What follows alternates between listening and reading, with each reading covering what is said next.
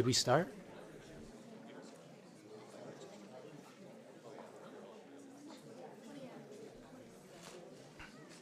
Good evening, Cerritos residents and the members of our community. I would like to call to order the Thursday, June 26, 2025, 7 o'clock p.m. City Council Successor Agency regular meeting and adjourned special City Council meeting. The invocation will be led by Pastor Rob Golding of First Christian Reformed Church, and the pledge will be led by the 2025 BASIS program from Juarez Elementary School. If the audience would please rise, if you are able, for the invocation, and remain standing for the Pledge of Allegiance. Pastor Golding. Dear Heavenly Father, we gather this evening with grateful hearts that you have given us the privilege to gather in a peaceable assembly. As we enjoy the peace that you have given us, we're reminded of the wars that are happening around the world, most pressingly between Israel and Iran. We pray, Lord, that you would give them peace. We pray, Lord, that the hostilities that are being engaged between these two countries would not find their way into our land or our hearts. We pray that we might bring the kingdom of heaven here on earth. We thank you for our civil leaders, whose job it is under you to bring about peace and prosperity in our land. And we ask, Heavenly Father, that you would use them as your servants for the common good of mankind. We recognize, Heavenly Father, that without you, all of our strivings are in vain, but by your grace, we can look to you as the fount from which all blessings flow. We pray this knowing that the greatest blessing is not physical peace, but is peace between you and us, which is only possible by the blood of your Son, our Savior, Jesus Christ, in whose name I pray. Amen.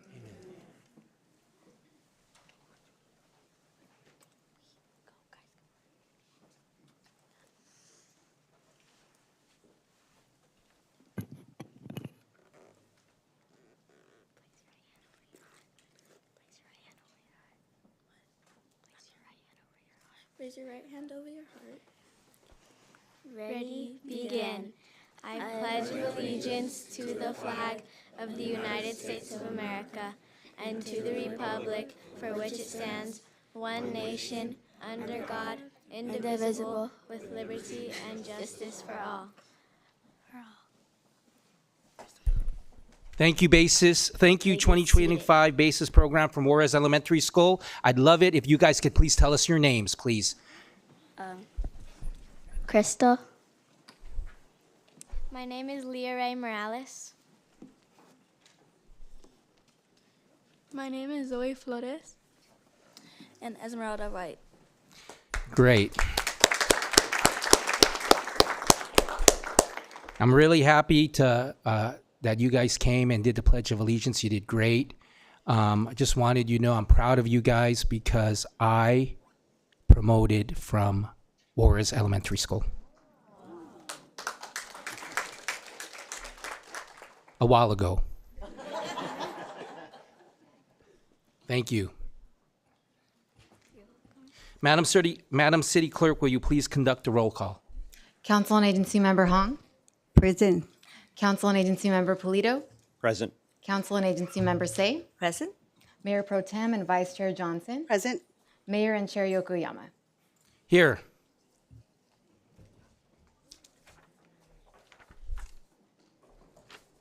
The next item is 5A, presentations.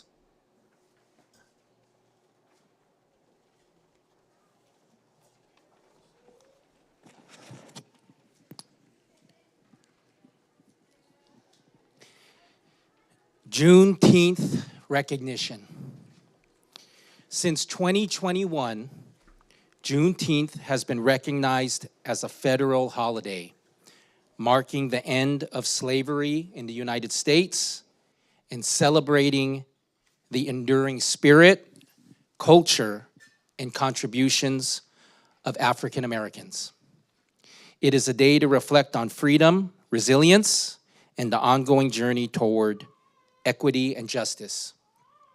In recognition of Juneteenth, the Cerritos City Council honors Asha Greenidge, Ayana Esther Greenidge, and Acacia Ann Greenidge of the Greenidge family. These remarkable young leaders embody the strength, pride, and cultural richness of African American heritage through their dedication, talent, and service to the community. First, can Asha Greenidge come up, please?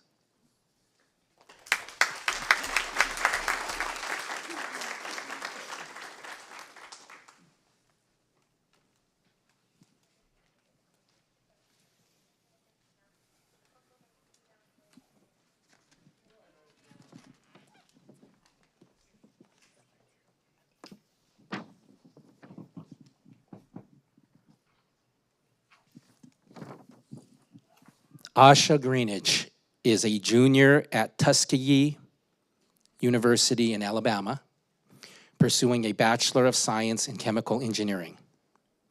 In 2025, she was chosen as one of 2 female students from Tuskegee University to join a United States Environmental Protection Agency research project focused on using biochar to help remove harmful chemicals from water.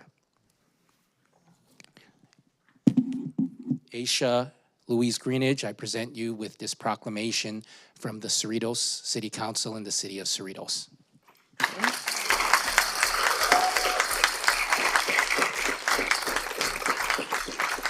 Would you like to say a few words?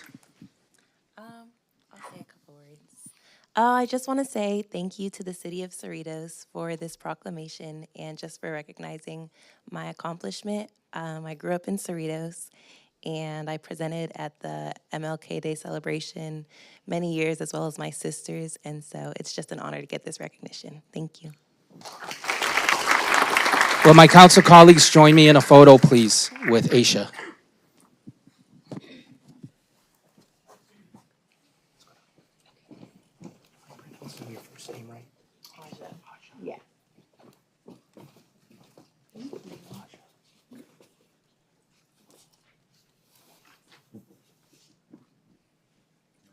Right over here on 3. 1, 2, 3. 1, 2, 3. 1, 2, 3. Couple more, please. 1, 2, 3. 1, 2, 3. And one more. 1, 2, 3. Thank you. Congratulations. It's good to see you again, Aisha. Thank you. It's good seeing you too.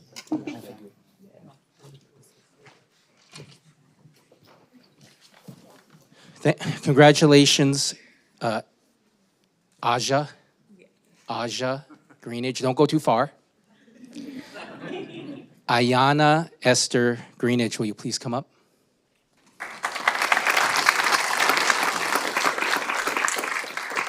And Acacia, please be ready. You are next. Ayana Esther Greenidge began her performance career at age 3, winning the Cerritos Talent Showcase in 2012. Now a rising 11th grade student in the Spanish dual immersion program at Mayfair Middle and High School, she serves as vice president of the Young Black Scholars Club. Ayana has been instrumental in raising awareness about historically Black colleges and universities, HBCUs, in Cerritos and the broader Southern California community. She has been recognized by both the National Pan-Hellenic Council, Delta Sigma Theta Sorority, Cerritos Alumni Chapter, and the Omega Psi Phi Fraternities Western Region. Ayana, the city of Cerritos and the Cerritos City Council present you with this proclamation in recognition of your achievements and in recognition of Juneteenth.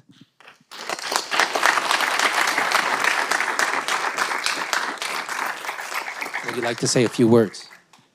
I want to say thank you so much for this award. It's been a long way coming. I've obviously lived in Cerritos since I was born, and like you said, I've been performing for the city of Cerritos for Martin Luther King Day since I was the age of 3, and just to be recognized by the city that I live in is just a huge accomplishment and a milestone for me. Will my colleagues join me with a photo with Ayana?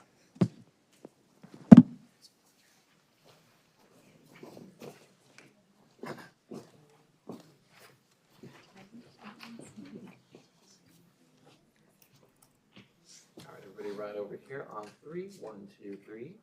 1, 2, 3. 1, 2, 3. Couple more, please. 1, 2, 3. 1, 2, 3. And one more. 1, 2, 3. Thank you.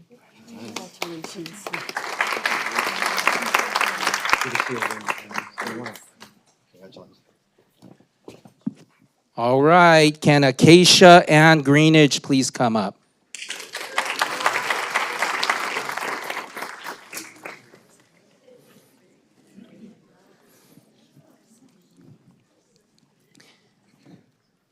Hi, Acacia.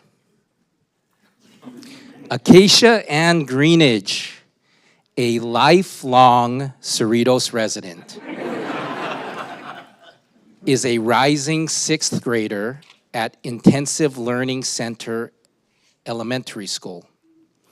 At just 3 years old, Acacia performed spoken word at the City of Cerritos Martin Luther King Jr. Day ceremony. During the COVID-19 pandemic, she persevered to perform virtually, inspiring the local African American community in Cerritos. Acacia, the City of Cerritos and the Cerritos City Council presents you with this proclamation in recognition of your achievements and in recognition and celebration of Juneteenth.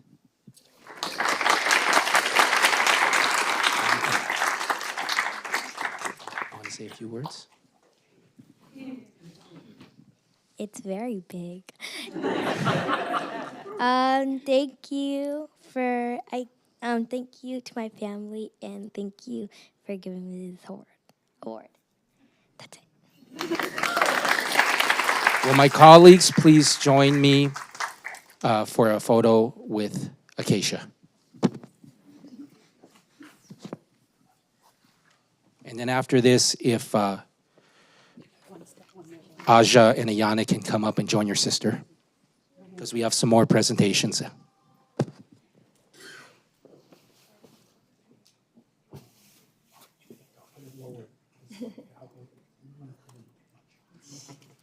Everybody right over here on 3, 1, 2, 3, 1, 2, 3, one more, 1, 2, 3, couple more vertical, please, 1, 2, 3, 1, 2, 3, one more, 1, 2, 3. Thank you. Congratulations. Congratulations.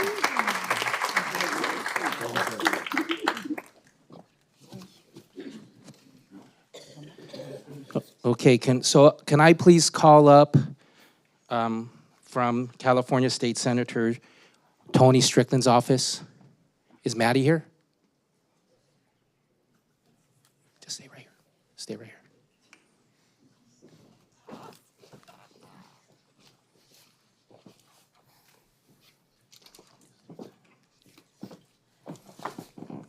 Okay, can I please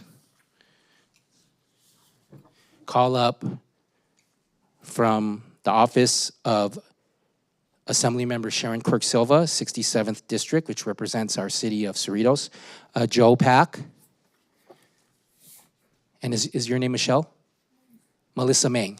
Joe Pack and Melissa Mang from Assemblymember Sharon Quirk Silva's office has some certificates to present.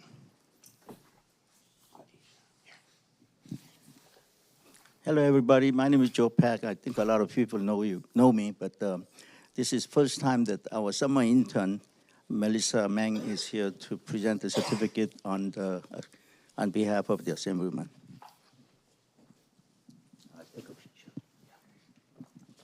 I would like to give these awards to Asha Greenidge on behalf of the 67th District, and I commend you for enriching the spirit and culture of African Americans through your dedication, talents, and service to the community. You embody the strength, pride, and cultural richness of African American heritage. Best wishes on your future endeavors.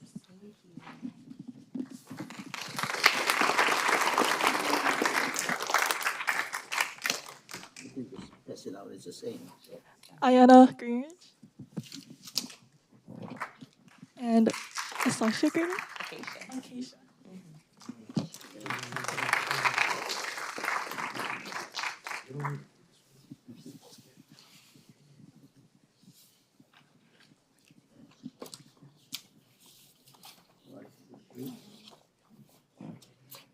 Thank you. Thank you, Mayor. Thank you, Joe Pack and Melissa Mang from Assemblymember Sharon Quirk Silva's office.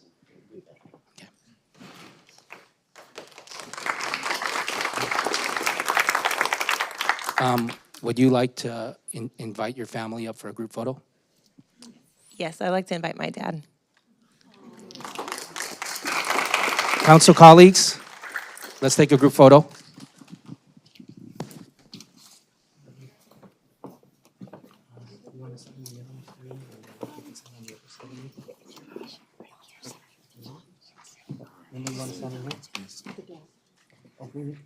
He's tall. He's a tall guy. Hey, you see, bro? I'll come on. All right, everybody, right over here. On three, 1, 2, 3. 1, 2, 3. 1, 2, 3. Couple more, please. 1, 2, 3. 1, 2, 3. And one more. 1, 2, and 3. Excellent. Congratulations, guys.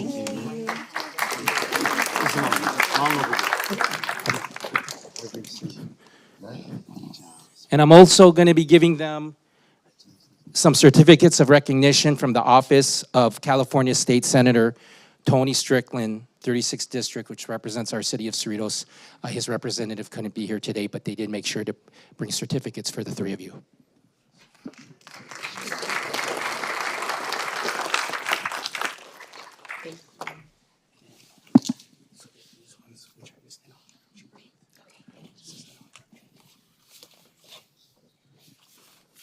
And the Office of Sharon Quirk Silva also prepared certificates of recognition for them, recognizing that this is a celebration of Juneteenth. So thank you. Thank you, the Greenidge family. Thank you, Gerard Greenidge.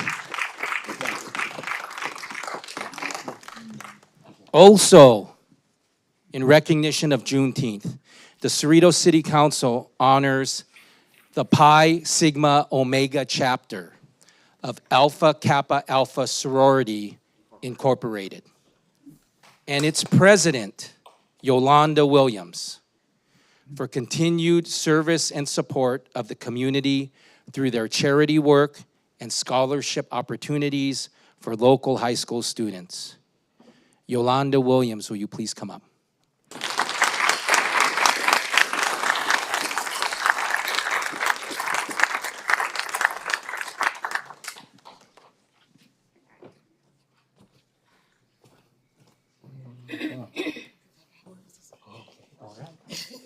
President Yolanda Williams is the 20th president of the Pi Sigma Omega chapter of Alpha Kappa Alpha Sorority Incorporated. Working together with the T. Rose Foundation of Cerritos Incorporated, they are able to provide scholarship opportunities to African American high school seniors within the ABC Unified School District. The chapter program includes cultural activities related to African heritage, health awareness, and support of the NAACP to help meet the needs of the community. President Yolanda Williams, I'm honored to present you with this proclamation from the City of Cerritos and the Cerritos City Council celebrating your leadership and celebrating Juneteenth.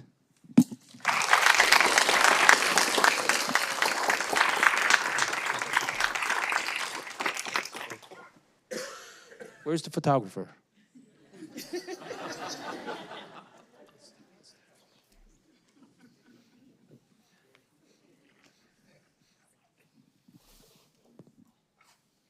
Right over here. 1, 2, 3. 1, 2, 3. Couple more, please. 1, 2, 3, and 1, 2, 3. Excellent. President, would you like to say a few words? Yes. Yes. Yes. On behalf of the Pi Sigma Omega chapter of Alpha Kappa Alpha Sorority Incorporated, I am deeply honored to accept this proclamation from the City of Cerritos in recognition of our service to the community and in commemoration of Juneteenth, a day that symbolizes freedom, resilience, and the ongoing pursuit of justice. For 38 years, our chapter has proudly worked to uplift, educate, and empower through scholarships, civic engagement, and community involvement. To receive this honor commemorating Juneteenth, a day that reminds us of how far we've come and how far we still must go, means more than words can express. Thank you to Mayor Frank Yokoyama and the City Council for acknowledging not only our work, but the legacy of those who paved the way before us.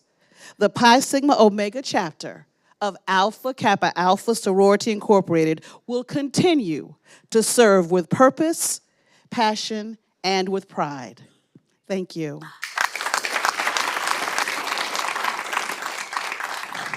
Thank you, thank you. Council colleagues, can we please take a photo with President?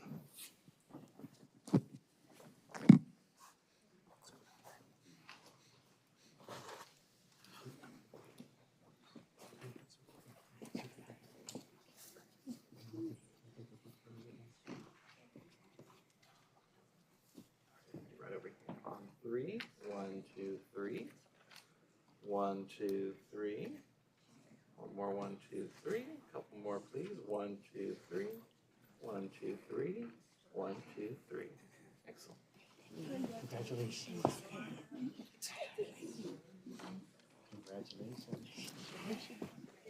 Could I please call up from Assemblymember Sharon Quirk Silva's office, Joe Pack and Melissa May?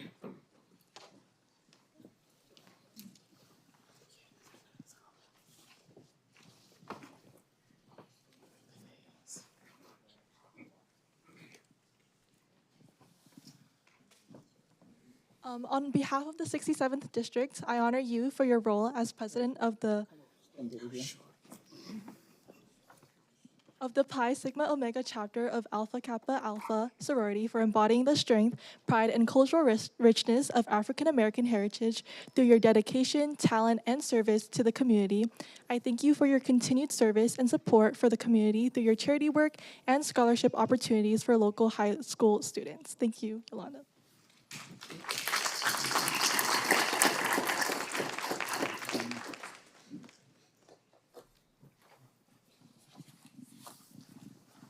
You guys, did you take your photos?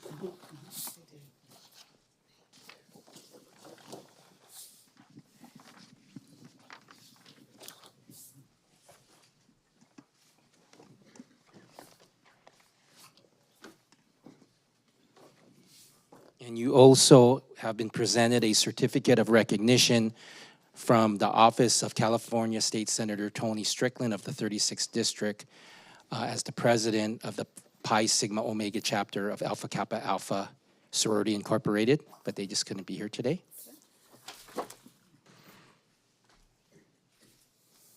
But as you and I talked, you know, you told me it's a team effort.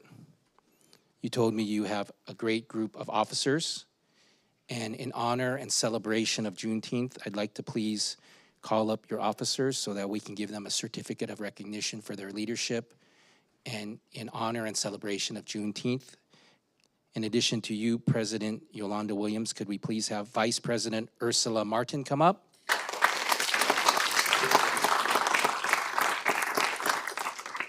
Secretary Rashida Jones.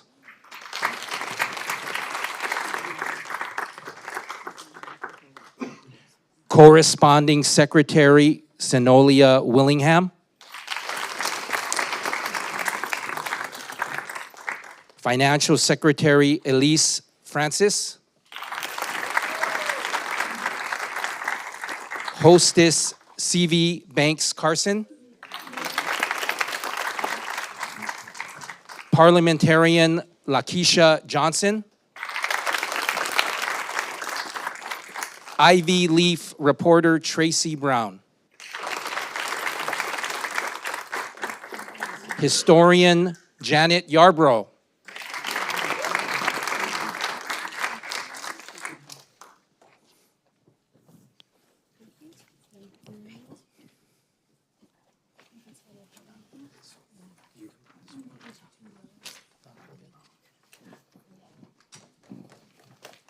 So,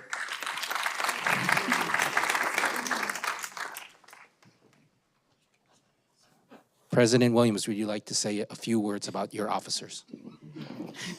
Yes, I would. Thank you. We work as a team, again, to better the community to make sure that, again, scholarships are given, that we are really working for civic engagement and towards making the Cerritos community better. And so this team, we would not be able to do the work that we do in the entire sorority of 67 members if it was not for this team. And so I am glad that we are honoring them today.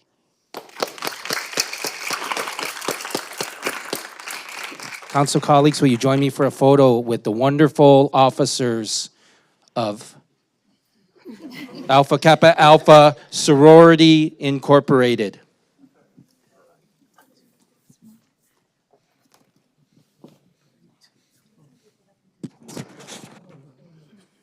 Oh, you want to come? You guys come down.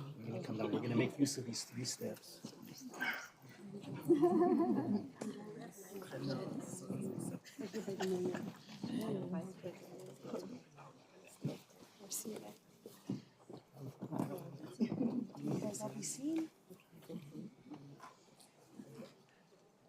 All right, everybody, right over here, please.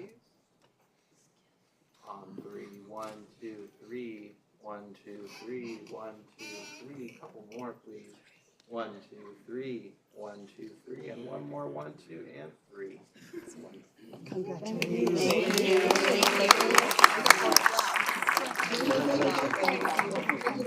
Oh, my niece. We've known her for many years. So well. Leal Elementary. You've been there many years. Hi, Janet. What's your name? Elise. Hi, Elise. Nice to meet you. Congratulations. Long time coming to me. Well, sir. Keep it up.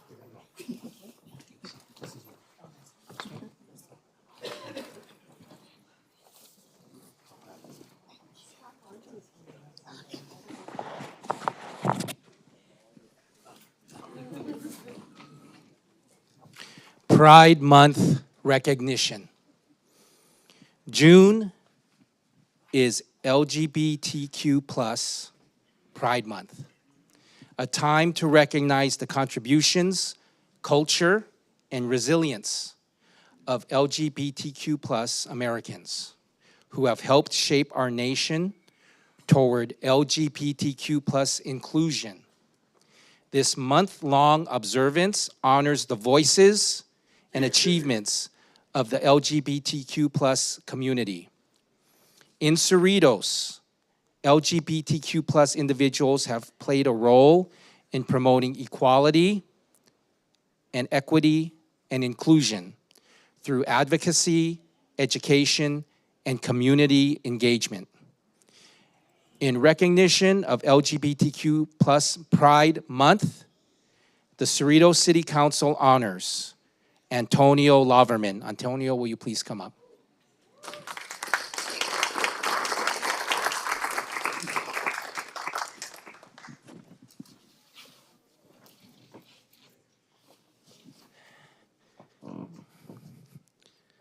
And Antonio Neo Laverman is the LGBTQ plus program facilitator and liaison at Cerritos College for his leadership and contributions to uplifting and supporting the LGBTQ plus community in our city through his dedicated work at Cerritos College. The City of Cerritos and the Cerritos City Council recognizes and celebrates Antonio Neo Laverman in honor of Pride Month.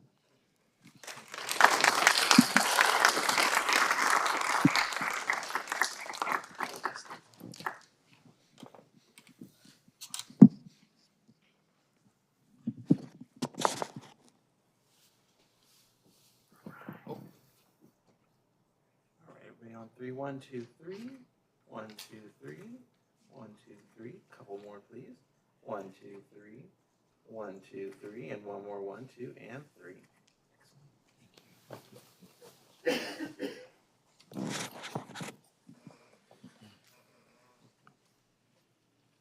Neil, would you like to say a few words?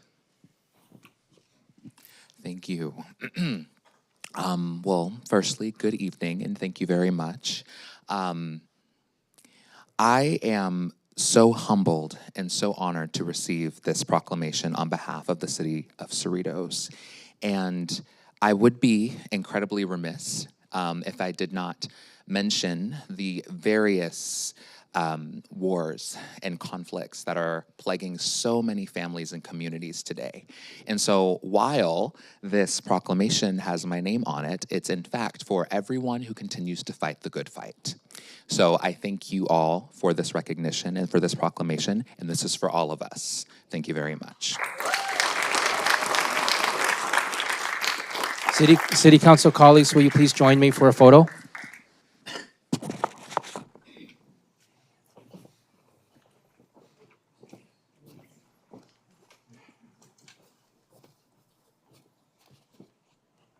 Right over here, please.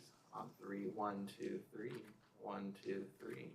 1, 2, 3. Couple more, please. 1, 2, 3. 1, 2, 3. And one more, please. 1, 2, and 3. Excellent. Congratulations. Don't leave with me. Something that was going to present you with the certificate.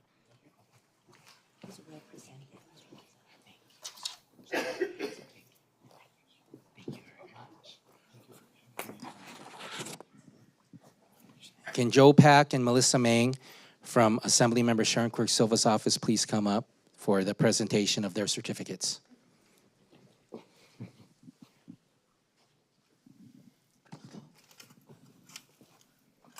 On behalf of the 67th District, I commend you for enriching the culture and resilience of LGBTQ+ Americans who have helped shape our nation toward LGBTQ+ inclusion.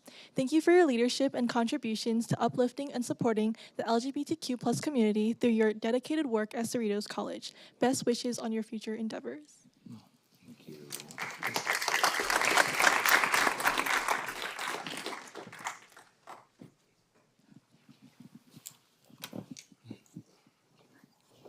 And Neil, you were also presented with a certificate of recognition for, in honor of Pride Month and for your leadership as the program facilitator and liaison for the LGBTQ+ program at Cerritos College from California State Senator Tony Strickland's office.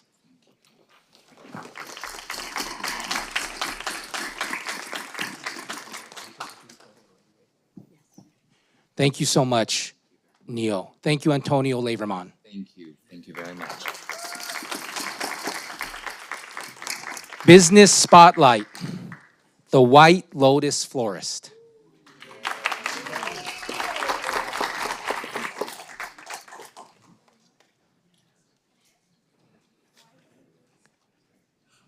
Good to see you.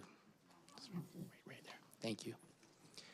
Established in Cerritos in 1996, the White Lotus Florist offers professional flower arrangements and gift services for a range of occasions, including birthdays, anniversaries, holidays, funerals, Juneteenth, and Pride Month.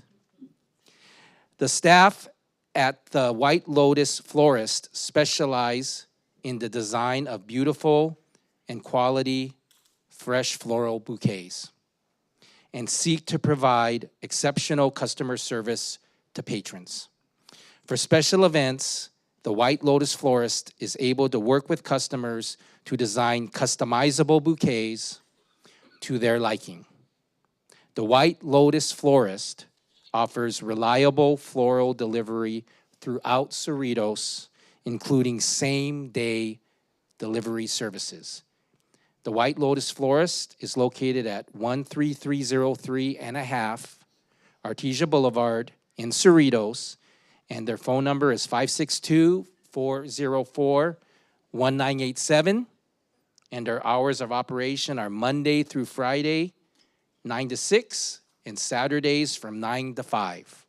And their website is whitelotusflorist.net. What's your name? Nandra. Hi, Nandra. I'm Frank. Thank you. Nandra, the city of Cerritos and the Cerritos City Council is honored to present to you as the business spotlight for June this proclamation to White Lotus Florist.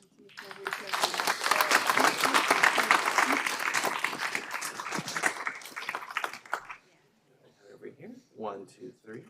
1, 2, 3. Two more, please. 1, 2, 3, and 1, 2, and 3. Nandra, Say something? would you like to say a few words? Sorry, my English is not good. You're doing great. Thank you. Okay, thank you very much for this honor, for the recognition. So thank you for my staff, my friends, my sister, my pastor, who always pray for me and help me and support me. And this recognition for you all too. Thank you very much for the recognition. Can we take a photo with you? Thank you. Council colleagues, can we please take a group photo with Nandra of the White Lotus Florist?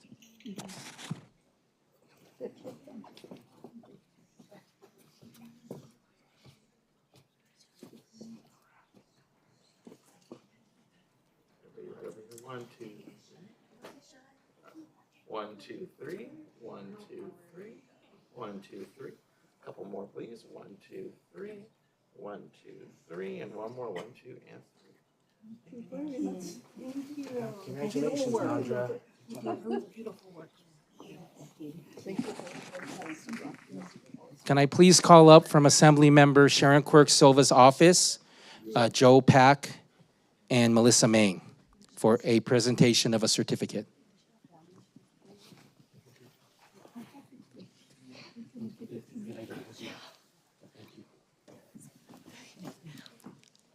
On behalf of the 67th Assembly District, I commend you for your commitment and dedication to serving the local community. Your exceptional establishment is a treasure in the city of Cerritos. Best wishes for continued success, and thank you for your contributions to the Cerritos regional business community. Thank you. Thank you very much. 1, 2, 3. Thank you. Nandra, please come here. Nandra, can you please let us know who's here with you today, and if you can invite them up to take a group photo, please. Here you go. Go ahead and call them up. Good. Call My them up. sister? No, yeah, let's go. Thank you. What are those? I'm actually curious about those flowers and bring them up and let's have them in the photo. Did you bring them? Did you bring them? Yes, I did. Okay, so bring them up. Want me to go get them? You go there? I can grab it. Why don't you tell us about those flowers? Please. Please, tell us. Okay. We make this special for the city of Cerritos. So hopefully everybody can enjoy it. So this is all my sister, my niece, my pastor doesn't want to come. Pastor wife, everybody helping me. Okay, thank you. Thank you, Nandra. Can we take a group photo with all of you? Thank you. Council colleagues? Step down. Get you in right here. Coming on the side.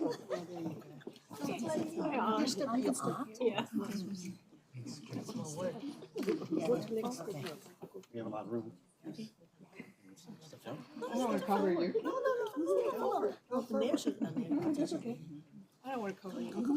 I'm good. We're good. All right. Everybody right over here, please. 1, 2, 3. 1, 2, 3. Couple more. 1, 2, 3. 1, 2, 3. 1, 2, 3. And one more, please. 1, 2, and 3. Thank you. Thank you so much. Thank you so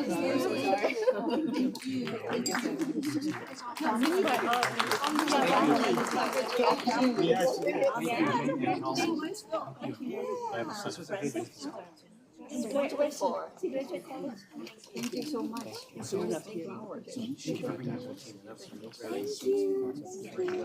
Thank you so much. Thank you, Nandra. Thank you very much.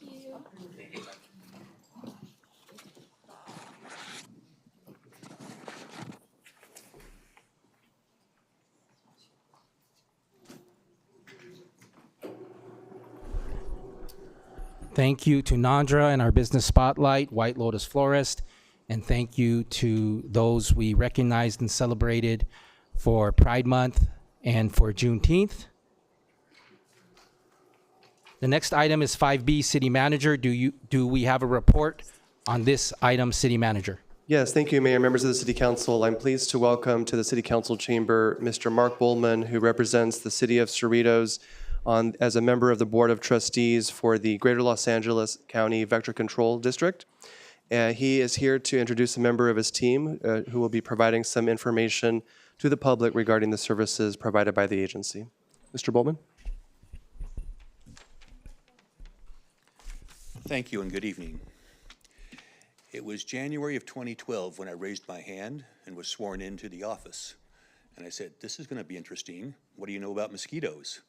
Well, gee, I knew about the Anopheles mosquito because of Panama Canal and the work the United States did to get the canal built, as well as learn about vector control. Since then to now, it's been quite an opportunity to serve, but also to educate the staff of Greater Los Angeles County Vector Control District, and that is a mouthful to pronounce. So I'm going to change the name at the end of this. You'll understand why. They welcomed me and they educated me. Over the years, I've gone on exercises with them, working in various cities with Department of Health and Vector Control and the CERT organization. We've done those in Whittier, had drills with other agencies of what we can do to protect ourselves, because the mosquito is the most deadliest creature on the face of the earth. It's been around forever. It keeps evolving faster than we can do things. They figure out a way to get around us. In fact, the city clerk's office, a few years back, the most common scent down there was off. I said, what is going on down here? I walked in and go, you've got mosquitoes. So I called our local supervisor and said, hey, can you come over here to City Hall and look around? Right outside the door, there's a well, standing water, and mosquitoes just coming up out of there. We got Connor to come down, said, here's what you need to do, and he got it covered up. And that took care of that mosquito problem. But it's not just dealing with mosquito, but it's developing the people that makes a difference with this district. As a trustee, I've been able to work legislature today. I've been able to go to the American Mosquito Control Association, as well as the Metropolitan Vector Control Association of California. I've seen what our people can do. It is the staff that really, bless you, makes this organization stand out. So tonight with me is Caroline, and I want to read you a couple things she's not aware I'm going to read. The American Mosquito Control Association Young Professionals Group is designed for individuals who have been in vector control for 5 years or less, helping them become integrated into the industry through mentorship, job shadowing, and leadership development opportunities. Since her second year in our district, Caroline has played an active role, starting as a committee member and eventually serving as chair of the Young Professionals Program. As chair, she led the planning of webinars throughout the year, secured expert speakers, and organized Young Professionals track at the national conference. Her involvement has not only deepened her connection to the field at a national level, but also highlighted our district's commitment to developing future leaders in vector control. Additionally, during the interim period between the departure of our Director of Communications and the hiring of a new communications manager, Caroline stepped up to lead the department. She ensured continuity in outreach and communication efforts, minimizing disruption across the agency. She also continued her professional development by completing multiple emergency communications trainings, earning certifications, and strengthening relationships with the local city communications team. So I said I was going to change the name. I believe it's the greatest Los Angeles County Vector Control District. Caroline?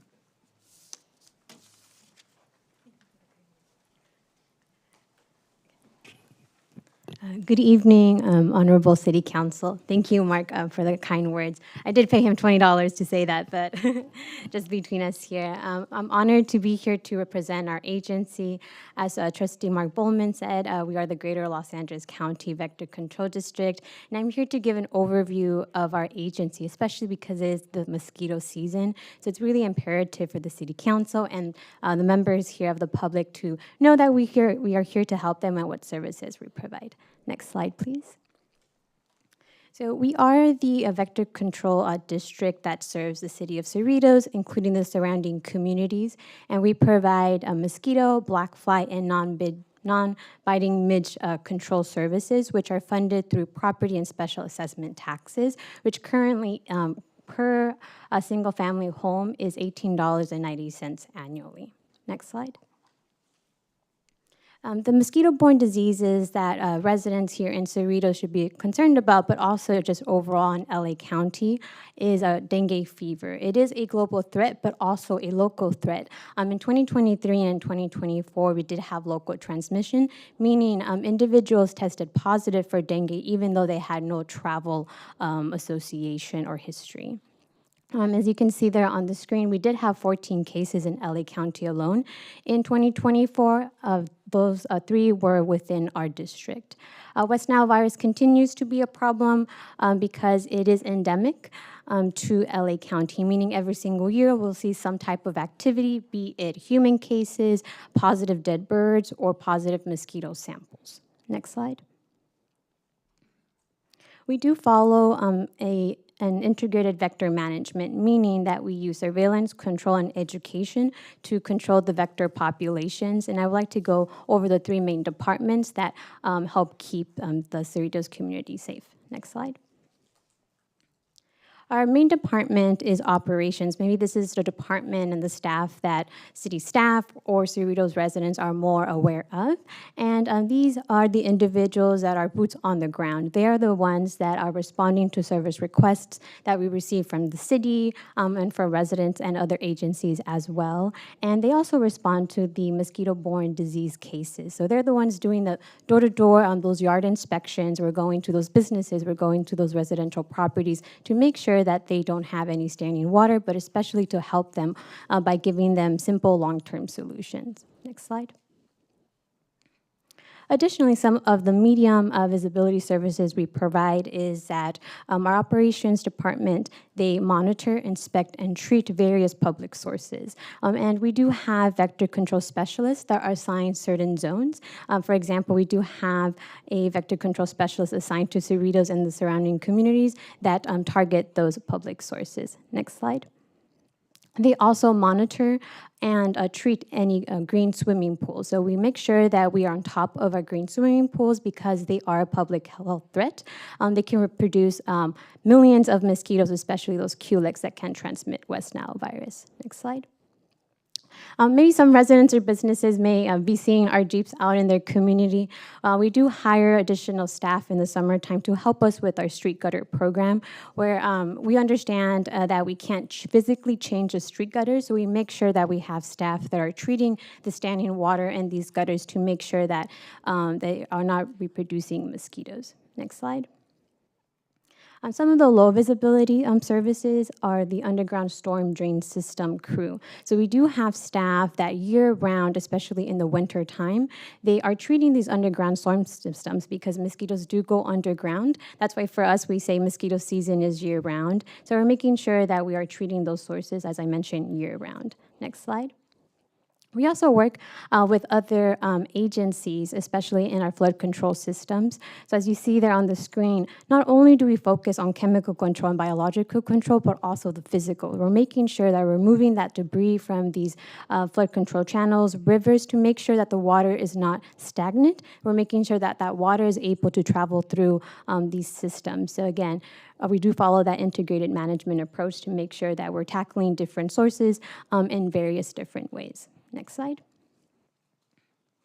What you see here on your screen is a map of the city of Cerritos and the mosquito sources we've identified in 2024. So there are a lot of dots on there. It may be a little bit hard to see, but if you look to those numbers on the right, they just represent those sources that include residential, public, pools and ponds, and as I mentioned earlier, those stormwater systems. Just wanted to highlight that in 2024 alone, we conducted over 5,000 inspections. Again, that includes the residential and public sources. Next slide.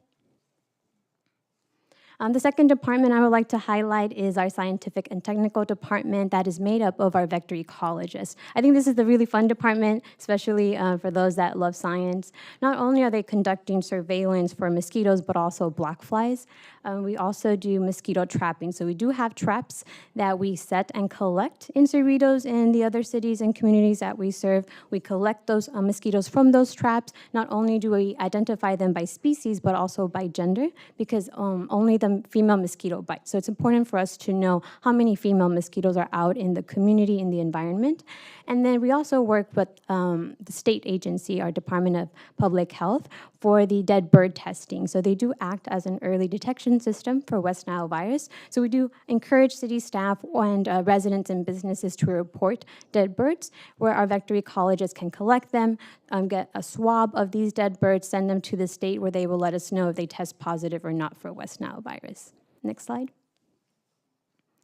Really briefly, I want to talk about our exciting sterile insect technique pilot program. I'm not sure if the city council or residents have heard about it, but this is a pilot program that we launched last year where we are using x-rays to sterilize male mosquitoes. So we're finding mosquitoes with mosquitoes, but the thing is that male mosquitoes do not bite. So once they become sterile, we release them over time in a targeted area. So at this time and in last year as well, we released them in 2 neighborhoods in the San Lentahunga area, which is in the San Fernando Valley.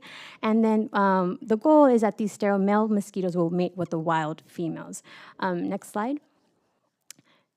Perfect.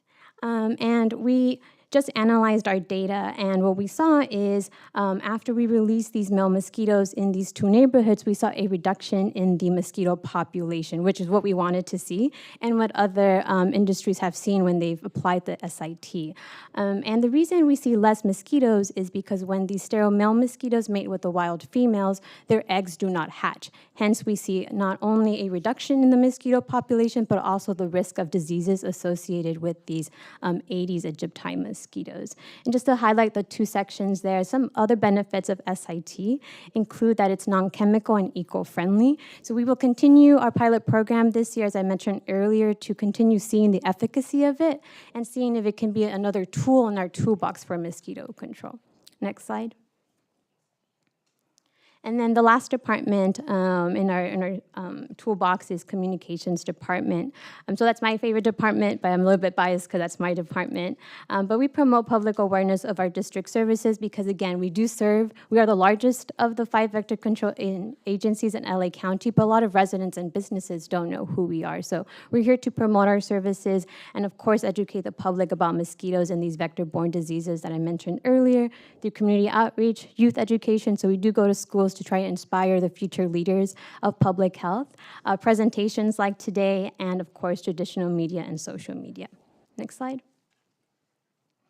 So I would like to take this time to thank the City Council, the City of Cerritos, your staff, especially your Parks and Recs and Communications Department, who have been very welcoming in partnering with our agency, not only inviting us to participate in community events such as, I believe, your concerts in the parks that we did a couple of years ago, but also including our information in your e-newsletters. I just saw that we were featured in June, so thank you to your Communications Department, of course, City Manager as well. So we hope to continue this partnership not only through our agency, but also through our Board of Trustee, Mark Bowman, to continue educating the public and letting them know that they're not alone in their fight with mosquitoes.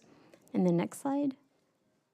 Yes, thank you. That's the end of my presentation. I am available for any questions you may have, of course, if we have the time. Thank you. So, thank you. Please tell us your name again and your position over at the Greater Los Angeles County Vector Control District.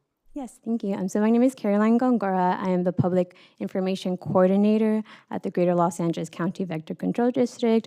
I've been there for about 5 years in the Communications Department. So really happy, as our trustee Mark Molman said, to serve such a great agency that really focuses on our mission of public health and then also educating the public. Thank you.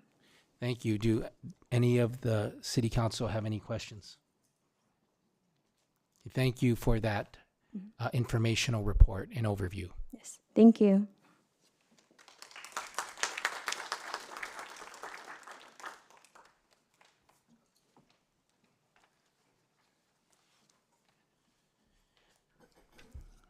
Public comments. Thank you for your attendance at tonight's meeting. State law and our local rules do not support the use of profanity, hateful speech, or conduct that disrupts the conduct of this city business meeting. The following comments pertain to all public comment periods on tonight's agenda. I will open public comments at the appropriate times on the agenda. Please be prepared to approach the podium and begin your comments at the time you are called. Public comments should be directed to the city council and made only from the podium during your turn. Please respect each speaker and refrain from any disruptive behavior or speech during their comment time. Public comments will be limited to 5 minutes per speaker. Agenda item 6 public comments should be limited to items on the consent calendar, closed session, and items not listed on the agenda, but that are within the subject matter jurisdiction of the legislative body. Immediately after item 6 public comments, I will open for public comments on item 5 of the adjourned special city council meeting agenda regarding the state of the city address. Prior to tonight's meeting, the city council received full text, unredacted copies of 2 written comments submitted by the deadline for item 6. Requests for copies of written comments can be made to the office of the city clerk during regular business hours. I will now open for item 6 public comments, starting with Howard Sachs, and then Melissa Mang, and then Daryl Terrell. Howard Sachs. Thank you, Mayor Yokoyama, Mayor Pro Tem Linda Johnson, Councilmember Jennifer Hong, Councilmember Mark Polito, Councilmember Sophia Tse. As you remember, last week I did come and made some comments about the facility that I am now residing in. As of yesterday, I was hit with an eviction notice, basically because of the comments I made at your council meeting 2 weeks ago. I have notified briefly Mayor Pro Tem Johnson of this fact, and though they are trying to silence me through intimidation, retaliatory measures, and threats, I won't be silenced. I'm sorry, I cannot be silenced. Anyway, I did ask if if either or anybody was able to make any contact with the facility or anything connected to them at my last public comment time. Was the city or the council able to make any contact with the facility or anybody there? I'm just asking. We will comment if necessary after the end of your public comment. Okay, fine. Anyway, I was told by and I won't mention any names, by the interim executive director, I was called, and it was, shall we say, I don't want to say overtly menacing, but there was a call the next day from her after I had made the comments here. I realized she probably, while she may not have seen it, obviously someone had contacted her from where, probably a higher authority there at either the facility or the management company or what have you. And she said she wanted to see me the next Monday at 11 a.m. Now, I could tell this was not a good thing, and I was, in fact, Mayor Pro Tem Johnson, I had emailed her and said it was a little unsettling, this call, but I did go there the next Monday at 11, and she was not there. She said no, she just wasn't there. I don't know where she was. And they said, well, can you make another appointment? And I did tentatively make an appointment for that Thursday, not realizing, of course, it was Juneteenth, and I actually had something else planned for that day. Anyway, I didn't hear from her until it was 2 days ago, and this time the email was, I'll say, somewhat menacing about, hey, I haven't been able to contact you, you're never there, and I need to have contact with you. So I sent her an email. I kind of told her the issues that were still present, and so she did come the next day and gave me a phone call and said, okay, they're going to respond to your concerns. She didn't tell me anything else, but it seemed to be that there is a response to your concerns about the situation. So I said, okay, and she was very stern and said, you need to be there because there is someone from the Oakmont facility, a higher up, who does want to meet with you. She didn't say what it was about. She gave the appearance that it was somewhat about my concerns and that I would get somewhat of a response. The response was basically they gave me an eviction notice. No prior warning, no anything, just an eviction notice. And of course I said, this has to do with my comments at the previous council meeting. And he said, oh, no, because you can't really make those kind of retaliatory measures, but they can get around it by saying other things, none of which are provable, and they're not, but they can just make up things or take small little incidents and expand them. So anyway, that was the situation, and I did let Mayor Pro Tem Johnson earlier today know this before she had to take another call, and so I'm just here to update you on that situation and also quickly tell you that as far as they have taken something else away from the facility, after 7 o'clock in the evening, we don't get water or coffee anymore. That was just taken away, just briefly taken away, not long ago, and no explanation to anyone.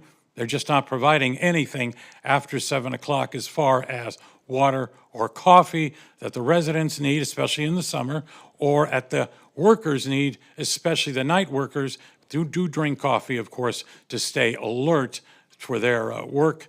That is very important during the midnight hours. Thank you very much. Thank you, Mr. Sachs. Melissa Mang?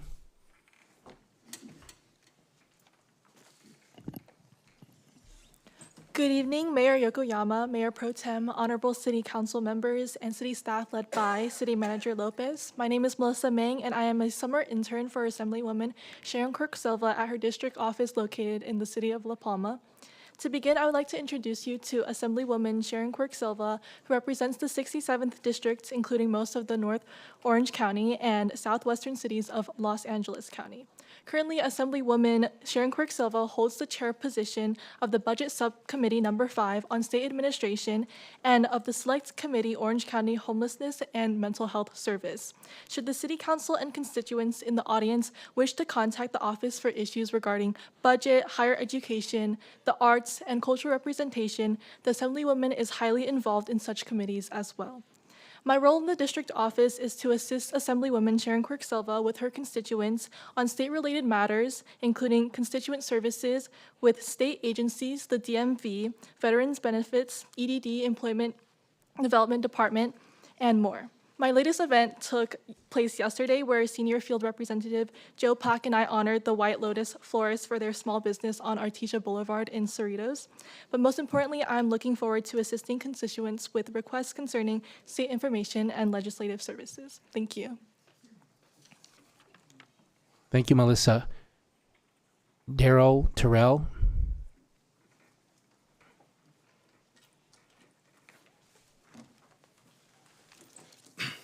Good evening, Honorable Mayor and Honorable members of the City Council. My name is Daryl Terrell. I'm a resident of the city of Moreno Valley in Riverside County. I'm here tonight because I care. That's why I'm here. I care about what's happening in my city, and I care about what's happening in your city, because catalytic converter thefts doesn't stop at the city limits. Let's make it real. A mother gets up early, gets her kid, heads out to the car, turns on the key, and hears a loud roar. She looks underneath her car, and the catalytic converter is gone. Now she's stuck. She can't get to work. The repair costs thousands. And here's the kicker. Under state law AB 641, a person can steal up to 8 catalytic converters and nothing can happen to them. That's the truth. It's sad. This isn't hypothetical, but in June 2023, right here in your own community, multiple vehicles were hit at a dealership in one night. It was organized, deliberate, and it could happen again. That's why I'm asking this honorable city council and you, honorable mayor, to consider adopting the catalytic converter unlawful possession ordinance.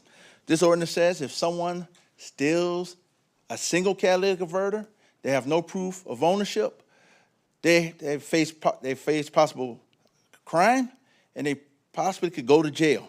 That's real consequences. I successfully advocated for the adoption of this ordinance in Riverside County.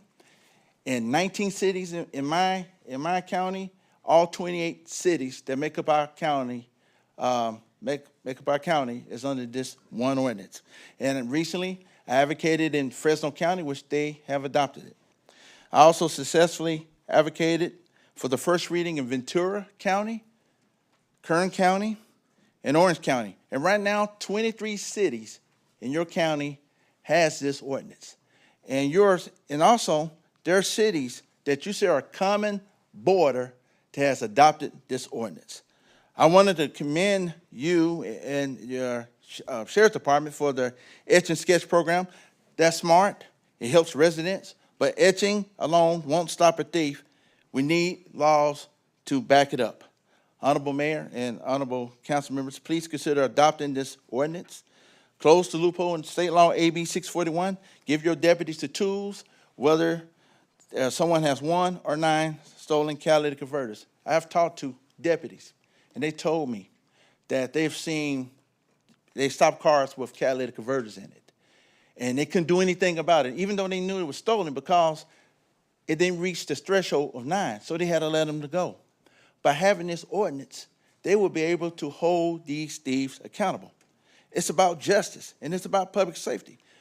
My journey with this has started back in May 17, 2022, in my board of supervisors in Riverside County. I've traveled from Central California to Southern California to different counties, from Santa Barbara to San Luis Obispo to Tulare County, Fresno, Clovis, Long Beach, because I feel strongly about this, because Sacramento won't do it. We have to do it as a community, because they care more about criminals than they care about us. So we together could be on the same page. I tried to go to LA County Board of Supervisors, nothing happened. I went to San Carito, something may happen.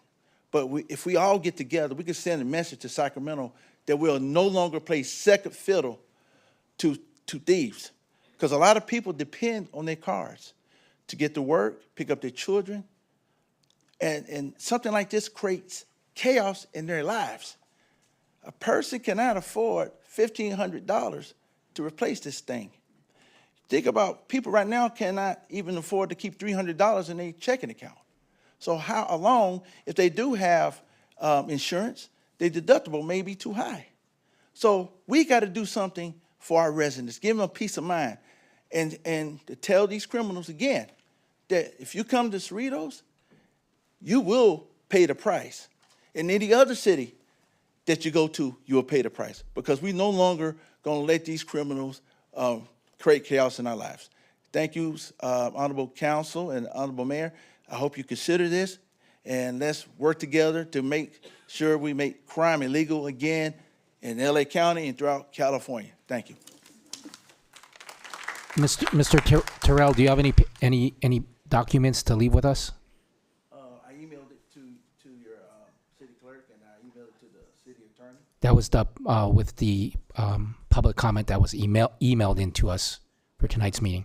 Okay, so I asked for consensus from the city council to have our city manager and Darrell Evans look at the catalytic converter ordinance provided to us by Darrell Terrell, and also in comparison with the ordinance from the city of Artesia, which I have emailed to Robert Lopez and Darrell Evans.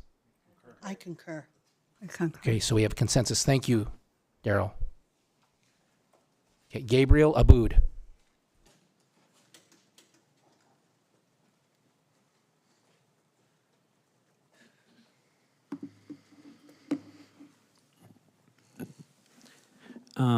Good evening, council members. My name is Gabriel Aboud. I'm coming today to share concerns regarding public safety. This is concerning sightings of ICE agents within our city limits. There were sightings at Cerritos College of men wearing tactical gear in unmarked cars wearing masks with police spray painted on their vests. Sightings in Little India, which is less than a mile away from where I'm standing now, and a confirmed raid on the Big Penny car wash, also a mile away. To clarify, no political statement is being made tonight. My concern is regarding the lack of transparency shown by these agents. And while I understand that these are federal agents and don't necessarily answer to our local government, I come today asking what a resident can do regarding our own safety, what we can expect to do for our own protection, and what we can expect from our city officials and law enforcement if we're to find ourselves confronted by men in masks that refuse to verify either their identities or status as actual ICE agents. Concern grows from multiple high-profile cases in the news regarding crimes being committed by men impersonating law enforcement. The most, probably everyone in this room may have heard what happened to Representative Melissa Hortman and Senator John Hoffman. Earlier, there were children present, so I was going to refrain from details, but they were unfortunately murdered by someone impersonating law enforcement. Also, stories coming out of U.S. citizens being detained. Most recently, Andrea Velez being in the news. Her whereabouts are still unknown to her family. I come today mostly just, again, to ask the city council what we can do if we are confronted by men who refuse to identify themselves or verify whether or not they are, actual federal agents. Sorry, this is my first time public speaking. Thank you.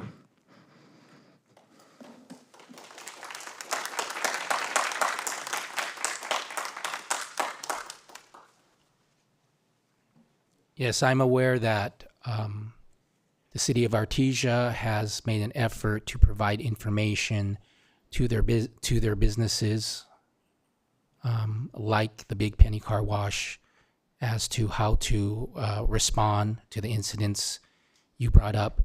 Public Safety Manager Darrell Evans, do you have anything you'd like to share with the residents and the businesses of Cerritos, given this public comment that we just heard from Gabriel Aboud? Thank you, Mayor Galma. That would probably be best addressed by Captain Strong, who can speak about the LA County Sheriff's policy regarding enforcement and ICE agents. Yeah, I think we spoke about this a little bit at the end of the last council member meeting, but we do not at the local level enforce any of these raids, these ICE raids. So the only time that we respond is when they need assistance from us. If they're taking rocks and bottles or being assaulted, we'll come over there and assist them in that manner. But we don't participate in any of the enforcement. They don't tell us necessarily where they're going to be, when they're going to do things. So they're operating in their own realm as far as that goes at the federal level. So we don't partner up with them in these things. We only respond when they need our assistance. And that's our stance on it from the Sheriff's Department. And we are responding to them when they do require assistance. We've had that in Paramount where we responded there to help them out. But as far as partaking in any of these, we don't partake in any of these ICE incidents. Daryl, if any Cerritos residents or Cerritos businesses have any questions about ICE, who should they contact? Absolutely. I'd be happy to be the point of contact so they can call the Community Safety Office at any time. And we can speak with them at length. And again, as Captain Strong said, the Sheriff's Department operates within their policies. But as mentioned, sometimes people out there impersonate law enforcement officers, so you can always ask for ID. But generally, you should always cooperate with law enforcement if you believe them truly to be law enforcement. I mean, there are occasions that your remote area, you're pulled over by an unmarked car with a single red light. We always advise people that turn on your emergency hazards. You can acknowledge the fact that law enforcement is behind you, or maybe perceived law enforcement. Continue down the road to the safest place that you can park under lights or occupied. This is a big county that is a wide advice. You can be out in Lancaster, Palmdale, very remote areas. It's very difficult to be in a remote area here within the city of Cerritos.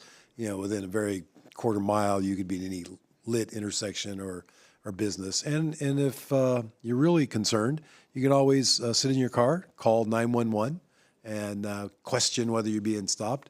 That call would come to the dispatch center, and the dispatch center has tracking for all radio cars. They can just look up on a big map, and they know exactly where all those radio cars are. So if someone says, I'm at the corner of wherever they're at, they can look up and see, yes, we have a sheriff's radio car sitting at that corner.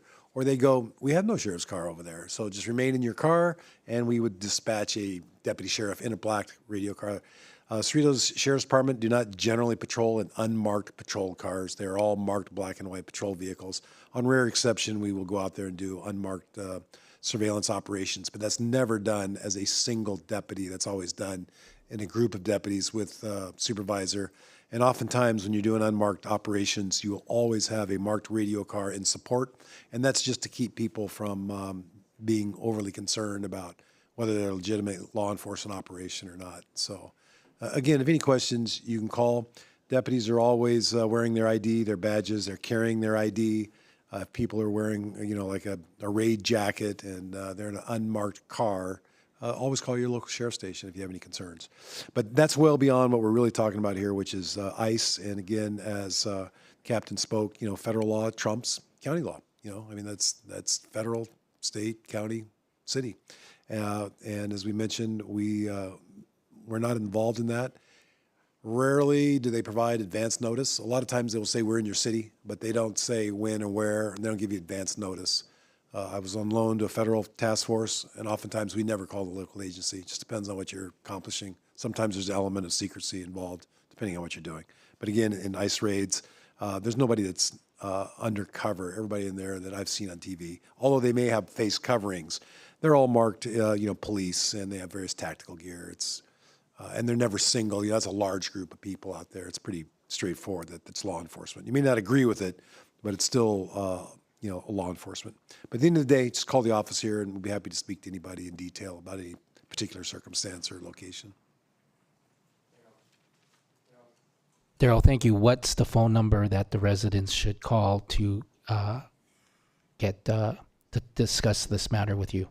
Thanks for clarifying that. Of course, all that is on the internet, but you can call directly at 562-916-1266. That is the business line to the Community Safety Center. All those information is on the city's webpage. Or you can just stop in at the sheriff's station, at any time. They always have a watch commander on duty. Sheriff's station's open 24 hours, 7 days a week. Yeah, and this is a very big deal, a very important issue. This city council has made it clear that our priority is the safety of our residents. So please, Captain Drew Strong and Public Safety Manager Darrell Evans and City Manager Robert Lopez, please continue to work with the City Council and communicate with the City Council during these times to make sure we continue to prioritize the safety of our residents. Okay? Okay, next speaker is Mel Cortez.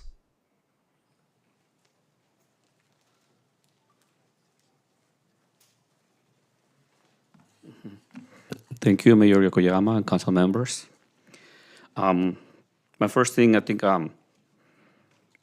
so today, the 26th, there's still only 5 home break-ins in the city. There was an attempted one in my neighborhood yesterday, but it was attempted because we're watching out. So that's thanks to Neighborhood Watch and alert neighbors. So no entry, and thank you to the sheriff. They came really fast. The resident called the sheriff, and by the time some of us actually even tried to go out to take a look, the sheriff was already there. So thank you, and it wasn't 1 or 2, like the entire fleet was right there. We had a Neighborhood Watch meeting last Saturday. 2 of our CSOs were in attendance. Thank you to the city and to the sheriff and community safety for allowing them to be there. And also Ms. Sofia Se was there to give us some information. In the past, Ms. Johnson has also been there at our Neighborhood Watch, and we invite all council members to ask about the next Neighborhood Watch meeting in Cerritos to see if you're able to attend. I think Mr. Marks may usually has a schedule for that. You'll meet a lot of nice people that care for the city. And we encourage everyone else always to join Neighborhood Watch. And it works. You know, in the past, we had the past 3-4 nights, we had suspicious people coming into my neighborhood between 1:30 and 3 in the morning, driving around. And we asked, somebody said, there was these people came around this time and they were driving slow, and somebody else a different block away. Well, we saw them, and then we saw them, and we found out that they were through the entire tract. And then that was on your zone. And we started getting nervous, and then somebody said they were here on the 21st, and they got off and they were walking. So we were on our toes, and then the next night they came back. So we were ready to call the sheriff and for the night to come and help us patrol. And I shared this information. First, it was our 200 Neighborhood Watch members in my zone. But then I contacted the city's Neighborhood Watch captains. There are about 50 some of them. And somebody said, they might be looking for a cat because somebody lost a cat in that area and they usually come at night. So I contact the people that lost the cat, and they say, yeah, that was us. And that's how Neighborhood Watch works. We didn't have to bother the sheriff, and we were able to cancel John Wick coming to our neighborhood to take care of us. So Neighborhood Watch works because if you communicate, you find out what's going on. Like if it was we're just on our own, and that's also for a lot of residents that don't have Neighborhood Watch. You feel like you're on your own, but if you talk to your neighbors, you're not on your own. You're able to actually be able to find out what's going on because you communicate what's going on with your neighbors. And if you have a Neighborhood Watch group in your zone, you also are able to communicate with everyone in the city through our Neighborhood Watch captains group. So we should keep encouraging our residents to join Neighborhood Watch. There's probably about maybe 5,000 or 6,000 I calculate together, but there are about, 50,000 residents in the city. So we need to work harder to get more people involved. The next thing is, I think 2 weeks ago, somebody talked about the homeless encampment, and thank you to the sheriff today and the city, because I saw that they cleaned up the area today. And I know a lot of people in that area, neighborhood, were really happy. And also, the last thing, we noticed a lot more overnight parking patrols driving in our neighborhood. Before we know that they will come maybe twice a year. I wasn't telling anybody, but I always know that they'll come 2 or 3 times a year. But Waters and I saw them 2 or 3 times, and then I saw them again, and then I saw them again. So thank you, because that helps for us to feel safer at night when we know that they're coming at different times and different days, and they're not going to take a long time before they come back, because we need also help during that time. Thank you.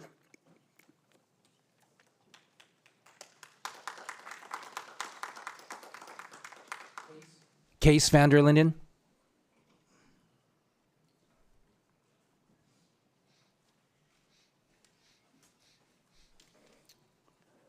Good evening, City Council. We moved into Cerritos in 1971, July, still in the same place. And in 1972, the city put the pine trees in. They also came around and watered the pine trees. Now, 2 years ago, in April, you all removed all the pine trees. We understand the reasoning. But somewhere on the line, the follow-up is not very good. Because now, 2 years later, we have 8 dead trees, new trees in the street. I brought it to the attention here about 3-4 months ago and asked them, what is the possibility that you water these trees? They're your trees. And the comments, of course, came back from the various sources. Well, the people that live behind the tree should water them. Well, then, if that's the approach, you should take a lead out of Cypress and Hawaiian Gardens.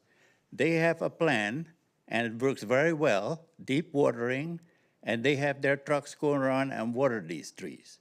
It is ridiculous that we still have so many dead trees in our street. And first of all, that tree that you planted, what a miserable size that is. It is a twig in most cases. So if you drive through our street, which is Sequoia and Valencia, you can count at least 8 dead trees. I hope that you'll be able to do something about it. I was promised here 4 months ago that something was going to happen. I followed up one time.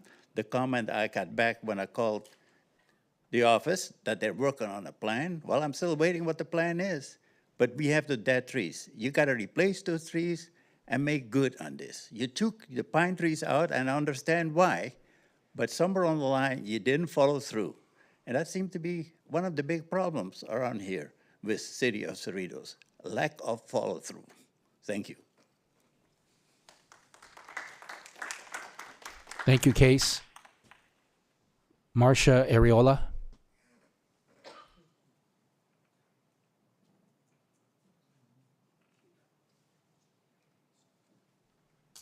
Is Marcia Areola here?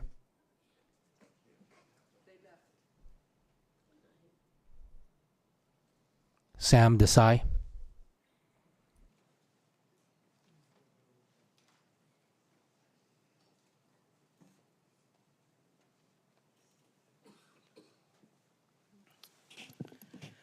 Good evening, Mayor, Council Member, City staff, friends.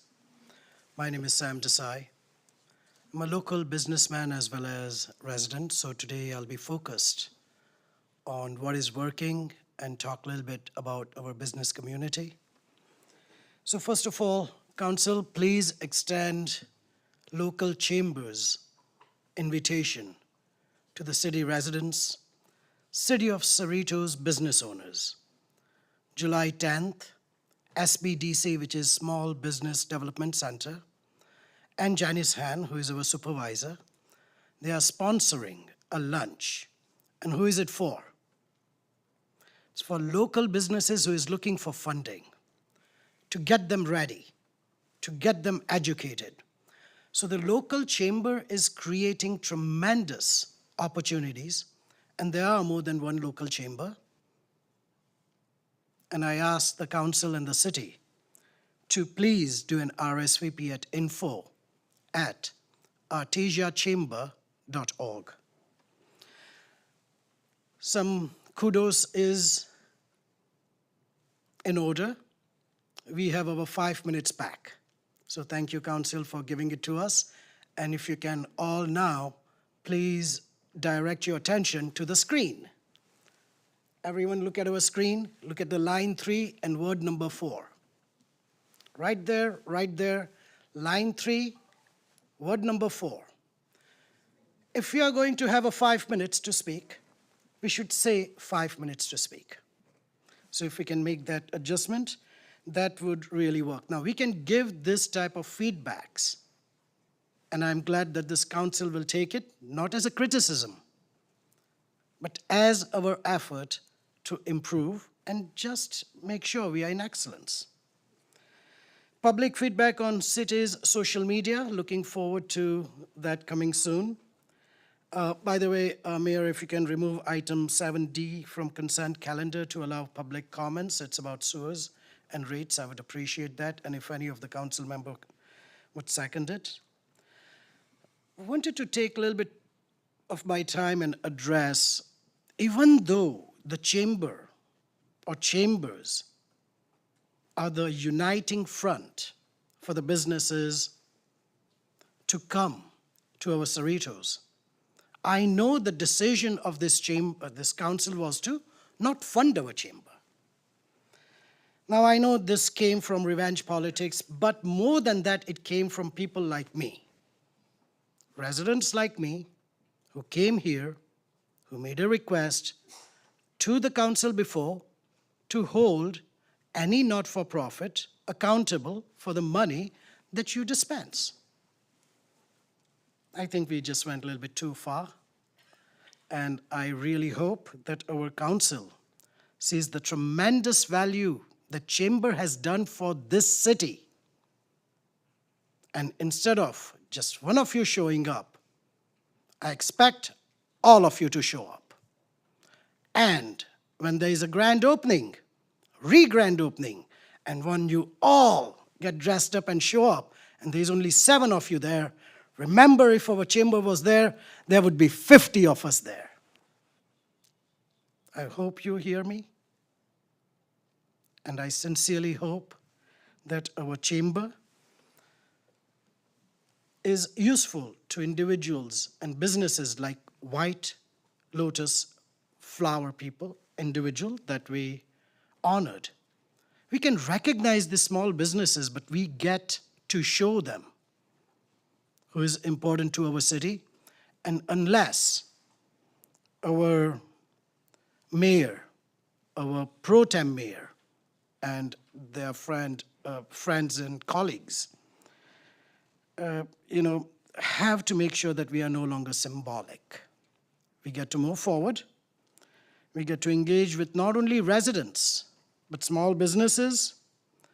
We will talk about transparency, funding, real-time needs, because today we are going to talk about different things.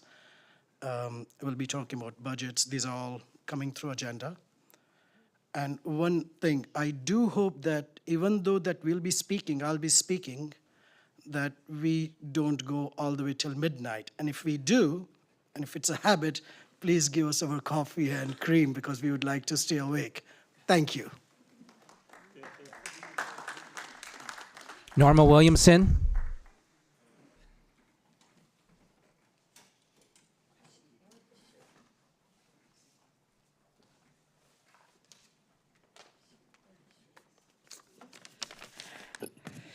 Good evening. Thank you, Mayor Yokoyama, City Council, City Manager, for listening to the needs of your residents and adding 12 new pickleball courts at Cerritos Park East and Liberty Park. I love our neighborhood park pickleball courts, not only because it's 5 minutes away from my home to Cerritos Park East, not only for that reason, but because it's a great way to unify and strengthen a neighborhood. Just this morning, my husband and I played with 3 other track neighbors who are new to the game.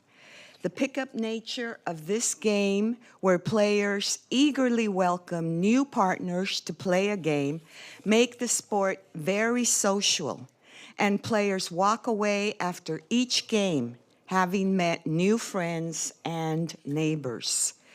This coming Monday, the Casa La Cuesta tract in Area D, Zone 60, will host a Neighborhood Watch Block Captains meeting to plan a Neighborhood Watch beautification walk, plan a general Neighborhood Watch meeting with the city and Cerritos Fire Station number 35, and finally, welcome a new block captain, Jay Mehta.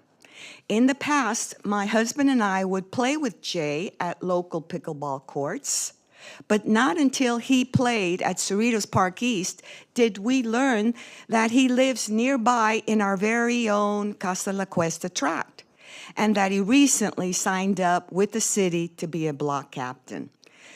We encourage the city to build more pickleball courts, even if it's just painting pickleball lines on existing basketball courts like at Sunshine Park, so that residents can set up their own portable, lightweight pickleball nets for dual-use games. We believe that pickleball courts in neighborhood parks contribute to safer communities and strengthen existing Neighborhood Watch programs. So as the saying goes, the more eyes in the hood, this type of eyes, the better. Thank you so much.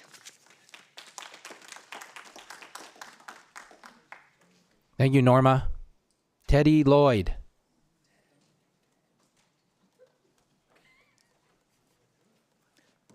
Mr. Mayor and City Council, so nice to see everybody.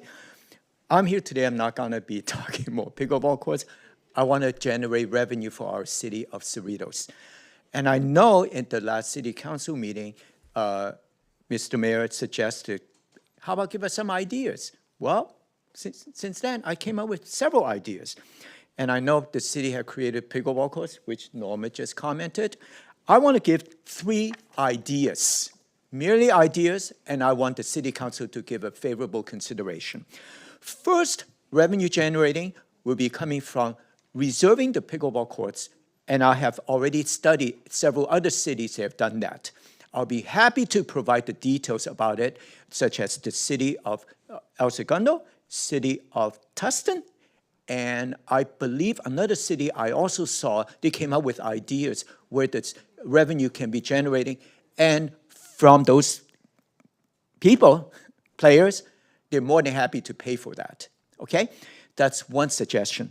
A second suggestion would be, because Liberty Park is so close to Cerritos Auto Square, and Auto Square, I have purchased several vehicles there, and I've noticed that now most auto dealers, they're generating a lot of their businesses asking customers to come for a 15,000-mile checkup, whatever. And one time I went to the Toyota dealer, and I was asking some of the customers, they were just sitting there. I said, oh, how'd you like it? Oh, I got to sit here for 3 or 4 hours. Why don't you go? Oh, well, I just want to wait. I say, if that's the case, why don't you go to Liberty Park? You can just walk there. It's a half a block. And I say, oh, they didn't know that. So my suggestion would be for the city of Cerritos to work with the Auto Square, the dealers, and I'll be happy to assist the city on that. And then how? I'll come up with ideas. Because again, Norma mentioned about pickleball, and we can say, hey, there are pickleball courts there. You can go and then exercise. And then not to mention that Liberty Park has other recreational activities there, okay? So that's number 2. Number 3 would be, I'd like to see City of Cerritos generating some of the pickleball events, and those events, again, can generate revenue. And the revenue would be, I'll be happy to discuss those details, and I've seen other cities are doing something similar, okay? And, oh, by the way, I forgot to mention, when you work with the auto dealers like to put banners up, and then because to promote their brand or whatnot. Well, why not put some of the banners at the Liberty Park and then show them Toyota, Honda, okay? Now, that will require some approval by the city, and especially by the city attorney, and if those are the rules and on and on. But I think that's pretty simple. So therefore, I would be happy to discuss and then assist our city, because I've been with the city of Cerritos for many years, since our parents bought the house, and now we have several houses in Cerritos. So I care about what to make our city better, to generate revenue, and then I like to do that because I would definitely look at these other ideas. So I'll be happy to spend time with the city, and then happy to answer any question on that, and then hopefully very soon, City of Cerritos can generate a lot more revenue other than just the businesses in the Cerritos. Thank you very much. Have a nice evening. Thank you, Teddy. Jill Nishida.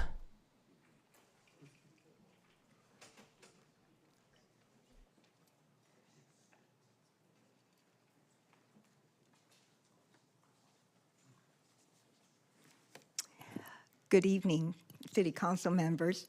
My name is Jill Nishida. I'm a resident of Cerritos for 53 years, and I've seen a lot in our communities, being in the same home, and hopefully stay there a long time more. But I have two requests to make. The first one would be regarding Measure J, the election that we just held this year. And that election, what it did was return the elections to odd-numbered years, or made it permanent. And I would like to see our elections return to even-numbered years. And the reason being is that when we hold an individual election, such as we just held, it costs, at least from what I gathered, at least $100,000. And I looked at the results of that election that we just held, and it was absolutely pitiful, the number of votes that we received that participated in that election. And let me quote you that. The total number of registered voters in Cerritos is 35,674. The total number that cast their votes in this last 2025 election was 8,494. That meant that came out to be only 23.8% of the voters that actually voted. How pitiful when voting is so easy. And it makes me want to put, if we're going to waste $100,000, why not do it where our chances of getting more voters are greater? And so my request is to, if you can, to put it back, let's see, I think we could, in 2027, please submit a ballot measure for the voters of Cerritos so that we can request a change from odd years to even years. That's my request. Okay, my second request is a little lighter and it has to do with the cancellation of the Santa's Holiday Float. In 53 years, there were actually 3 events that actually brought neighbors together. The first that I recall was when I hosted luncheons, and all the neighbors came because they got to eat and they socialized with each other and they got to know each other. That was a lot of work. The second event was when we had one of our longtime neighbors move, and they rented out their home as a short-term rental through Airbnb. And within that first rental month, the rent was supposed to go to a family. No, I'm sorry. It's supposed to go to 2 gentlemen, but it ended up with 20 members with 8 cars, all parked there, trashing the streets. And oh my goodness, we called code enforcement, and we never saw such participation from all the neighbors getting together, filing complaints to the city, filing complaints to the sheriff, and that was the second event where all the neighbors got together. Now, the third event is the Santa's Holiday Float that I understand you're canceling because of budget. And, you know, that event, just in our cul-de-sac alone, draws about 40 people.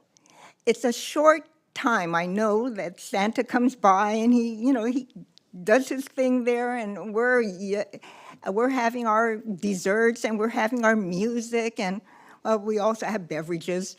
But it's a really nice event, one that people know that it's going to be on the calendar, one that people know that it's going to come, and it's an easy thing to have.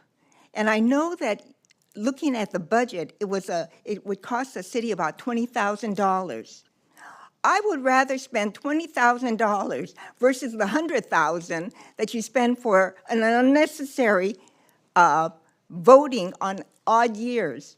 So you've heard my complaints, or no, my requests, and I would really, really like to see some action taken on that. Well, one more thing.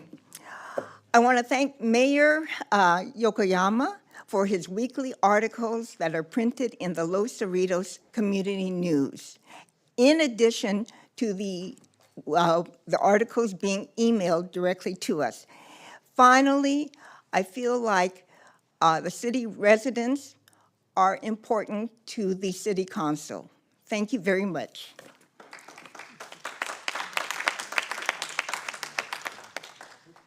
Thank you, Jill. There was a lot of substance in that public comment. We will work on it. Mark Bryan.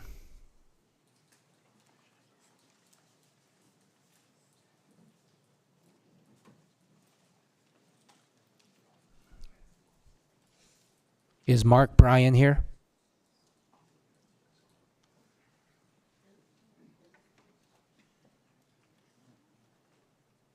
Kirit Chauhan.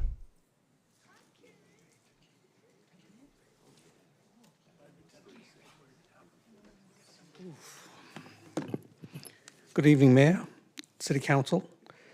I want to express my sincerest appreciation for two events this week. First, finally approving and completing the pickleball parts at CPE, which we're eternally grateful for. And I've played on it twice, opening day and yesterday, I do believe. Second, to congratulate the mayor for presenting the strategic plan, which I have a copy of right here, and having the State of the City address. I was amazed at the number of people who attended.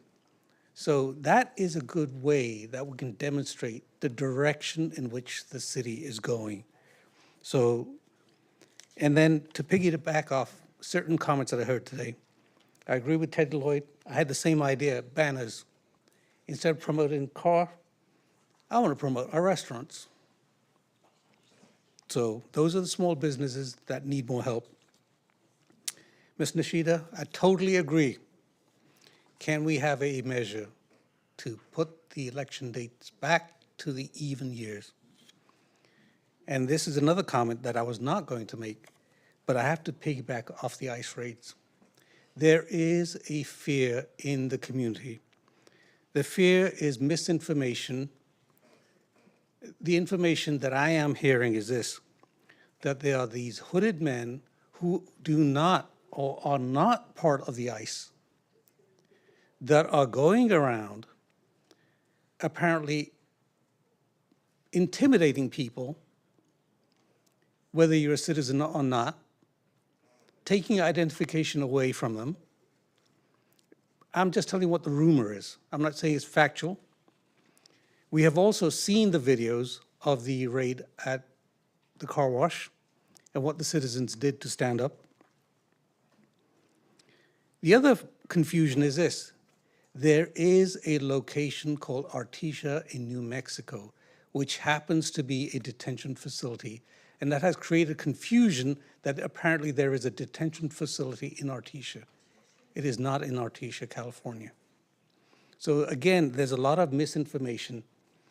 All I would like to know is that if ICE is in the surrounding area, is the sheriff's office notified so that there is a legitimate and not a bunch of hoodlums that are impersonating and taking advantage of the situation? There are several caveats by which there are so-called pseudo bounty hunters that are allowed under some extreme circumstances to detain even immigrants. So there are some clauses in there, and perhaps we could have some detailed information about it. Thank you.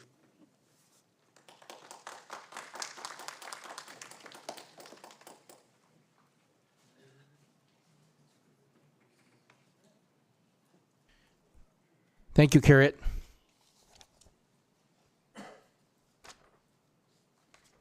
Are there any other speakers? Go ahead. Please state your name and please give your public comment. Thank you. Thank you for all staying here. All right. Well, good evening, City Council members. And my name is Susan Green. I've been a resident here in Cerritos for almost 40 years. I've also been an elementary school teacher in the ABC Unified School District over 45 years, where I still sub. Just ask them, my students. And I'm also a member of the Artesia Cerritos Seroptimus Club. And I'm proud to be living in such a diverse community. But I feel it's now spoiled by a disrespectful city council who voted 4-1 to add 2, not 1, sister cities in the Philippines. And I looked these up, and excuse me if I pronounce these wrong, Luag and Vigan on June 12th, 2025. By voting this in, you have insulted all the other diverse cultures that live in Cerritos that up to now have been very proud to say they live here in Cerritos.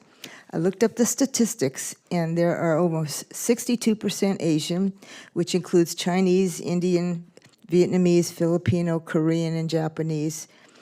About 12% of Caucasian or white, about 6.5% of Black or African American, and about 11% of Hispanic and other Hispanic people that live here.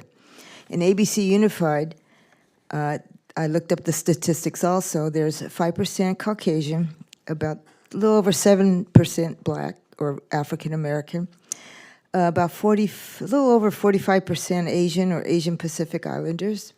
Hispanic or Latino is less than 1%. American Indian or Alaska Native is less than 1%. Native Hawaiian, other Pacific Islanders, about 0.5%.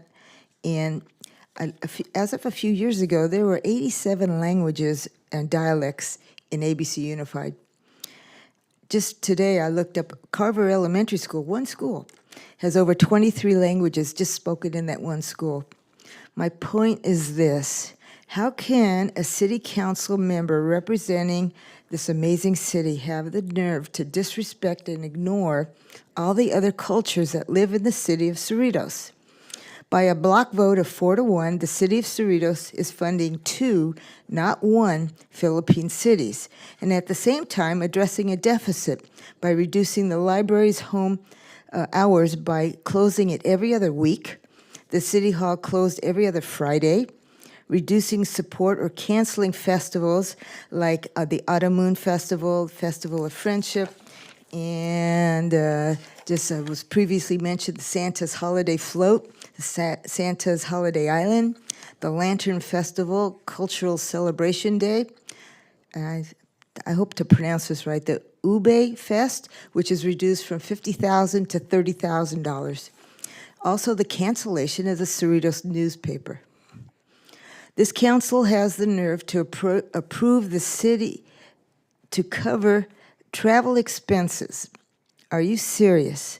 By defunding or canceling city functions celebrating different cultures, it's sending a terrible message to the other ethnic groups who I'm guessing would love to have their cities become sister cities also.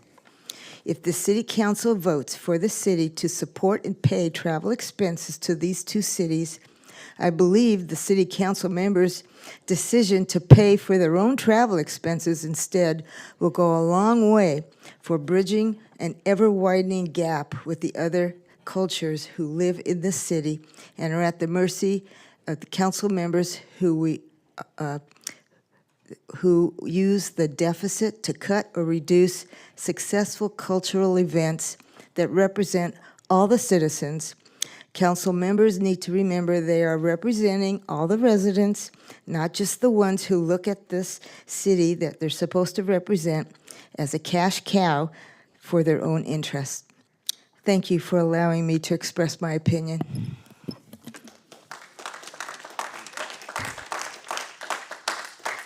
Mr. Mayor, I have a question for the staff.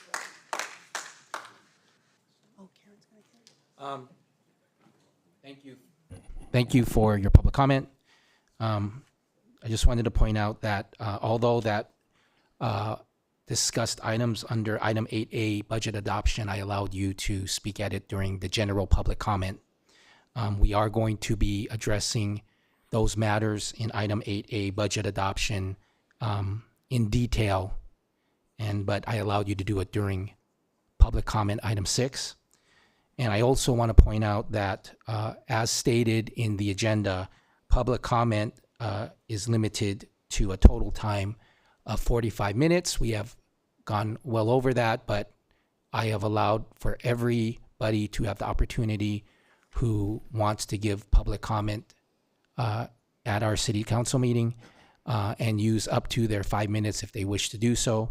So that's why this meeting is going longer, because I have extended the time allowed for public comment well beyond the 45-minute limit as stated in the agenda. Is there any other speakers?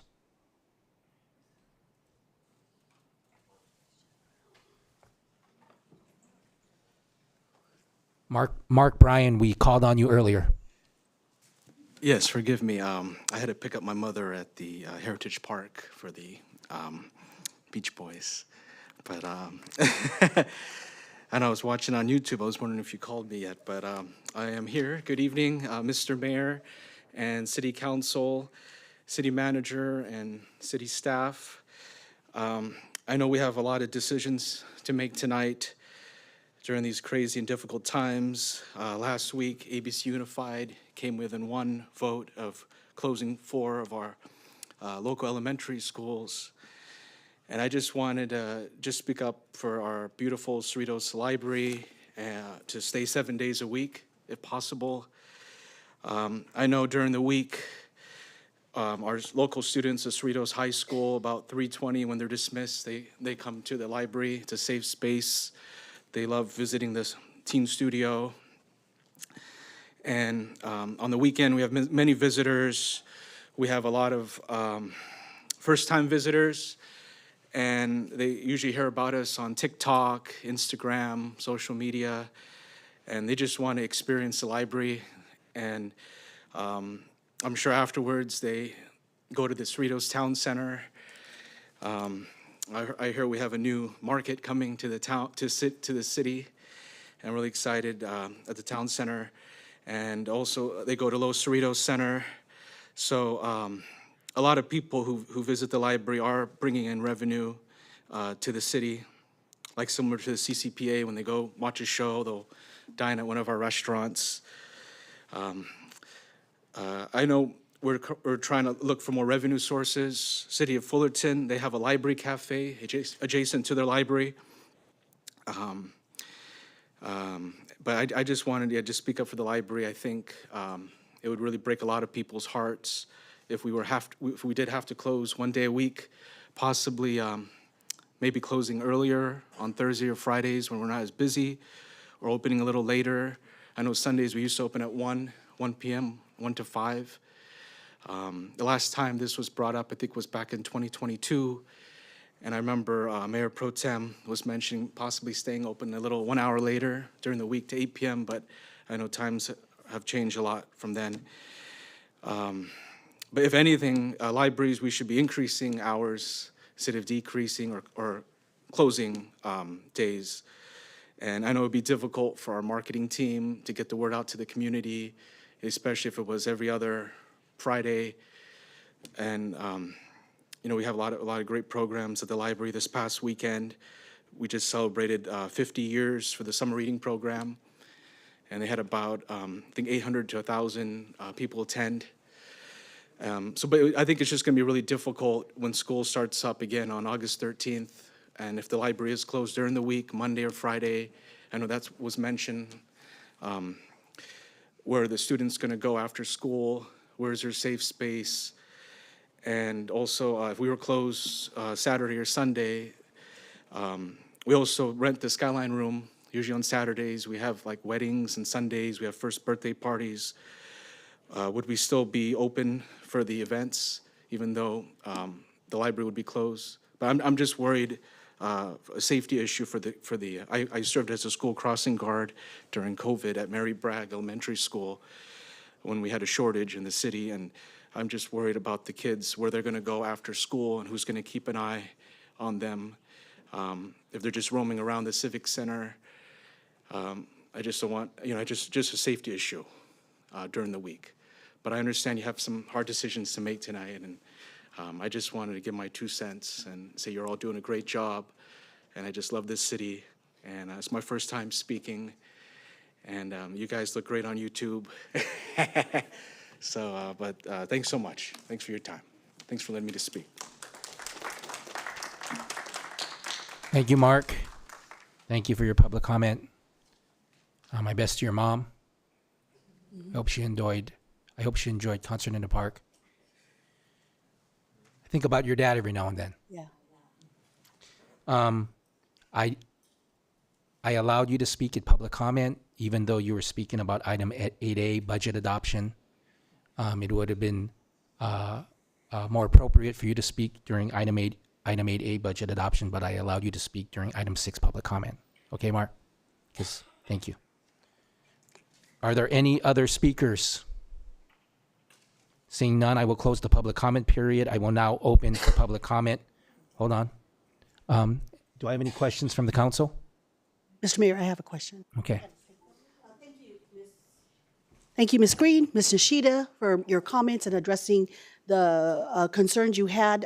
If you'll stick around for item 8A, where the council will be discussing the budget, and I have comments that I hope you will listen to.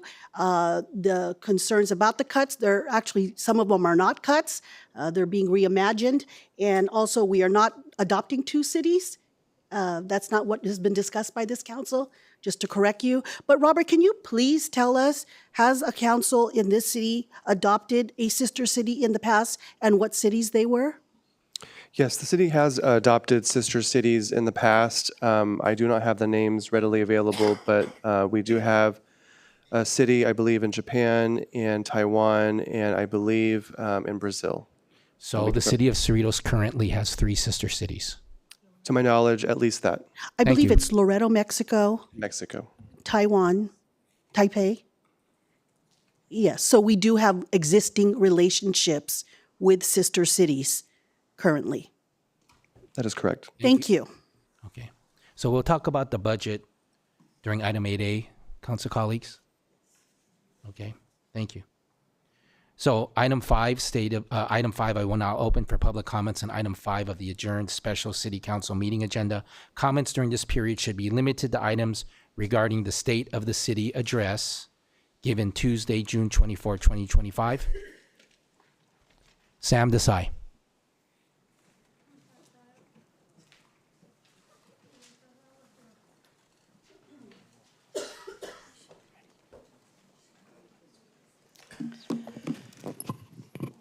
Congratulations, Mayor, Council. Is this going to be a 3-minute or 5-minute, sir? Public comment is 5 minutes, like I stated at the very beginning of the meeting, like I've stated at every meeting since March 27, 2025. Just making sure, because the paperwork had said somewhere 3 minutes, but we are You've good. mentioned that earlier, and we've noted it. And could you please make sure he gets his full 5 minutes and add back on the time because of this conversation? Thank you, City Clerk. 5 minutes. I'll repeat it again. 5 minutes. Thank you. I appreciate that. Real state of the city. What Cerritos residents need to know. Since March 2025, a new majority of Mayor Frank,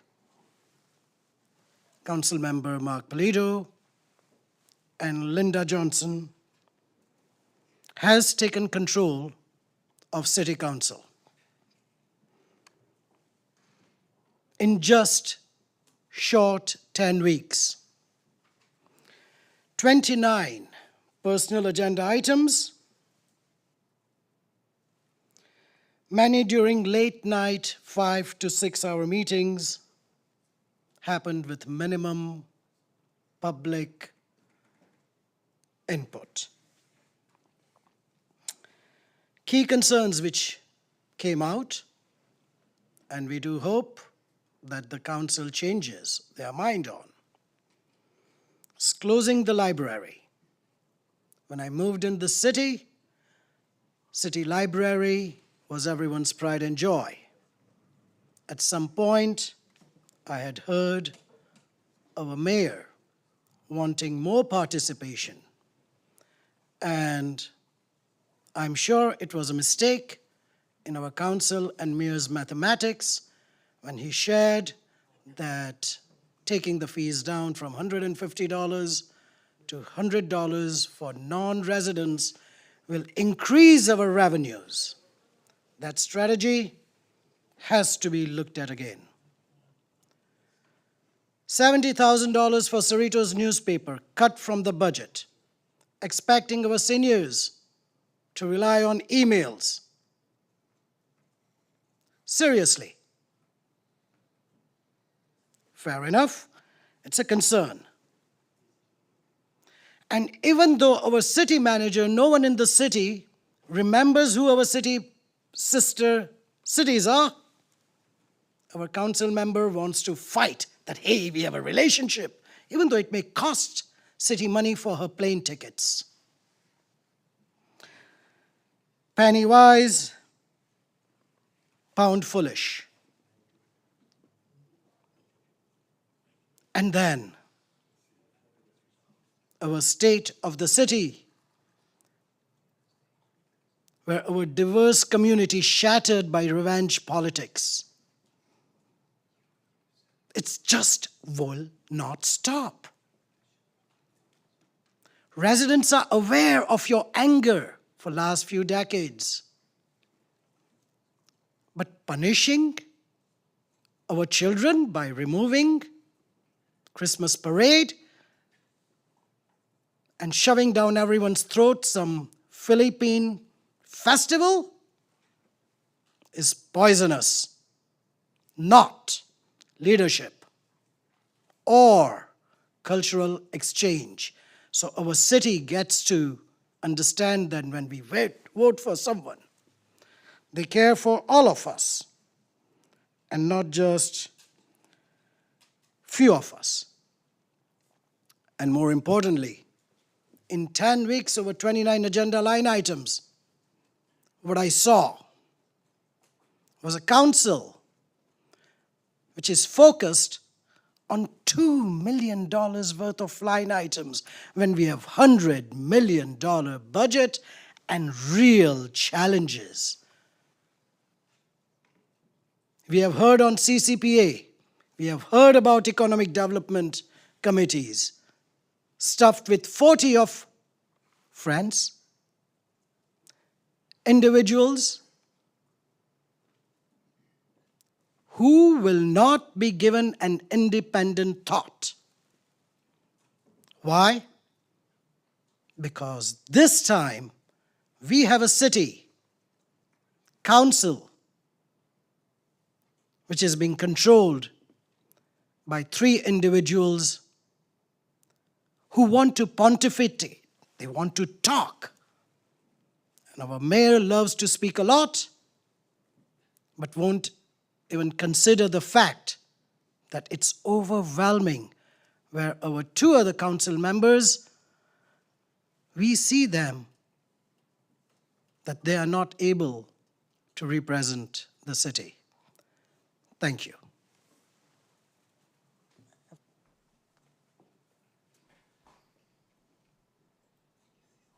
You want to say? Does the city council have any questions or comments? Yes, thank you, Mr. Desai. As I had mentioned to Ms. Green and to Ms. Nishida, please stick around for item 8A to listen through the budget discussion and to listen to the council comments so that you're given accurate information. Thank you. So the previous speaker spoke about many items that is going to be discussed in detail factually. Under item 8A, budget adoption, I allowed him to speak.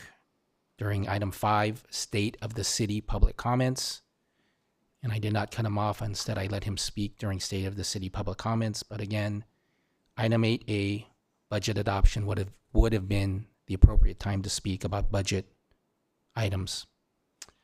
Are there any other speakers who want to speak about state of the city public comments? Seeing none, I will close public comments on this item. Item 7, consent calendar. The next item is the consent calendar. Do we have a motion Move to approve. to approve? We have a motion to approve the consent calendar. Can I make a motion to remove 7D from consent item? Okay, Councilmember Hong would like to remove item 7D. What would you like to do with item 7D? What would you like to do with item 7D? I want to remove it and then Okay, we can it is open removed. to discussion. Do I like to make a motion to? No, I've removed it. You've Okay. asked. Yes. You've asked to remove it. Yes. Councilmember Hong, you've asked to remove item 7D from the consent calendar. It's removed. What would you like to do now, please? I'd like to move it to next council meeting's open discussion. Can we do that? I'm unclear about what you want. What do you have questions about it? Yes, I think I like to have more information and that we can open to the public for comments. You would like to open it to the public for public comment, which they were allowed to do during item 6, but you'd like to open it up for additional public comment? Yes, if Okay. it's possible. All right. So I open up item 7D for public comment. My suggestion is to move forward with consent voting, and then we'll do item 7D. Okay, City Attorney. Can I provide a friendly amendment to her motion? If we No, can. she asked to remove item 7D Okay. from the consent calendar. I removed it. Can we move it after? Well, the city attorney gave us a suggestion. Will you amend your motion to approve the consent calendar except for item 7D? I'll make a motion to approve the consent calendar except for item 7D. Do you second that amended motion? Okay, let's vote.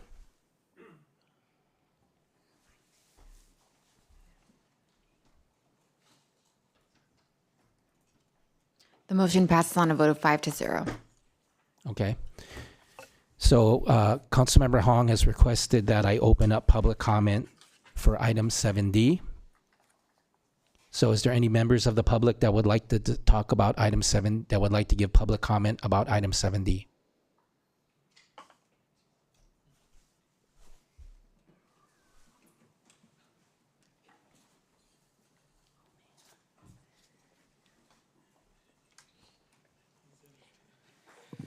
Thank you, Mayor, Council, and as we are addressing 7D consent calendar, Jennifer Hong, Councilwoman, thank you for taking a risk and opening this up. So the question for the council is, what is the urgency on purchase order number 125006? The original plan was to complete the sewer master plan first. Has that changed? Or is it being skipped completely? Also, this specific $83,000 that you are asking for, can staff provide a detailed scope of work? Itemized breakdown, please. There is a good reason for it. Because residents should know what we are paying for.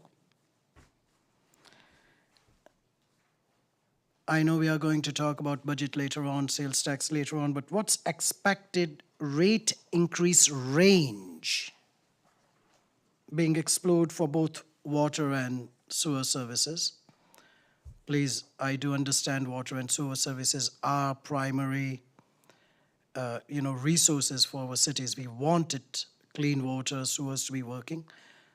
And over a long time, if the staff has already requested the data, we should have some projections on that rate increases. Will there be a public engagement more than this line item?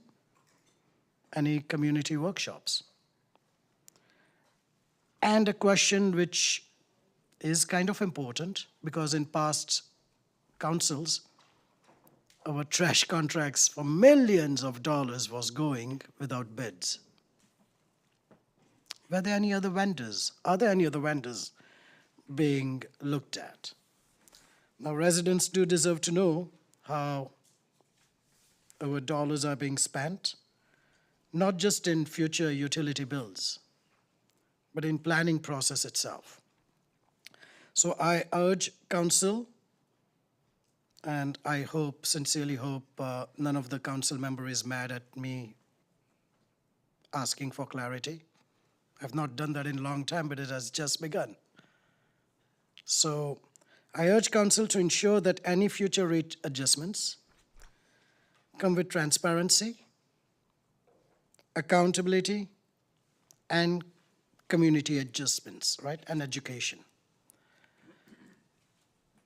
Please talk about line items like this and really answer what is the urgency? What happened to the master plan first? Thank you.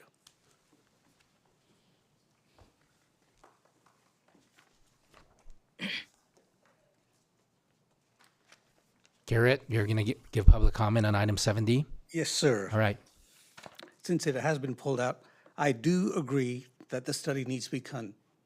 For the simple reason, this city was established at least 60 years ago. I have no idea, I've not seen a plan myself, as to what sewer lines are intact. I'd rather see a strategic plan that says, here's the existing infrastructure, here's what we're going to replace, and that is going to take a study. And based on that study, we can have a thoughtful process by which we, the citizen, are going to have to commit something, and that includes you, the council, to say what is long. You're not going to fix the sewers in 1, 2, 3 years. It is going to take. So therefore, a plan is needed. This is a huge infrastructure, but I support the notion of having a study conducted. That is the only way forward to get a thoughtful, meaningful plan together. Thank you.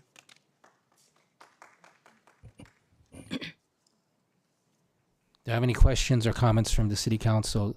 Sophia Say, Councilmember Say. Thank you, Mayor. Actually, on 7D, on page 2, on the behind that, staff recognized for the study. And they, I did ask some question with the staff. They plan to do this, and that's why tonight you get approved it. Because just like water and power trash collection, sewage is one of very, important to everyone's health. So the staff presented on the 7D, we are going to do study. So I'm glad that brought us up, and just want to remind everyone it is on the 7D there. And I support this. It's recommended by the staff, actually. Thank you. Thank you, Mayor. Do you have any other questions or comments, Councilmember Say? Do you have any questions or comments, Councilmember Hong?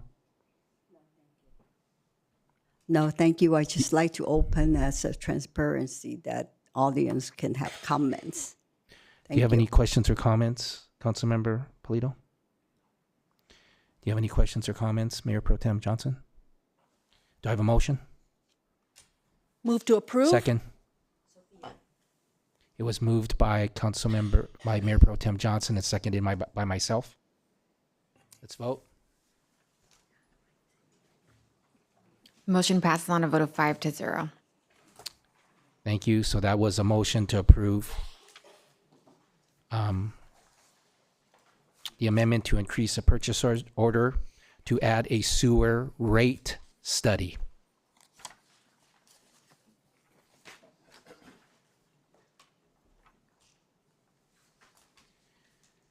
Okay.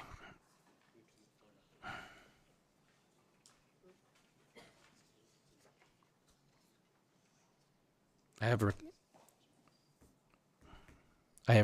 received multiple requests from my council colleagues to move item 9A up. So we're going to move item 9A up, advisory board appointments. The next item is 9A, city manager. Do we have a report on this item? Yes, for this report, Mayor, I will defer to City Clerk Cindy Nava. Thank you, Mr. Lopez. Honorable Mayor, members of the City Council. The item before you is consideration of City Council nominations for resident appointment for service on the city's advisory boards. Current advisory boards include the Parks and Recreation, Planning and Property Preservation Commissions and the Community Safety and Let Freedom Ring Committees. At the City Council meeting on June 12th, the City Council adopted a resolution dissolving the Fine Arts and Historical Commission and adopted an ordinance that, when effective, will implement the Economic Development Commission, or EDC. Appointments to the EDC may be made this evening. Applications for service are available on the city's website and in the office of the city clerk and will be accepted until all positions are filled. It is now recommended the council open public comment on this item and nominate individuals from the eligible pool of applicants to serve 2-year terms for open advisory board seats, subject to the city charter, anti-nepotism law, and majority approval of the city council, defer nominations to a future meeting date, or provide alternate direction. For appointments made this evening, I will administer the oath of office to any appointees in attendance at the appropriate time. This concludes my report, and I'm available to answer any questions the city council may have. Thank you. Thank you for that report, Madam City Clerk. Do we have any questions from the council? Councilmember Say? Yes, is this about time to appoint? Do we have any questions? No, I don't have any questions. Sorry. Do we have any questions, Councilmember Hong? No, thank you. Do we have any questions, Councilmember Polito? Do we have any questions? No. Mayor Pro Tem? No. Linda Johnson? No questions. Okay. No questions. Thank you. Thank you to my council colleagues. I will now open for public comments on this item. Sam Desai.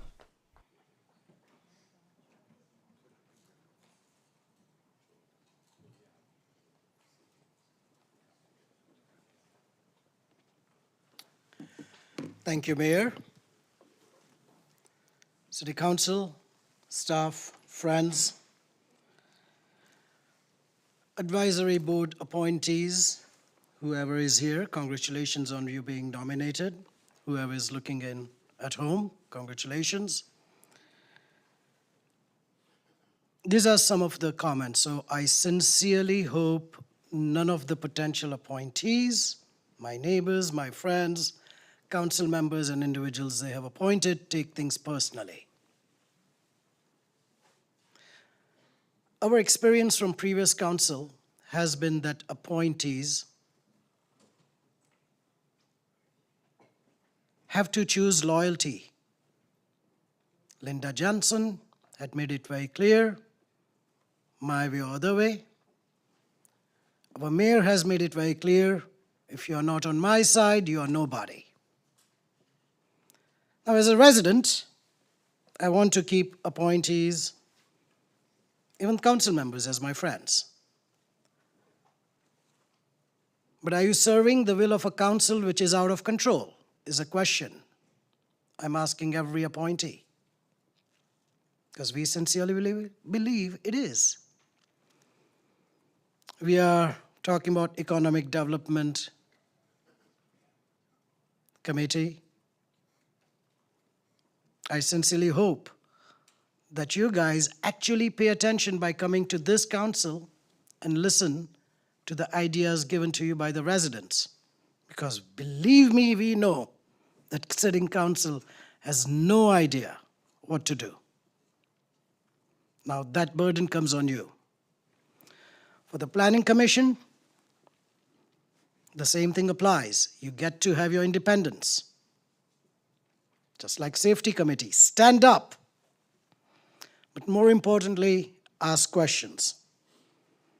I know it's an honor to serve our city as a commissioner, as a committee member. But I want you to just think about what I'm about to say. When we had this room full, when this meeting started,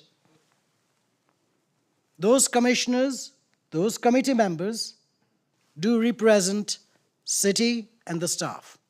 You know, we had ran out, no, not cookies and coffee, that was 5 years ago. We ran out of agenda, paper agendas, right? We usually have some copies of it. When I asked one of your appointees on that, you know what that appointee said? I do not know.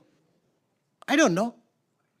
Now, what type of people are you appointing to be our committee members and commissioners who doesn't have zest to look for answers? That's where I'm coming from. I'm expecting my commissioners and committee members, no matter where their loyalty lies, to forget who I am, to forget who they are, just for a second, and be courteous, right? Figure things out, because that's going to serve them to be a better commissioner and better committee members. Because why are they there? They are there to be solution providers for our council. Otherwise, their behavior out there obviously reflects on our esteemed council. And as we know, our council is out of control, and I don't want any of my committee or commissioners to feel that we don't notice how giddy they become when they get the title of a commissioner and a committee member, and yet not able to serve with a single concrete idea. It's not just a title, it's a responsibility. And it has to be drilled in to everyone who sits in the committees and represents all of us. Just to be a solution provider, not just to be a title holder, and most importantly, I don't want to see them taking things personally and act in revenge politics. Thank you. Best of luck to you guys who are really here to serve all of us. Next time, please make sure you serve all of Cerritos and look for solutions. Thank you.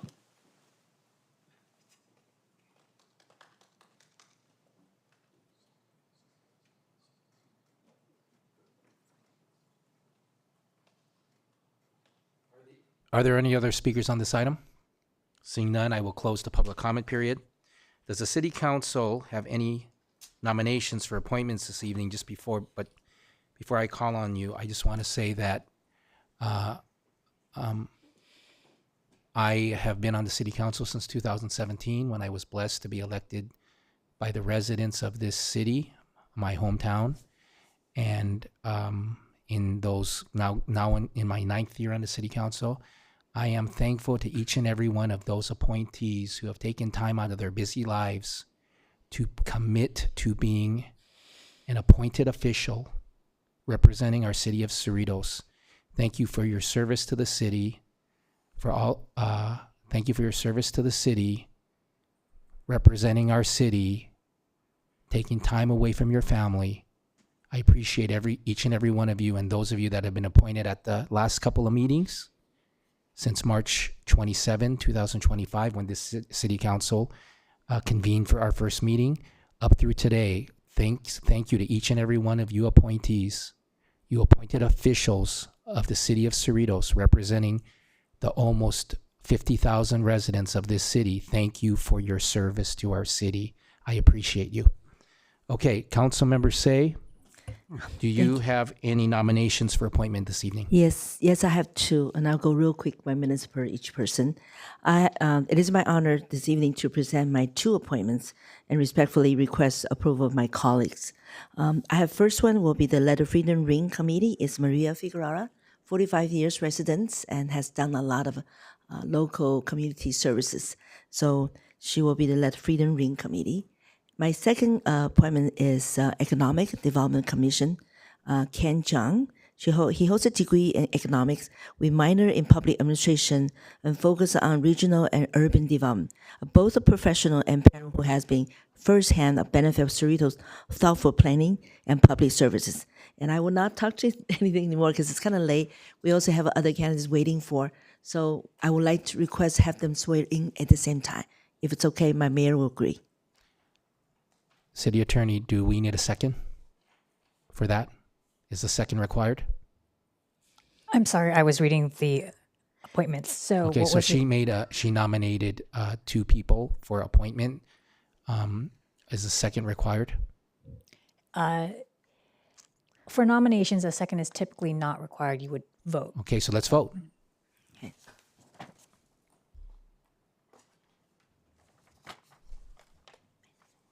Let's vote on screen, please. It was moved by Councilmember Say. A second was not required and was not made. I believe there's a technical difficulty in processing that. in I'll the second it. system.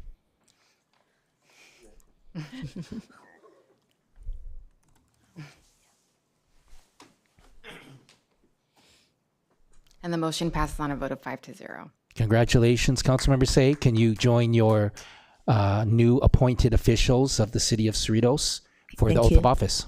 Yeah, can both swear in the same time? Yes. Yeah, thank you. To save the time. Yeah. That's how we did it at the last meeting.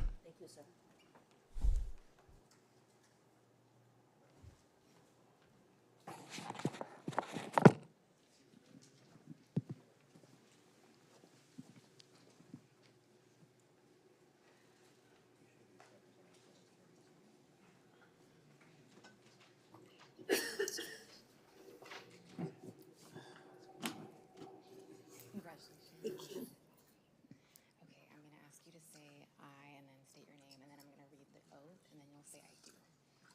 And if you would please raise your right hand and say I and state your name. I, Maria Figueroa, Do solemnly swear or affirm that I will support and defend the Constitution of the United States and the Constitution of the State of California against all enemies, foreign and domestic, that I will bear true faith and allegiance to the Constitution of the United States and the Constitution of the State of California, that I take this obligation freely without any mental reservation or purpose of evasion, and that I will well and faithfully discharge the duties upon which I am about to enter. I do. Thank you. Congratulations.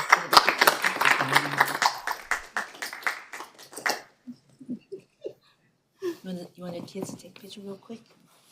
So I have 3 boys and a girl. Yes, can the families of the family and friends of the appointees please feel free to come up?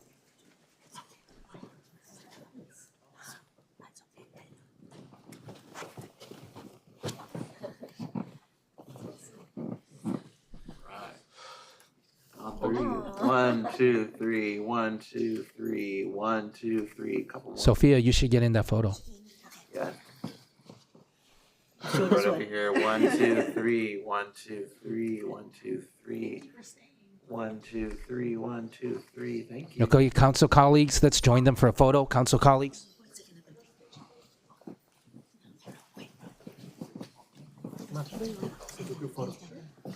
You're taller. Hey, good to see you. Good to see you guys. We all used to be on the basketball court, right? Yeah. Step forward. You're the appointee. All right, everybody, right over here, please. On 3. 1, 2, 3. 1, 2, 3. 1, 2, 3. Couple more, please. 1, 2, 3. 1, 2, 3. 1, 2, 3. Thank you. Thank you. And Maria can have Thanks for sticking Maria around. has one solo place. Okay. Sure. You see how Maria, congratulations. Thank you. A pleasure. Thanks. Thank you. Best of luck. Hey, good to see you. Congratulations. Thank you so much. Good to see you. Thank you. It's an honor. Thank you, Kay. Appreciate it. Sorry for waiting. I'm gonna have her one picture. Just Thank you so much. Sorry. Right over here, please. 1, 2, 3. 1, 2, 3. 1, 2, 3. Councilmember Hong, do you have any nominations for appointment this evening? Not tonight, thank you. Okay. Councilmember Polito, do you have any nominations for appointment this evening? Mayor Pro Tem Linda Johnson, do you have any nominations for appointment this evening? I do, Mr. Mayor. Yes, thank you for staying so late to the candidates that are here tonight to get appointed, and to you future appointees, and to our commissioners and committee members at home. Thank you so much for your service to this community.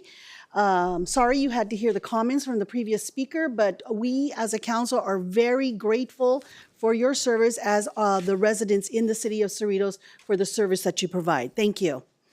I'm going to appoint Shiva Bhatt to the Let Freedom Ring Committee. She is here with her family. They've waited 2 hours. Normally doesn't go this long, so my apologies. Shiva is a multifaceted professional, graduating with a bachelor's in interior architecture and co-founding a business in 2009. She is a passionate advocate for education and the arts, supporting cultural enrichment and community engagement. Shiva has over 15 years of experience leading nonprofit organizations. She has served in the Elliott Elementary PTA, continuing to be a 3-term PTA president. She went on to be a board member at both the ABC Council District PTA and the ABC Foundation. She was a Boy Scouts District Marriage Badge Chair of the Greater Los Angeles area and the Board of Review of Eagle Scouts. Volunteering in the Cerritos Library since 2001. In 2019, Shiva was elected as president of the Friends of the Cerritos Library, where she is currently serving. I would like to make a motion to approve Shiva Bhatt as a committee member to Let Freedom Ring Committee. Mark Polito told me he wanted to say something. Though it's not required, I'd be honored to second her nomination. And I will third it. Now, what about me? I'm a fourth. That makes it unanimous. I'm a fourth. Second. The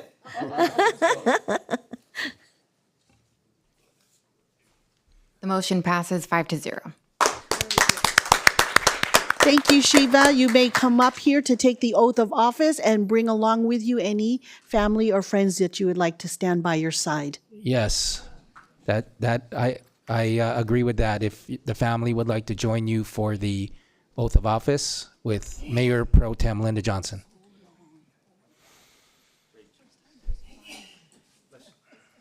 Congratulations. I'm going to ask you to say aye and state your name. I'll read the oath and then you do. Come on up.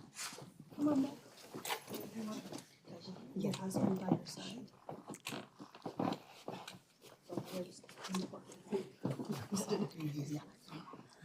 It's a whole family.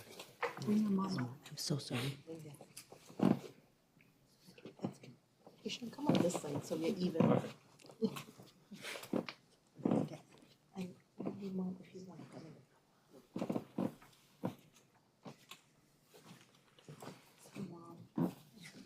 And if you would please raise your right hand and say aye and state your name. I, Shiva Bhatt, Do solemnly swear that I will support and defend the Constitution of the United States and the Constitution of the State of California against all enemies, foreign and domestic, that I will bear true faith and allegiance to the Constitution of the United States and the Constitution of the State of California, that I take this obligation freely without any mental reservation or purpose of evasion, and that I will well and faithfully discharge the duties upon which I am about to enter. Congratulations. Thank you.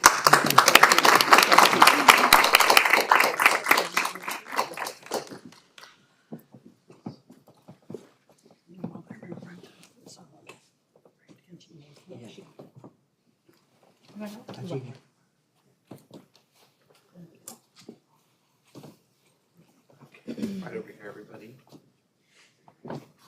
On 3, 1, 2, 3, 1, 2, 3, 1, 2, 3. A few more, please. 1, 2, 3, 1, 2, 3, and 1, 2, 3. Okay, council colleagues. Thank you. I'm supposed to say that. She's trying to save time. I'm good.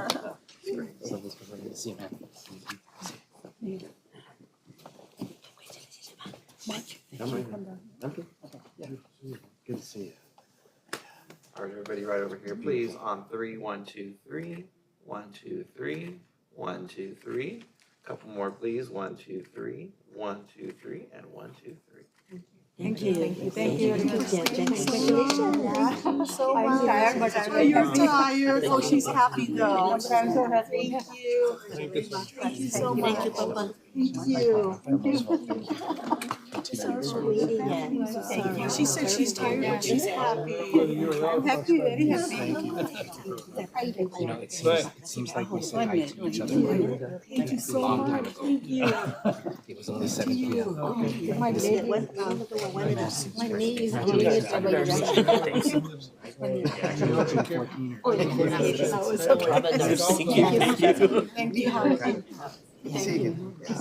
Thank you. Congratulations. Yeah.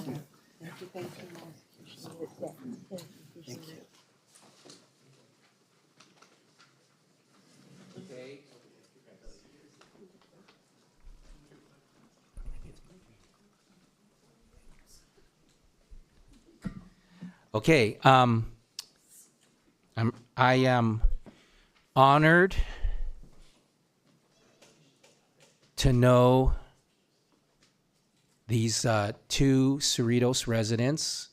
I'm honored to be able to appoint them tonight. I was glad that they accepted my request to appoint them, so I am appointing to the Let Freedom Ring Committee. I am appointing Hyun Kim. And I just wanted to thank him for his hard work since I first appointed him in 2017. And he's been representing the residents of Cerritos as an appointed official of the city of Cerritos for all these years. And even though he's a hardworking dad and husband with multiple kids, thank you for your service to the city.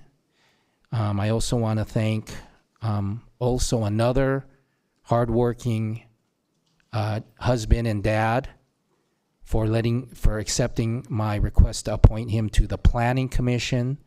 Thank you. I am appointing Riaz Surti to the Planning Commission. Hyun Kim, Riaz Surti. I'm blessed to know the two of you. You're two good people. Please come up. Oh, wait. That's my motion. Second. It was seconded by Mayor Pro Tem Johnson. Let's vote, please. Motion passes 5-0. Please come up.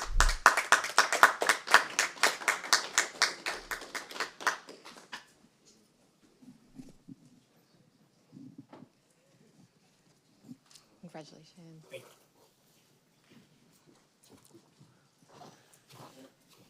Congratulations. Sure, you know the drill by now. You're going to raise your hand. Okay. If you would please say aye and state your name. I, Ria Surti, Do solemnly swear that I will support and defend the Constitution of the United States and the Constitution of the State of California against all enemies, foreign and domestic, that I will bear true faith and allegiance to the Constitution of the United States and the Constitution of the State of California, that I take this obligation freely without any mental reservation or purpose of evasion, and that I will well and faithfully discharge the duties upon which I am about to enter. I do. Congratulations. Thank you. Thank you so much, Frank. Thank you for the three of us. All right, right over here on 3. 1, 2, 3. 1, 2, 3. 1, 2, 3. Couple more, please. 1, 2, 3. 1, 2, 3. And one more. 1, 2, and 3. Can my appointee to the Community Safety Committee please join us in this photo? Thank you for staying so late, Karen. Thank you. And I want to invite Howard as well. That's my friend. Okay. Is that possible? Not in this photo. Okay, sure. The next photo. Okay, sure. Come on in here, Karen. Okay, just wait 1 second. All right, everybody, right over here. On 3. 1, 2, 3. 1, 2, 3. 1, 2, 3. Couple more, please. 1, 2, 3. 1, 2, 3, and one more, 1, 2, and 3. All right, thank you. Take picture. Oh, Timmy's gonna take a photo? Hi, Timmy. Hello there. Thank you for your service. Thank you. Okay, council colleagues, and Howard, Timmy, wait. could you join us in this photo, please?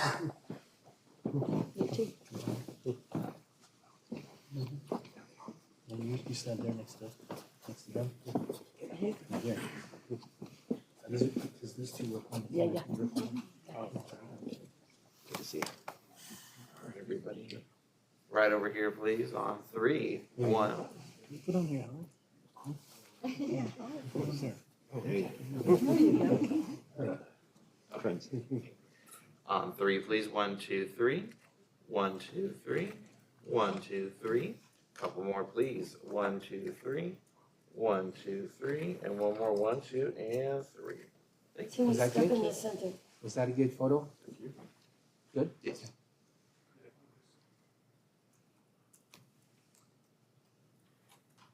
Sorry, guys. Okay. Yeah, finger something. Congratulations. Congratulations. Thank you. Yes, congratulations. Thanks. I know your family's wondering where the hell is that guy? Your family's wondering where the hell is that guy? Hi, Howard. Okay, thanks, man. I am Mark. Thank you so much. Yes. Thank you so much. Yes. Yeah. Let's get to work. I will, for sure. Nice to meet you guys. Yes. Thank you. Yeah.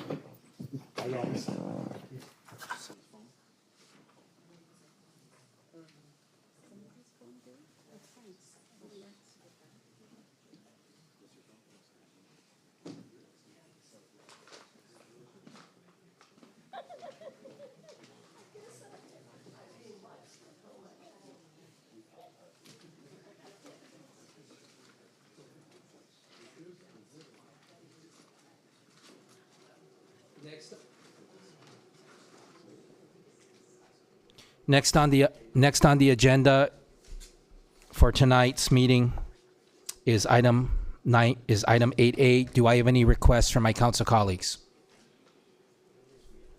Do I have any requests from my council colleagues? May we take a break at this time?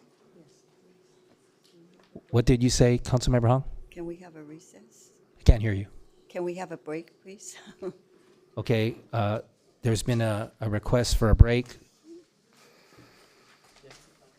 Okay, so I will call for how many minutes do you need? 5. I heard 5. Are we gonna all be back here in 5 minutes? In reality? Because I heard 5. Nobody's asking for more than that? All right, it's 9:50. I'll see everyone here at 9:55.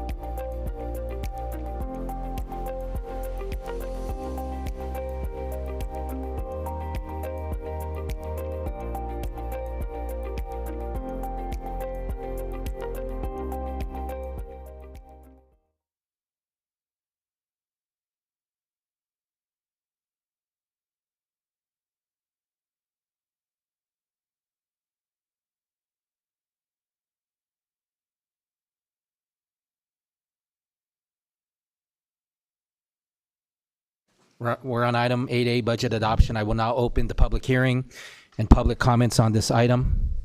Nope. Let me find my sheet.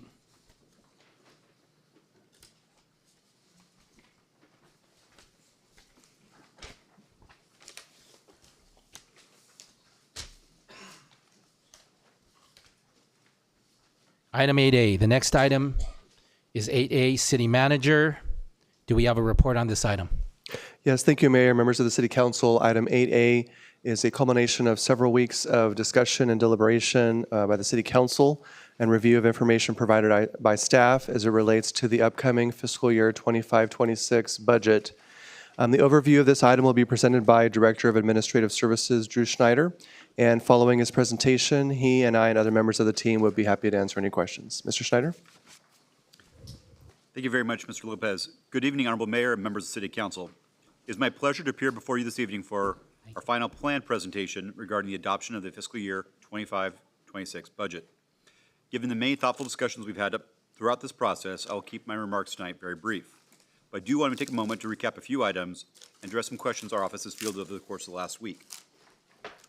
First, I need to touch base upon our COLA adjustments. As part of with the adoption of the 25-26 budget, we will implement a 3.1% cost of living adjustment as negotiated in the current labor agreement with AFSCME. Per City Council Resolution 2025-03, the same adjustment will also apply to unrepresented management employees and members of the City Council. Accordingly, the updated salary range for local agency executives, which includes the city manager, city clerk, assistant city manager, deputy city manager, and department directors, will range from $183,804 to $298,140,000. Full details of the salary schedule can be found in tonight's agenda report and in the preliminary budget. Next, I'd like to move on to discuss our budget deficit calculations. We had some questions about this. While we do anticipate a shortfall, it's important to note that the city maintains a more than sufficient reserve to fully cover the amount of shortfall that we predict without compromising essential services. So if you recall back to our presentation and our original preliminary budget report that was released on May 2nd of 2025, we originally estimated a $1.1 million deficit. Shortly thereafter, we received updated information from HDL, which indicated we had a decrease in sales tax of approximately $1.8 million. This resulted in a revised deficit estimate of $2.9 million that we presented to the City Council shortly thereafter. Thanks to the diligent action of the City Council over the course of the last few City Council sessions, we have been able to reduce that proposed deficit by $2.2 million, resulting in a net revised budget deficit estimate of $700,000. I also want to switch and touch base upon our financial reserve policy. We've received some questions regarding this. Just to recap, we passed a financial reserve policy earlier this year. This reserve policy established some important policy directions regarding how we deal with our financial reserves. Amongst those, we determined that we approximately 25% of our budget we will reserve approximately 25% of our total operating budget for contingencies. We have an additional target level of 35%, and 10% above that 25% that was already mentioned. And then any reserves we have above and beyond that are allocated across three important areas. Half the money goes to our capital project fund reserve to fund our capital improvement program. 35% goes to pay down our debts, such as our unfunded liability with CalPERS. And then 15% goes to one-time strategic expenditures and capital equipment. So let's walk through that financial reserve calculation. So our beginning balance in July 1st of 2025 was approximately $167 million. We anticipate an additional $96.4 million in revenues.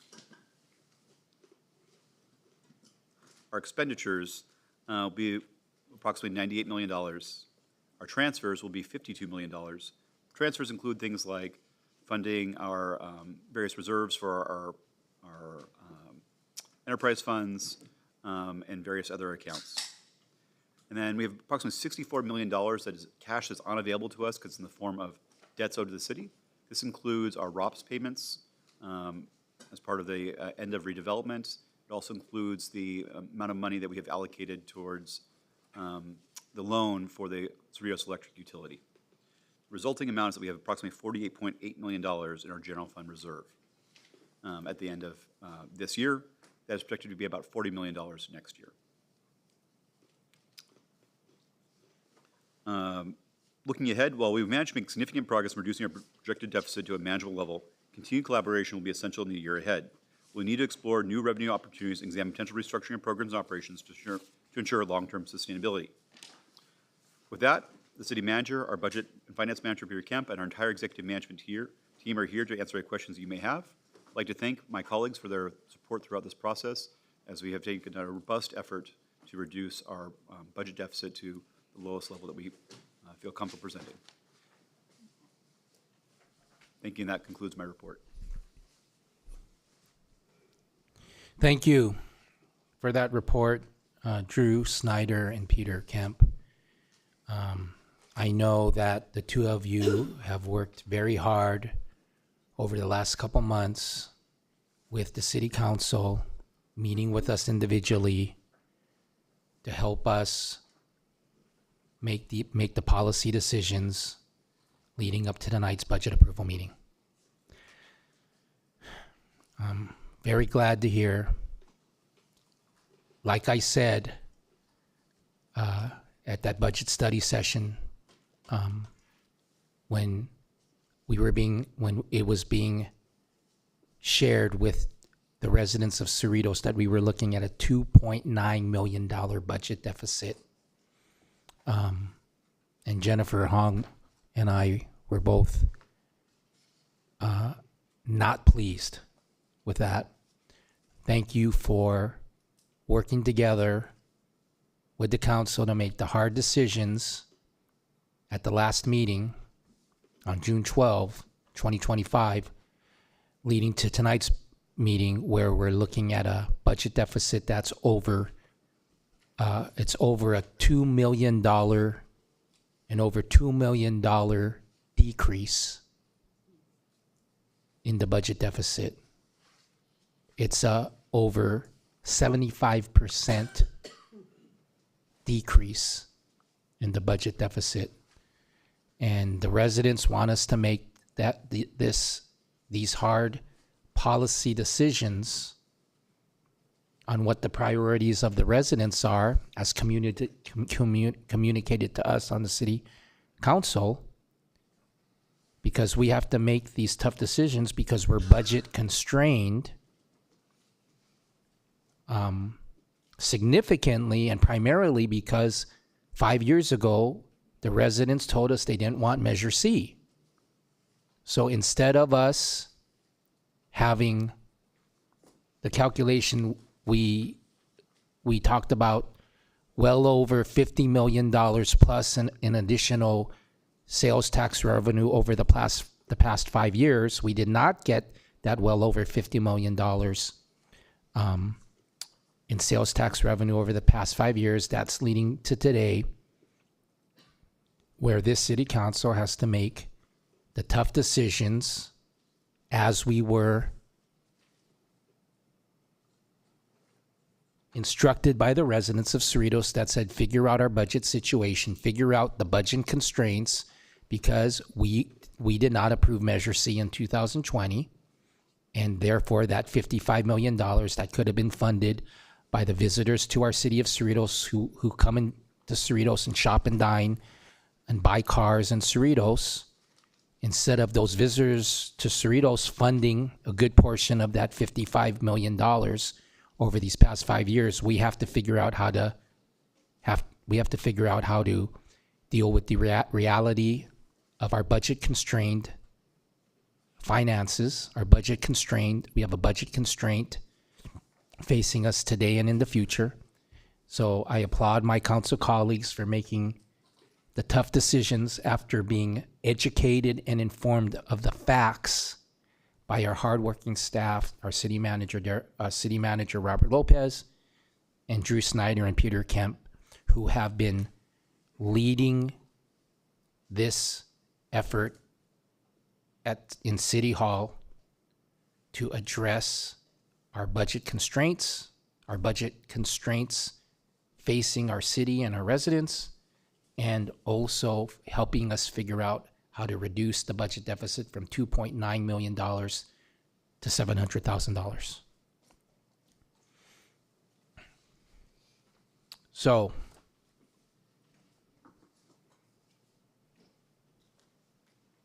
I will continue as one of the council, and with the help of my city council colleagues, to always prioritize public safety. And this budget is fully funding public safety. There are no cuts by this council to public safety. And I have been assured by the city manager and by Public Safety Manager Darrell Evans that we are fully funding public safety to meet the demands of our residents to have a safe city. Do we have any questions from the council on this report? Agenda Report 8A by Drew Schneider and Peter Kemp. Councilmember Say, do you have any questions? Just kind of verification on the 8A, page 4. Under section 11, it's under authority of, it says 2.5 interest rate on loan originating. Why loan? Because I'm worried about the inflation. Section 11. Yeah, I can begin by addressing that. So several years ago, the city Manager Robert Lopez, could you hold on for 1 second? Yes. Hold your thought. Okay. Darrell and Captain Strong, I'm getting a text message that 183rd and Alfred Avenue area, all power is out on the lights and on the four-way intersection. Can you please help keep Cerrito safe? Okay, Robert, can you please answer Sophia Say's question? Yes, thank you, Mayor, and I've also asked that members of our Public Works team investigate as well. For Section 11 refers to a loan that has been given by the city to the electric utility wherever and during the electric utility's operational outlook, if there is a shortfall in any given year, that shortfall is basically funded by the general fund at a loan to the city, a loan from the city to the electric utility.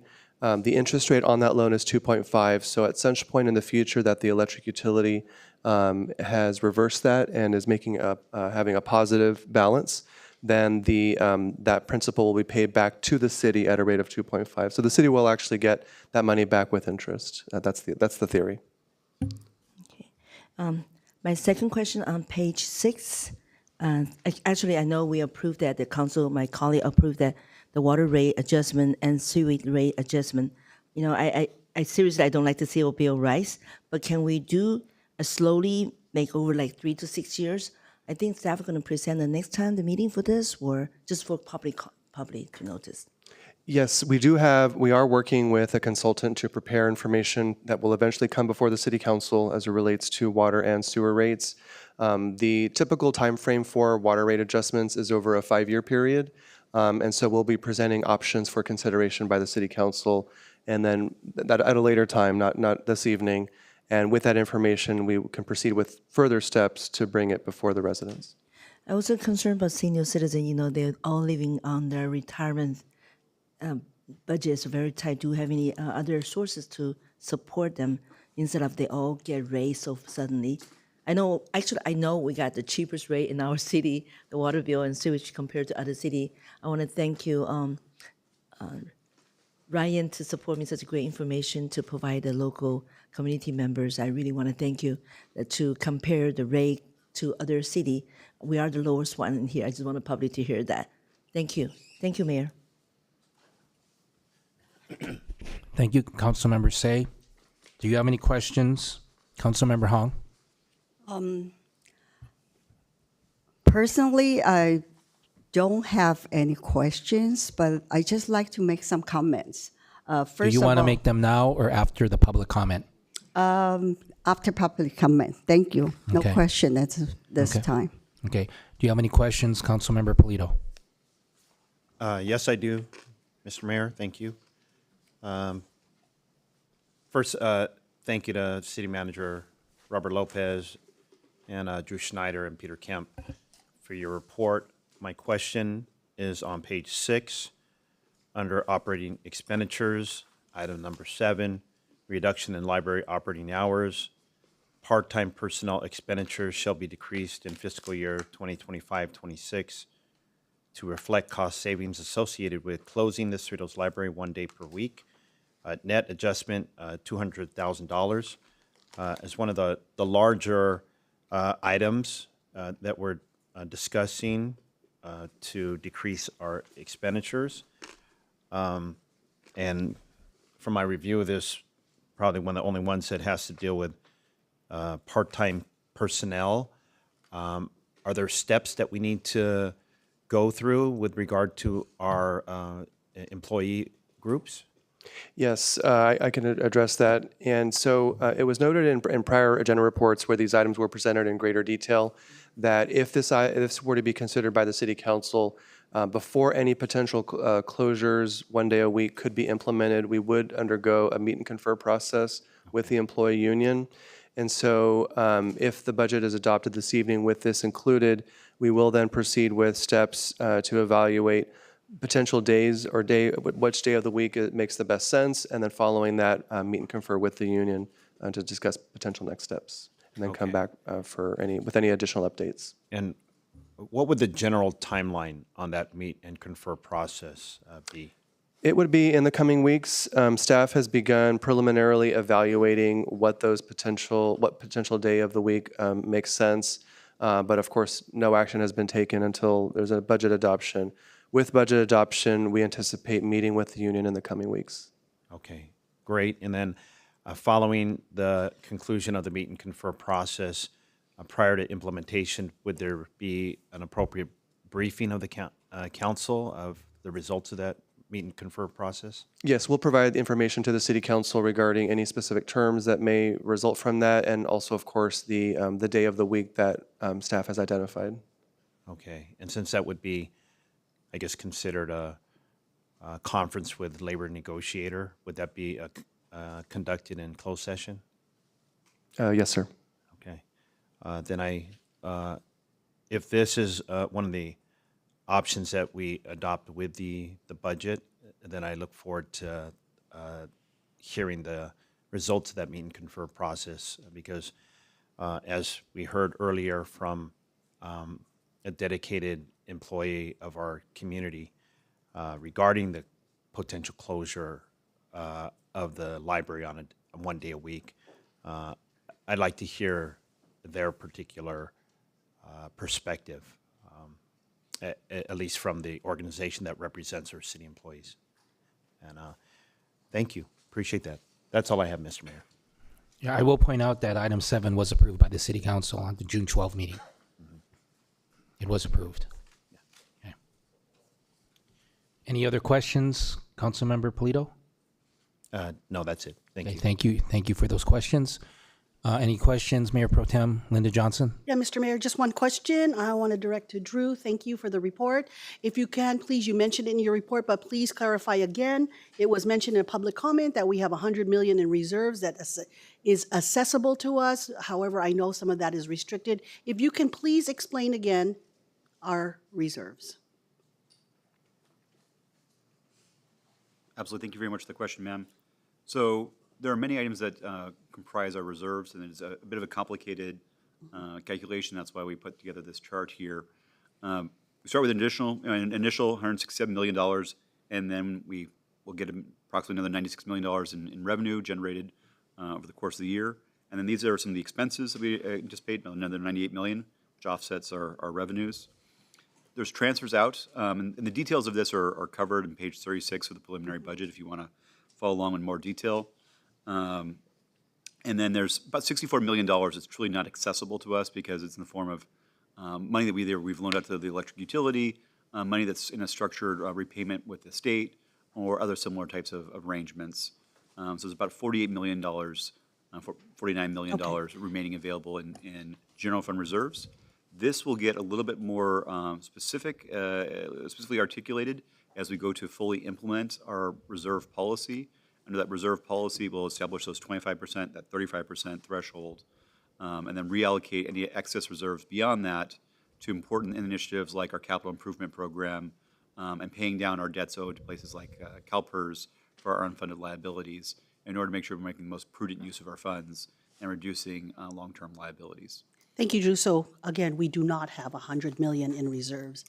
That is accessible to us. I'll also add that in addition to the $48.8 million in general fund reserves, the number of $110 million in quote-unquote reserves are allocated to, like Drew said before, special funds, the enterprise fund, the internal service fund, capital projects, and other special revenues that cannot be touched and used for other purposes.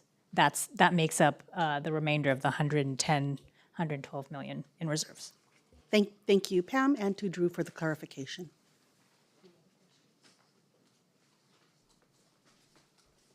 Yeah. I will now open for public comments on this item. Susan Green?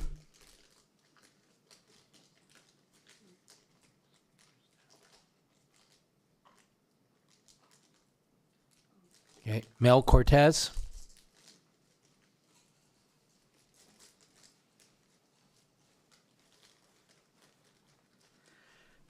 Thank you, Mayor Yokoyama and council members.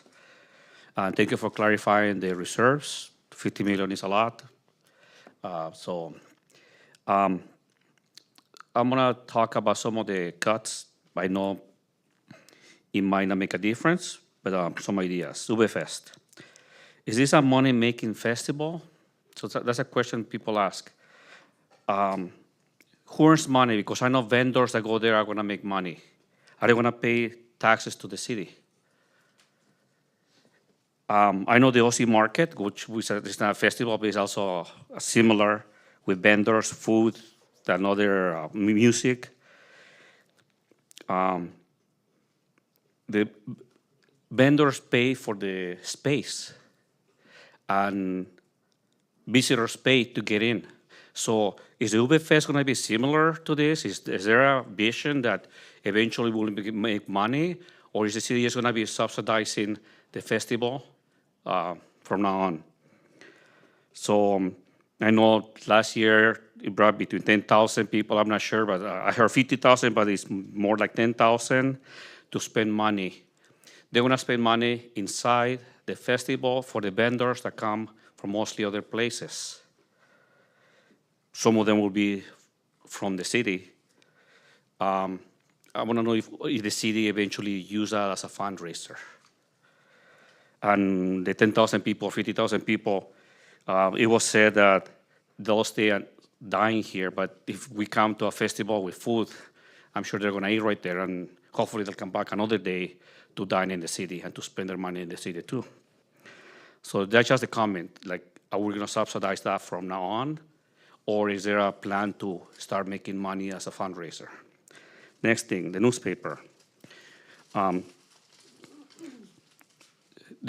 saw some kind of like a plan, and the social media has to do better if we're going to be able to reach all the people in the city with what's going on. Social media, Instagram, 3,800 followers. That's mostly a lot of younger people. Twitter, 140 followers. Facebook, 780 followers. YouTube, I check right now, 37 people watching, and about 1,100 subscribers. So that's not enough to use social media to communicate all the information to the 50,000 residents. So whatever plan I read, we need to do better, because we're not gonna be able to reach the elderly population that we have in the city. And we know that those are the groups that actually have told me we need a paper. Subscription to the e-news needs to be increased, and we need to do better. She needs to do better to be able to get all those people.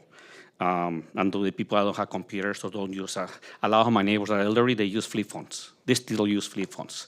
They're not in my neighborhood watch group because they don't have apps. I had to text them. So surveys on social media about how do we want this, those surveys will never reach the people that don't use social media. It's an oxymoron right there, because whether you prefer paper or electronics. and it's an electronic survey. I don't think, it's not about the city, but I've seen surveys like that. Santa Parade, and some people already left. My neighborhood also had a get-together during the Santa Parade. Kids, adults, hot chocolate, playing, and not just with Santa came, maybe like 2 hours before. That was a highlight of, it also helped with Neighborhood Watch to get to know who we are. That's not gonna happen this year. My question is, if we raise $21,500, and I think I could be able to do that. Recently, in my own neighborhood, we raised like $7,000 to work our own thing in about 2 or 3 weeks. If we raise $21,500 through businesses and residents, can we have a Santa Parade for the city? I could help with that. I'm not sure that's possible, if you will allow it, or it's something that you don't want, 100%.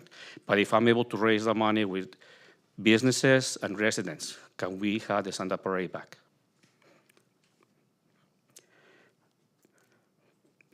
I thought of not coming to say some of these things, but I read something that said, we not only have the right, we don't only have the right to protest the government, we have a duty to protest the government when we disagree. And I know this is not a protest, but it's about what we disagree with.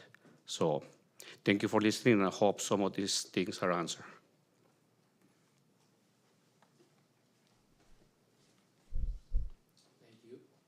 Thank you, Sam Desai.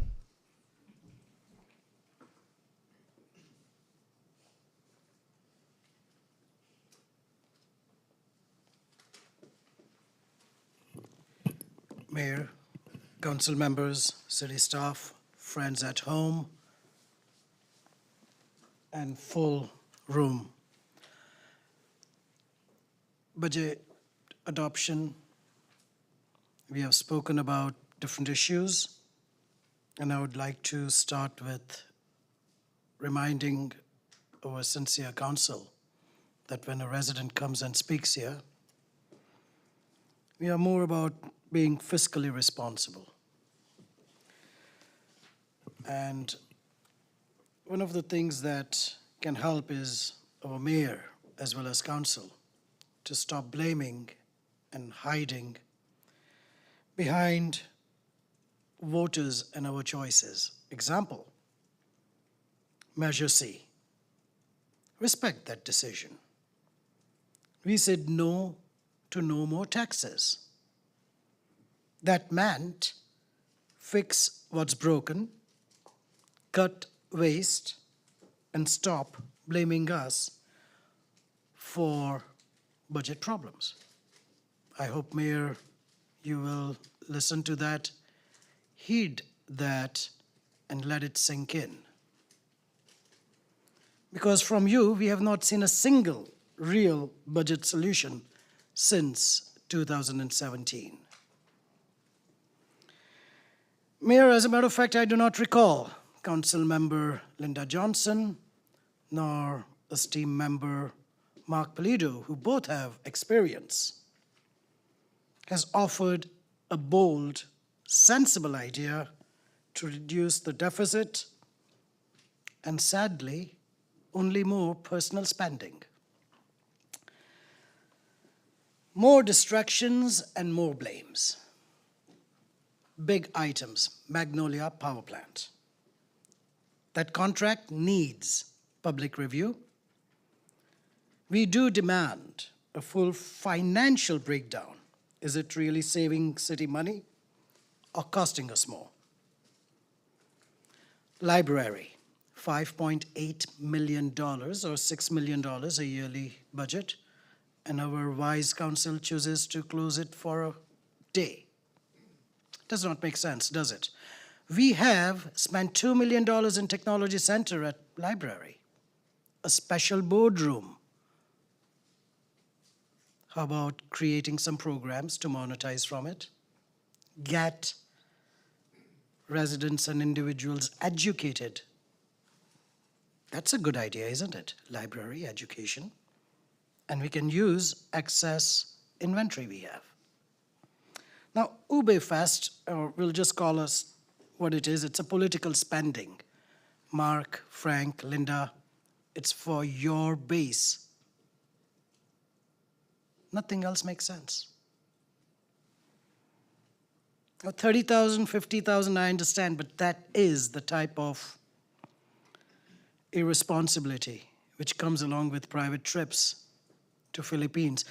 And Sophie would say, I'm sorry, but we don't need to go to Thailand to find out how clean our streets are, right? Just the way we don't need to go to Philippines to know how to be more effective community. Sister cities, I mean, seriously, are you joking me? No, you are not. You want to look good. That's why you want the Sister City program to move forward. Waste. Bringing back Santa Parade is important. I know you guys shot yourself in the foot.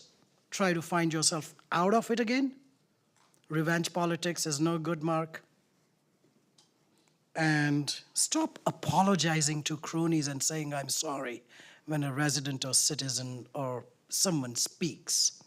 It just looks poorly, and it feels like you're like a gossip queen, Linda. So think about it.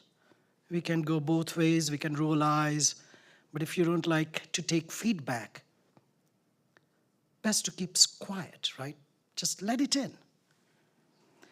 Now, let's start this year with not hiding all the expenses in consent calendars, because as you saw today, we can come and speak. We just expect you to also come up with some sort of solutions. Now, CCPA is on everyone's mind. I hope that you guys are social media friendly and have paid attention to the residents who have spoken of different ideas. But thank you, and I sincerely hope that you take all of our time and our feedback with gratitude and not spite. Have a good day. Are there any other speakers on this item? Seeing none, I will close the oh, there is a speaker. Hey, Carrot. I apologize. Thank you, Carrot. You didn't check in. I did, but And I know you know how to do it. I know you know how to do it. You're not a first-time speaker. Okay, Carrot, let's hear it. So, I'm sure you have heard the concerns about the budget and expenditures. However, I'm here to talk about revenue generation. I would like the current council to set a goal. And the goal I want to see is, how do we increase our TOT? I would like you to establish a goal that sets the bar to say, we want 100% or a 200% increase in our TOT. And we do that by building hotels. Temporary occupancy is the way that we bring people into our city. That property that has laid dormant for years at the mall, Sears has been long out of business. And here's a side note. If Sears had actually changed footage and made their catalog electronic, they would have been the Amazon. But they didn't. That property is vacant. I want a 200-unit hotel or structure of that type, because this is where we need people outside the regular community to come in. It is a wonderful location where a foreign traveler can land. Shopping is right there. South of South Street is the finest Asian cuisine. We know that. The young people go there. What can you do? And it has to be a financial target. Speaking nebulous will never get us anywhere. If you have a goal to say, this is the financial goal, then get the heck out of the way. Businesses do well when there's less government regulation. Let them drive the innovation. Let them bring in the businesses. They're good at what they do. We're good at what we do, which is to find governance, organizing, structure, infrastructure. So I'm asking that you set a goal, a realistic goal, by which we can get this achieved. So that is my wish, is that we set a goal to bring a hotel in. We are such a prime location for all the people that visit Disney, Buena Park. They would love to stay in Cerritos. Let's make it happen. Thank you.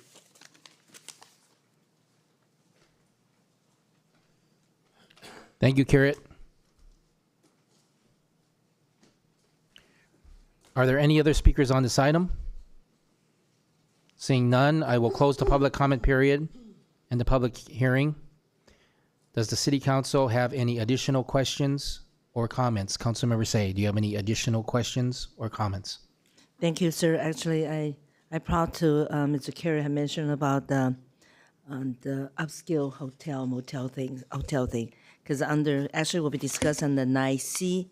We're talking about the transient occupancy taxes at about 1 million on that just one subject, which will only have one hotel in our city. So looking forward to see the difference from my colleague. I know this coming, we would be discussing the matter, but I want to thank you so much about the other thing we have. I do want to share something. It's common, if it's okay. The center flow, it really bothered a lot of residents, people calling me and asking me, can we put it back? But people need to understand, right hand, people want everything, but the left hand has a budget issue there. I know people think about budget allocation, say, well, why don't you use that money for that one? But sometimes it's really hard, because that is how the budgeting we're talking about here tonight. And I wish one public to understand that. I believe my colleague will do the best decision for tonight, but I do consider if we can, put center flow in the future, put it back in when the budget allowable. I do know a couple years ago we were 100 million, but now we're down 48, so which is really how much money we can spend it. I mean, so quickly each year's went by. The what do you call that? The budget we have here, I mean, the reserve has been draining out little by little and so fast from the 100 million to going down to 48 right now. So I do concern about if we put it back in flow, even though people say just only $30,000 or $20,000, but each money counts. Yeah. And I also want to mention people talking about the travel expense. I don't know allowed to talk here or not, but it wasn't taken the additional expenditure. Councilwoman put it back in the travel from the council travel expenses there. So it didn't take from other area. I wanted people to understand it's like a family matter thing, the decision making, what would you do, spend the money on certain thing, and that was approved by even a lawyer here. So I want you people to understand that. Thank you, Mayor. Thank you, Councilmember Say. Councilmember Hong, do you have any additional questions or comments? Thank you, Mayor. It is very tough decision tonight for me, okay? But I want to first to start out by sincerely thank our city manager and all the outstanding budget finance teams, especially Drew and Peter, for all the long hours and hard work that went into preparing all this whole year's budget. Putting together something this comprehensive takes real dedications. And I appreciate all that you have done to make sure that our budget is built on the responsible stewardship of the public's resources. We have spent the past several months thoroughly evaluating all this year's budget.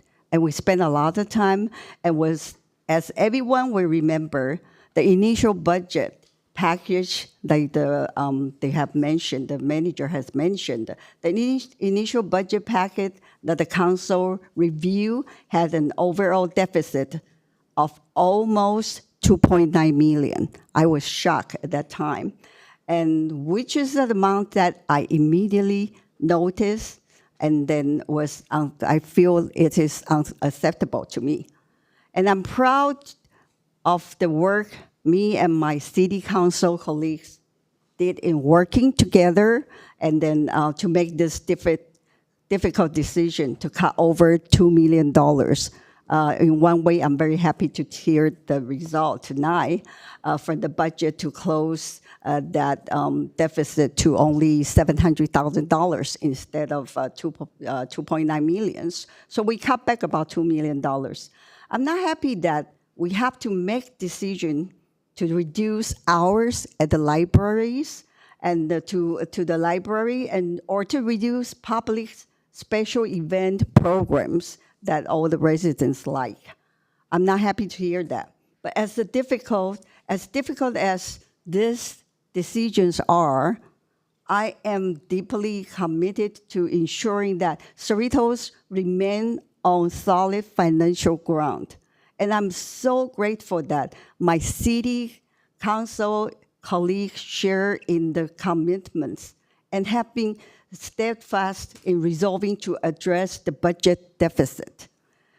With an overall budget of more than 150 million, I don't think a moderate deficit of $700,000 placed the city at a crisis point, particularly when we look at that deficit through the context of strong financial reserve that we are fortunate to be able to rely on to support us through the challenging times like this. But we do need to be mindful. We cannot be losing our focus. We have to be very mindful because we don't know what is happening this year and what will happen next year. We have to be really mindful about that. As we move into the new fiscal year, I want us to be proactive in finding new sources for recurring revenue so we can continue to provide high quality service our residents expected and deserve. On top of that, I want the city to thoroughly evaluate our expenditure to future identify cost-saving opportunities. I'm excited about what the future holds our city, and I know that we have many great things on the horizon. But tonight, I feel very upset, even I'm very not happy. I'm not satisfied with the city council's work in truly balancing the budget. And it's done, and I am unable to approve the budget with the deficit as presented. Because when I was doing my, when I'm running for my campaign, I promised I'm working for the city, and I think it's the councilman's job trying all our best efforts to balance the budget. Once again, thank you to everyone who contributed to this budget. I'm looking forward to working with my colleagues and community in the new fiscal year to identify opportunities that will help us resolve the deficit. And this is my personal comments. And I want to express this so all the residents can hear that. And also understand we're in a very critical situation. That's why we have to cut back some of the services. And that's due to because we want to balance the budget so bad, and we already try very hard working. But to me, I know $700,000 is not a lot. And maybe at the end of the year, we don't even spend that much. We can save this money, and then we will look good, you know. But as a budgeting, a lot of people think, oh, if we have budget this much, we can spend that much. And that's what I've been encountered with a lot of organizations, and that's why I don't want this to happen. I'd rather to have a balanced budget so that people think, okay, we're in control and everybody can spend within the budget. And every item we try to within the control of the budget. Thank you. This is my personal comment. Thank you, Councilmember Hong. Do you have any other questions or comments? No, thank you, Mayor. Thank you. Councilmember Polito, do you have any additional questions or comments? Thank you, Mr. Mayor, and once again, thank you to our city staff, Mr. Lopez, Mr. Schneider, Mr. Kemp, and the rest of your team that helped put this budget together. I just want to take the opportunity to commend you for being responsive to the community and to the council. And over the past 51 days since, what was it? On May 6th, we got revised deficit estimates that went up to 2.9 million from initial estimates of 1.1 million. And that was a shock to this new council. But through various study sessions and robust discussions with full public comment opportunities for our community, I'm glad that we went through a whole range of options. And in 51 days since then, you're able to reduce the budget deficit to $700,000, going from 2.9, that's 2.2 million. That's significant work to close that budget gap to the tune of 76%. That's pretty phenomenal. And I just want to say that I acknowledge that hard work. So the viewing public, I hope they will understand that this great organization of talented people and people who are duly elected by the voters of this community, I believe has done our collective due diligence. And so that is why I'm going to wrap up my comments here to say that I'm fully prepared to adopt this budget. I believe that it is a true reflection of our community's values, our priorities. It is the financial expression of those values and priorities of this community. And I believe that it will set us on good footing for the year ahead, building on the new day that the voters of this community entrusted in us. And so, Mr. Mayor, thank you. And at the appropriate time, I'd love to make the motion to adopt this budget. Thank you.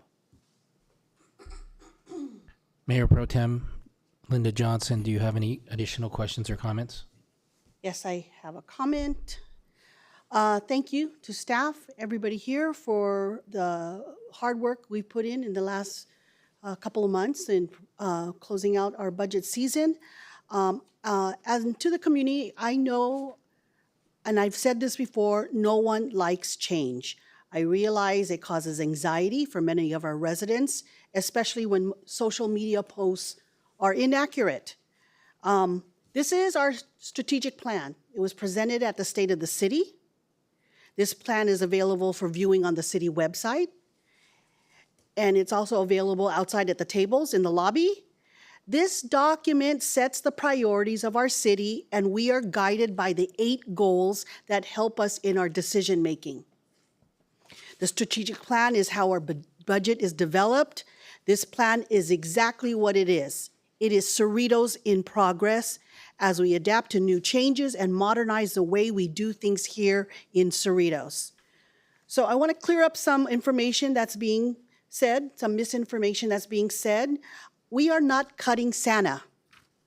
We have taken the Santa's Holiday Island and the Santa Float, combined it together, and rolled them up into one event that is going to be much bigger.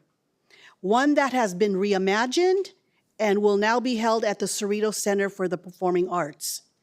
That is goal number 4 of our strategic plan, which is to strengthen economic development. Santa's Sleigh Day will draw visitors to Cerritos and to the CCPA. Folks will dine and shop in Cerritos, and they may even buy a ticket to the CCPA.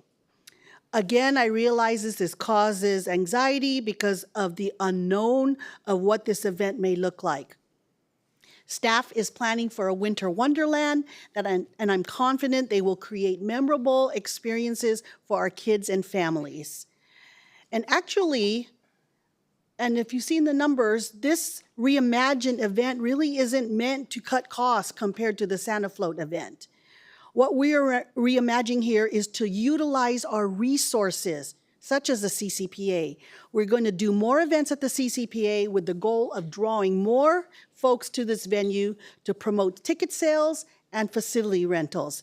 This is Cerritos in progress. It's also said we're cutting the Festival of Friendship. We are not cutting the Festival of Friendship. This event is being reimagined and relocated. It's being moved from the Los Cerritos Center, and starting this year, the Festival of Friendship will be held at the CCPA. And it will have an additional element to include the celebration of the Lunar New Year. Again, this event was not meant to cut costs. Just like the Santa Sleigh Day event, we are utilizing the CCPA to bring folks to our theater. So imagine, kids and adults will be able to experience performing on a world-class stage. We are not cutting out performances. This will be the same production as we've had in the past and even bigger. This event, the Festival of Friendship, is in line with goal number 4 of our strategic plan to strengthen economic development. And again, I'll say it again, this is Cerritos in progress. Also in support of goal number 4 of our strategic plan, we are hosting Ube Fest in Cerritos. Many residents have expressed concerns on this. Ube, as you know, is a purple yam from the Philippines. It just happened to come from the Philippines. That it's an ingredient that is found in many drinks and pastries. In fact, Davien Coffee, a Vietnamese establishment, has on their menu ube cream coffee. And just recently, King's Hawaiian Bakery released a limited edition of ube coconut rolls. So that cannot be ignored on how popular this ingredient is. It's appearing in many non-Filipino establishments. So by hosting Ube Fest, it will make Cerritos a destination spot. Ube Fest already has a proven track record of success. They do not just sell Filipino food, they sell a variety of foods and merchandise. LA County only committed to hosting it on its inaugural year. They never committed to doing it for the following years. This is not about bringing only Filipino-centric events to Cerritos. In 2021, before I was on council, I actually brought Diwali Festival to Cerritos, and they'll be celebrating its 5th year at Canabi Park. Diwali is hosted by LA County. I knew back then that by bringing Diwali to Cerritos that it would boost economic development. So the county can only host one large community event, so they are going to go with Diwali. Therefore, why not have Cerritos host Ube Fest? The addition of hosting Ube Fest and adding it to our budget is not cutting and eliminating Santa. It is not cutting and eliminating Festival of Friendship. I wish people would listen to the rest of the report. We are aligning with our strategic plan. This is Cerritos in progress. I do want to address the concerns that our residents have about my approved travel to the Philippines. It is being said that this trip takes funds away from the Santa Float, city programs, and even fixing potholes. That is incorrect. We have a travel policy that we are in compliance with. We have a travel budget that has sufficient funding for this trip. This is not a vacation. This is a VIP tour with the Consul General of the Philippines, along with dignitaries and officials from the Department of Tourism. I will also be meeting with the governor of Ilocos Norte, a province in the Philippines. Most sister city models are culture focused. That is not what I want for us. My priority and focus will be on commerce. On this trip, I will be looking for types of businesses that have financial and logistical support from their local government. And just recently, upon hearing about my arrival to the Philippines, the governor of Iloilo has extended an invitation for me to meet him as well. This is Cerritos in progress. These are best practices. There are best practices that they do there that I hope to bring here to Cerritos. Public safety remains a priority and is listed as goal number 1 in our strategic plan. This council has listened. Residents wanted to close off streets in their residential areas to mitigate residential burglaries. This council listened, and we placed it on the agenda for discussion. Residents wanted more ALPR cameras. We listened, and we are in phase 2 of this project. And we are the first contract city to implement a drone program. That is Cerritos in progress. This council continues to listen. Residents have said they wanted more pickleball courts. Just last Monday, we opened 4 dual-use pickleball courts at Cerritos Park East. Previous to that, we opened 8 dual-use pickleball courts at Liberty Park. Within 3 months, this council has opened up total of 12 pickleball courts. That is Cerritos in progress. Residents have voiced their concerns over the Cerritos Center for the Performing Arts. In just 3 years, we have hired an executive director when they had not had one for years. We approved a new marketing firm that is moving us into the 21st century, especially with the partnership with Ticketmaster and going to a ticketless system, which, by the way, most big venues are doing these days. And at our last council meeting, we approved the establishment of a nonprofit fundraising entity for the CCPA to build donor development, which aligns with goal number 8 of our strategic plan. That is Cerritos in progress. Since March 2026, 2025, exactly 3 months ago this day, this council has done so much more than I have ever seen since I was elected in 2022. And this is because this council, along with our executive team, is unified. Unified doesn't mean we all agree on the same thing or that we all vote the same way. We are unified and committed to working with each other to put in place best practices. If we want Cerritos to be the leader in the region, we need to turn the ship. This effort needs to come from our council, our executive team, and their staff, and also from our community and residents. We are moving into the 21st century.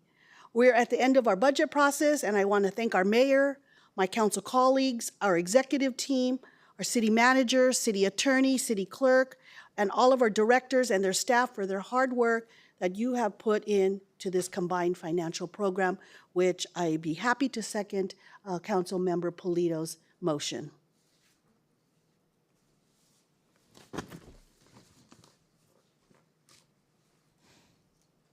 Thank you.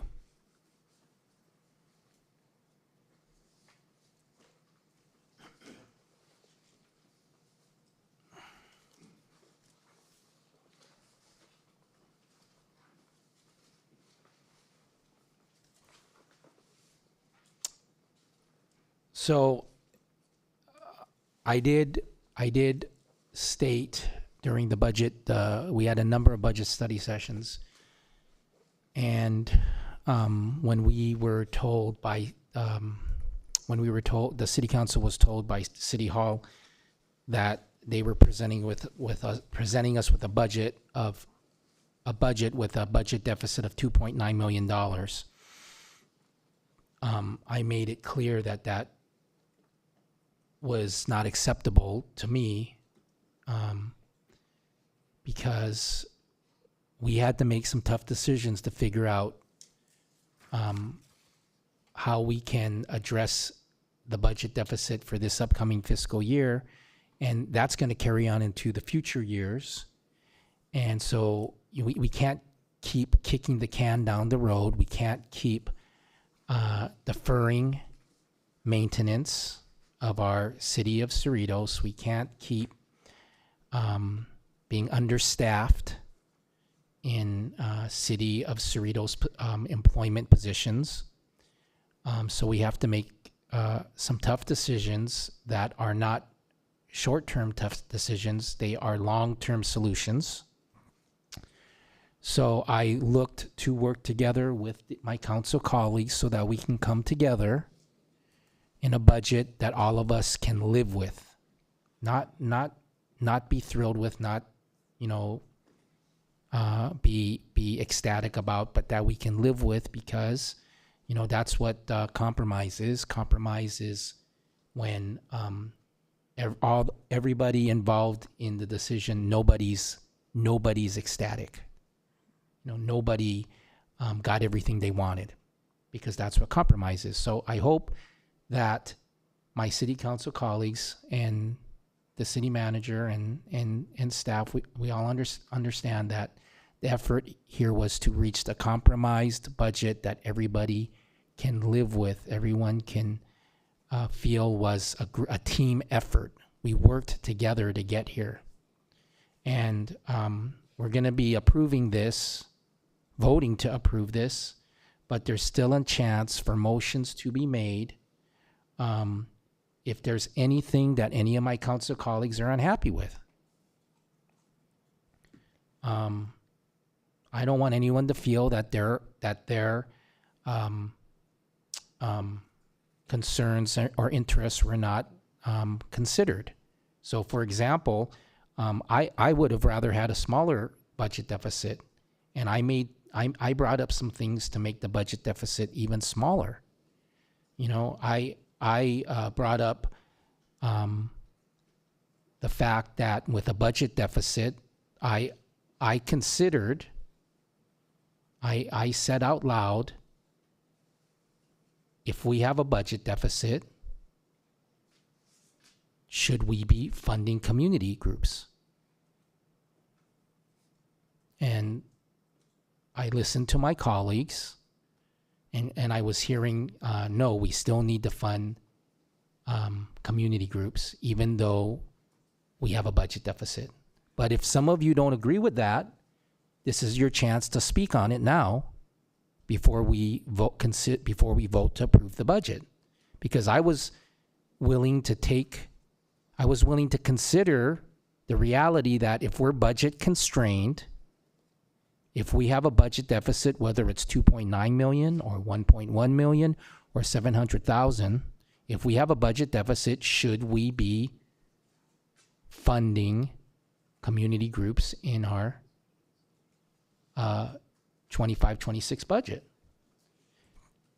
Another thing I brought up was closing City Hall, not having City Hall open Monday through Friday every week after week. And we didn't approve that. We did not approve reducing the hours or the days of City Hall. And we made the majority decision to close our library, which is open 7 days a week, which is a luxury. It was awesome for all these years that it was in place to have a library paid for by the city, not paid for by the county, but paid for by our city. And our library was open 7 days a week for decades. But we're now in a budget constraint situation. We have a budget deficit, and a majority of us voted to close the library 1 day a week. In other words, it's open 6 days a week. But if any of us are unhappy with having a budget deficit, we can consider reducing the hours of the library, or we can consider reducing the hours of City Hall. Okay, because I don't want it to be said that those things were not considered, and therefore I'm not happy with the budget deficit. No, if any of us are not happy with the budget deficit, let's talk about some of these issues. And I also I don't want to, our residents deserve to have a city where things are maintained the way they're supposed to be maintained. For these past 5 years, we've been deferring maintenance of our infrastructure. of our city facilities, of our parks, so that by deferring the maintenance, it made those budgets in the past 5 years look better. It looked better because we were deferring maintenance. And so now us five have to deal with the reality that we're budget constrained. And we have to take care of our city. We have to take care. First of all, we have to do everything we can to have a safe city for our residents. That's my number one priority.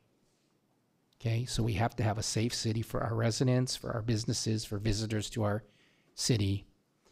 And then the second thing we have to do, a close second, is we have to take care of our infrastructure,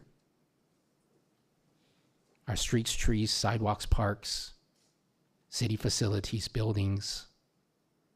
And we got to take care of them, and we can't keep deferring maintenance on those. So those are the priorities. All this other stuff is luxuries. It's nice things to have, but our residents, first and foremost, deserve a safe city, and they deserve maintained streets and sidewalks, trees, parks, senior center, swimming pool, park facilities, city hall, library. Those things need to be maintained. So, if any of you want to consider considering any expenses that we're about to approve, because you're not happy with the $700,000 budget deficit, I'm looking to you to come up with some good ideas, good suggestions that we can consider, because we've been working on this hard for multiple meetings, multiple weeks, multiple months, in a joint effort. So it will be disappointing to me if we don't work together in a joint effort to come together with a compromise position. Councilmember Say, do you have any motions that you would like to make? You know, I always believe I like to take the challenge. I always believe sometimes you make some change, maybe good, maybe not very good. Mayor Pro Tem has mentioned about change to CCPA, which is, when I look at that, and I think it's a matter of the opportunity to help residents feel welcome at a theater for a free event. But I also want to look into the future as a cost effective. Which one it's better, which ones cost less, which is the center slate driving around or using the CCPA in the future. I like to put into as a reference, and we'll do some study on the future. But sometimes new thing maybe is good. So I don't have any problem with the expenditure and spending everything that what we have here. You know, went down to $700,000. I even call our manager, said, "Are you sure?" Because I really double checked it. I looked everything, and I said, "Wow, that was really great. How could you went down from 2.9?" At the beginning, I know it was 1.1, and you did mention to me about possible going to 2.9. So I never give a fuss. I was waiting for something else come out, and now today's the 700,000. I mean, that's what we negative on that, which is I'm very happy. I have no complaint. I will want to take the challenge using the CCPA. Myself, starting using CCPA now, especially the state of the city that you presented to us. It was really great. That will be my today's speech. So I do support change to the CCPA, but I want to have a future cost-effective study just in case, see which one's the cheaper. So that way we can go back whatever, save our budget there. Thank you. Thank you, Mayor. Okay, thank you. So was there any motions you wanted to make? No. Okay. Councilmember Hong, is there any motions that you would like to make? Yes, I understand. Just criticizing is not going to help. I do have some suggestions. I have two suggestions. Hopefully, you can consider my suggestion. First of all, I heard about we have HR. We have to hire 14 employees. And I know because we've been suffering and we've been have people retire, and because of COVID-19, we are really understaffed, and it's not good for the workers. You know, they're frustrated, they're overworked. You know, that's not a good environment. But I was thinking, if we can defer or delay maybe hiring instead of 14, if we can just cut back to hire 10 or 11, holding on 3 or 4, and we can easily save the $700,000 back. And also the other way is what Mayor Pro Tem Linda Johnson was talking about. We are consolidating and making our events, we're consolidating because we have to think about it's not just the cost, it's also the staff's manpower, the part-time workers' manpower. And so with all that putting together, I think we can easily save $700,000 back because safety, no way to compromise. Infrastructure, we need it. The quicker we do that, the better for us, because if we delay our infrastructure, it's going to cost us more money as time goes by. So this is my proposal, and I hopefully it will make some sense. Thank you.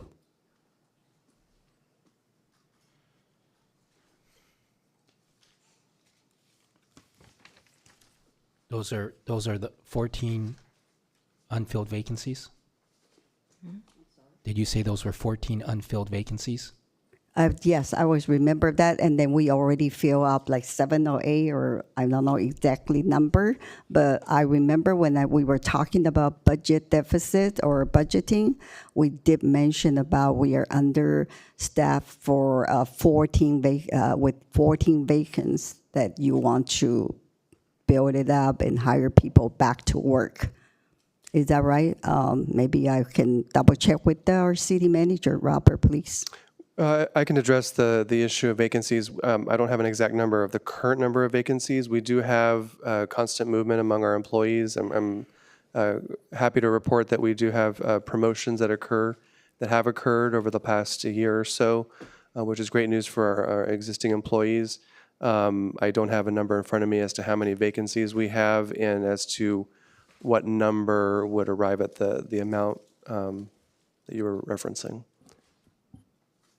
But I would like to have a study of that if we can, that would help, because I think if we can defer 3 of those could be, maybe Drew can help us. Okay, I'm gonna defer to Mr. Schneider, who has additional information, who oversees human resources.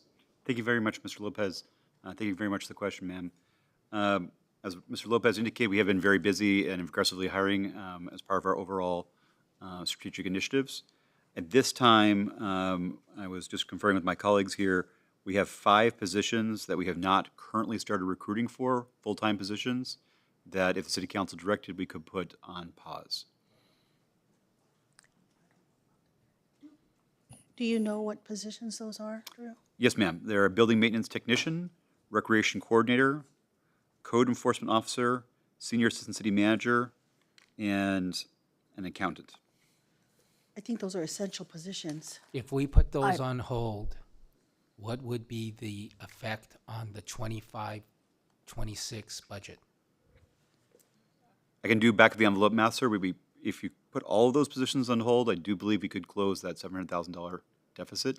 But I would need a couple of minutes to fully calculate that out. I will also add that I believe that 1 or more positions have been subject to a very rigorous meet and confer process. And if it's paused, it will have to go back before the unions to determine what to do, because we did contractually obligate the city to hire 1 or more positions to fill because of the large deficit in services that we have been experiencing.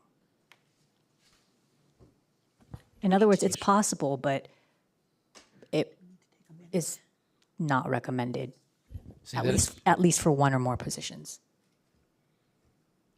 You are recommending, as the city attorney, to not pause which of the 5 positions? Drew, do you have further information, at least in the recreation department? There are multiple positions that we desperately need to fill because it is a detriment right now to the existing employees. Without getting too far into the labor negotiations aspect of this, I do believe the city attorney is referencing the recreation coordinator position would be a sensitive one if it wasn't filled at this time. Councilmember Hong, do you have any questions about any of this? that you'd like to ask Drew or the city attorney or the city manager? Is it possible we can do some study, or is this almost impossible? We also went through a 2 or 3 year study in 4 phases that cost over $100,000 for this.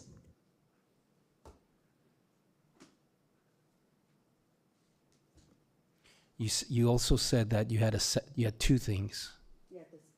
Yes, the second one is like what I was talking about. We have already done that. We already consolidate all the events, like what Linda Johnson was saying. We're not cutting back a lot of them, but if we consolidate, combine like Moon Festival or the other celebration all together, and make sure, we were talking about, to have the festival of friendship all combined together and host in one big event at CCPA, it's our beautiful CCPA, and we can have all the other, all different, different performance from different group of people. Then nobody was gonna say, oh, you're only taking care of Chinese or whatever, that way the whole community is happy. We have a very successful, event already before, but it's just a smaller scale. But if we can cut back the other program and just make it one good event all together and celebrate it all together, make everybody happy, So this will help cut back some money, but I don't know if enough for $700,000.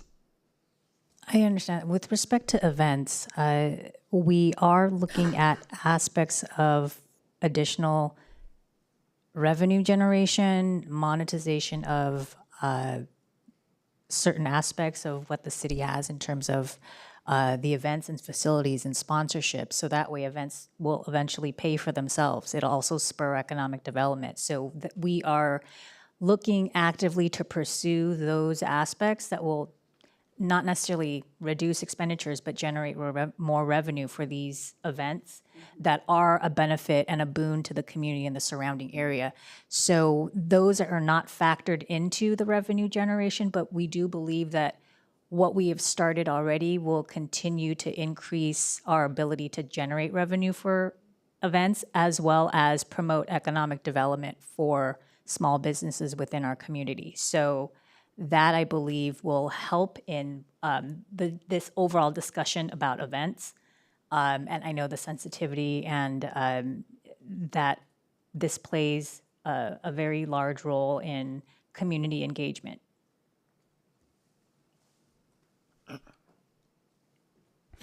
Councilmember Hong, do you have any motions you'd like to make? No, not at this moment. Thank you. Councilmember Polito, sounded like you wanted to make a motion. I would like to, Mr. Mayor, but before I do that, I'm intrigued about the previous discussion about the 5 positions. It was mentioned that a number of them would trigger a meet and confer. Which ones will not? What positions, if we were to consider them? Before answering the question on the specifics, I will note that those positions, I have placed those in the recommended budget because they are essential to achieving the outcomes that the City Council has set forth in the strategic plan. So I'll just note that by not pursuing some of those positions, we would be potentially slowing down some of those initiatives. But with that, I'll defer to Mr. Schneider to answer the question. So the 2 positions that would be most labor sensitive, because they are covered by the union, would be the recreation coordinator and code enforcement officer positions. The positions that, and building maintenance technician as well, pardon me. The positions that would not be covered by the union would be the senior assistant city manager, the accountant, and the parks and trees supervisor. Parks and trees supervisor. Parks and trees supervisor. That's in our Public Works Department. And the senior assistant city manager. Those 2 positions will not require a meet and confer discussion. Those 2 and the accountant, though the accountant was set to be advertised tomorrow. So it's actually 3. Mm-hmm. 3, the accountant. Okay, and then there were how many that would trigger it? the recreation coordinator, the code enforcement Officer Officer. and the building maintenance technician. building maintenance technician. So of the three, accountant, parks and tree superintendent, is that it? Parks and Trees supervisor. Supervisor, and a senior assistant city manager, how much savings would we realize without triggering meet and confer? And this is just for, exploration purposes, Mr. City Manager. I heard what you said.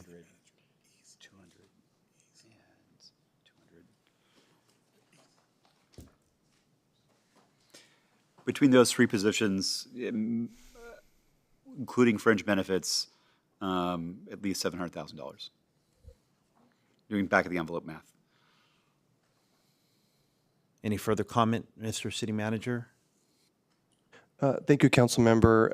While I understand the concerns on achieving the issues with regard to the budget deficit, I do reiterate my my request as it relates to the essential need of these positions for fulfilling the council's goals over the next upcoming years. Okay. I want to make a comment that I think our mayor gave ample opportunity for our council to consider how we could work as a team in order to feel comfortable with this budget. And I made my initial comments about how I was really impressed of all the hard work with public comment and with robust discussion at this council level, that we reduced the expanded projected deficit of 2.9 by 76% within 51 days. That's a reflection of a lot of Herculean efforts. And then what our mayor did was to not rush to approve, but to give our council members, our council colleagues, the opportunity to explore options. And I want to commend Councilmember Hong for identifying an opportunity here. And then, of course, with our good legal counsel, we identified that it might complicate things further by triggering a meet and confer process, which earlier we had already discussed on one item that we had adopted. And the mayor made clear that the $200,000 with regard to reducing the library by 1 day a week of $200,000 was approved earlier on June 12th, and city manager confirmed that that will trigger meet and confer, and there is already a process in place that it will come back to us before executing on that. So now we know of the 6 positions that 3 of them won't trigger meet and confer. And surprise, surprise, it'll close the budget deficit entirely. So really now, what I believe is, do we have the political will to do what we need to do in order to close this completely? Or are we comfortable with still adopting this budget with a $700,000 deficit and prudently go into our reserves, which we have full authority to do, in order to adopt the budget on time for the start of the fiscal year, July 1, based upon the recommendation of our city manager. So that's the way I see it right now, is that we've exhausted all options. I see nodding heads from my council colleagues. If there is political will to do that, or if there's comfort amongst all of us to proceed as staff has recommended tonight, then I don't see why we wouldn't be unanimous in adopting this budget. We have an option. It's just, before I make the motion to adopt, if someone wants to entertain a motion either way, They could do that, and we could vote that up or down. And then from there, what I'm hoping is that since we're not rushing to try and adopt it without following our mayor's recommendation to exhaust all options, then what I'm hoping is that then the motion that I aspire to make will be a unanimous, perhaps, adoption of the budget for the new fiscal year. So I pause, and I won't make a motion yet on the full motion, Good. the full budget. Good. I don't want you to make a motion. Mayor Pro Tem Johnson? Thank you, Mr. Mayor. I am in full agreement with Councilmember Polito, and we have to adopt this budget this evening so that we can close it out, and it'll be, so we can go into the next fiscal year. So it must be adopted tonight. We all, 5 of us, had the opportunity to meet with staff. They've always made themselves available. And certainly during, I think Mark said, the 51 days we've been in this budget season, there were many, many opportunities to meet with staff and to bring in your recommendations on how to trim this budget. We've had 4 budget sessions already, public sessions, and to do something tonight, I think would be a rush to judgment, especially when the positions that were just mentioned are critical. I said earlier in my comments, this is Cerritos in progress. We cannot defer these positions.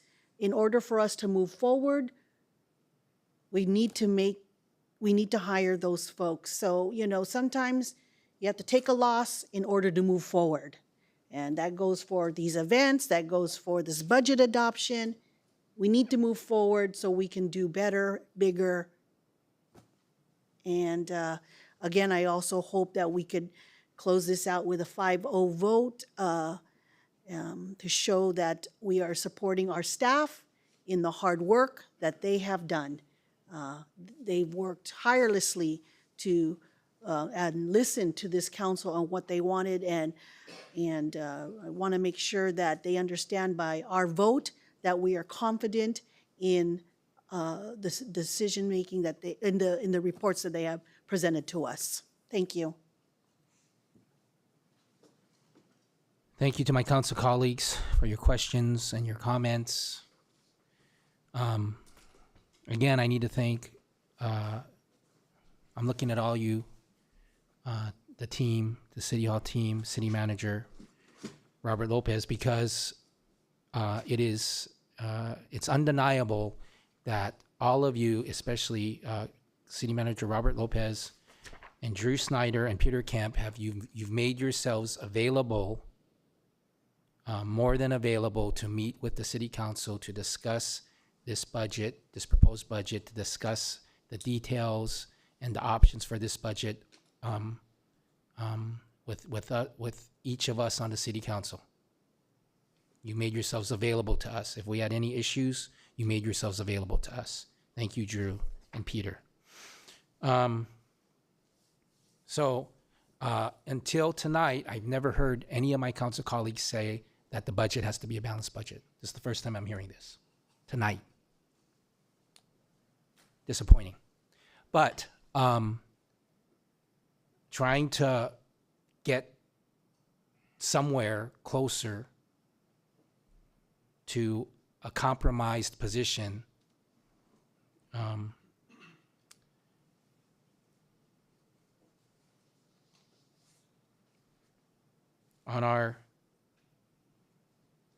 one of our previous budget study sessions on the annotated preliminary fiscal year 25-26 budget consolidated modifications list. We had item 11, deferred information technology, maintenance and projects. All of my council colleagues had the opportunity to discuss that issue and make a motion on that issue. But I made the motion on that issue after giving them all the opportunity to make the motion on that issue. So I'm gonna make a motion. Deferred information technology maintenance and projects. My motion is rather than the previous net adjustment of 99,000, I make a motion to approve the full modification, the full adjustment of $392,000.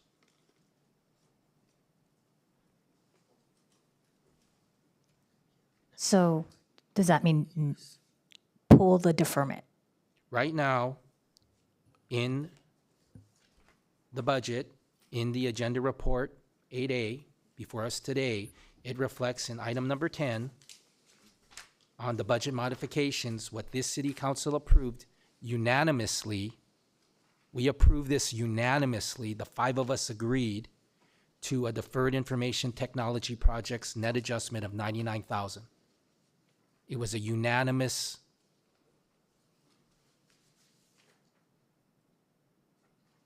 It was unanimous. I'm looking at the minutes of June 12th. It was carried 5-0. All 5 of us agreed to this. But in an effort to compromise, for the 5 of us to understand that we're in this together, and there's, the residents need to see that we are being fiscally unified in dealing with the budget constraints of our city and being fiscally resilient, fiscally strong together. I make a motion with regards to item number 10, deferred information technology projects, on page 7 of the agenda report. I make a motion to approve deferred information technology maintenance and projects for the full adjustment of $392,000.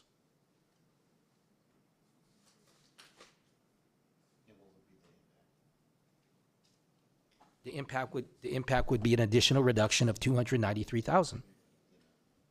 It would result in a budget deficit of $407,000.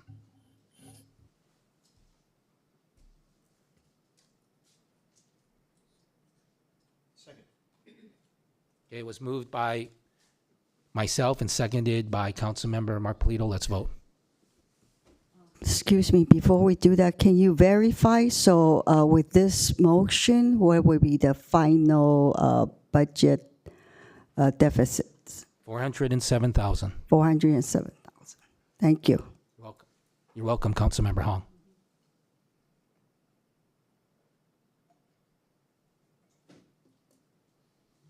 We need to see the voting screen on all 5 council members' screens, please.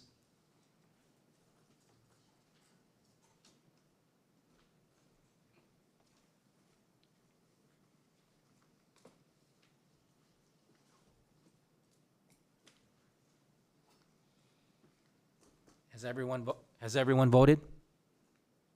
Okay. The motion passes 5-0. Okay, so now item number 10 on page 7 of today's agenda report 8A is now a net adjustment of $392,000. That net adjustment of $392,000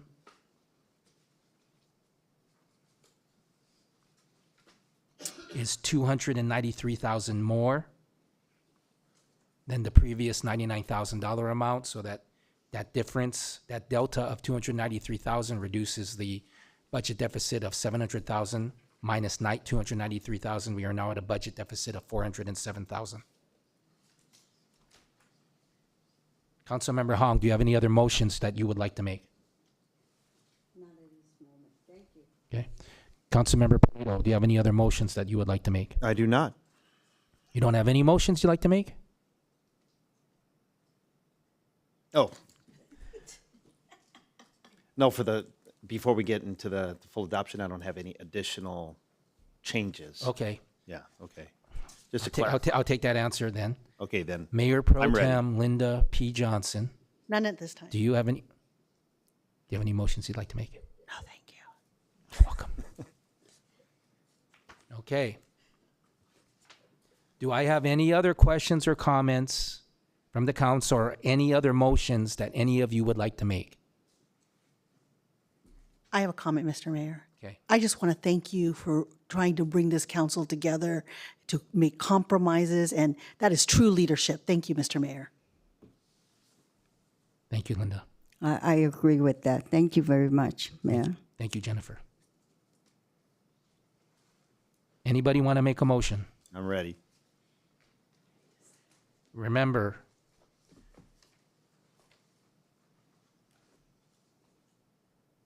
we have a pretty detailed I know. recommendation list on page 9 of the Agenda Report 8A. And I also want to remind you that budget modification number 1 is not up to council member decisions.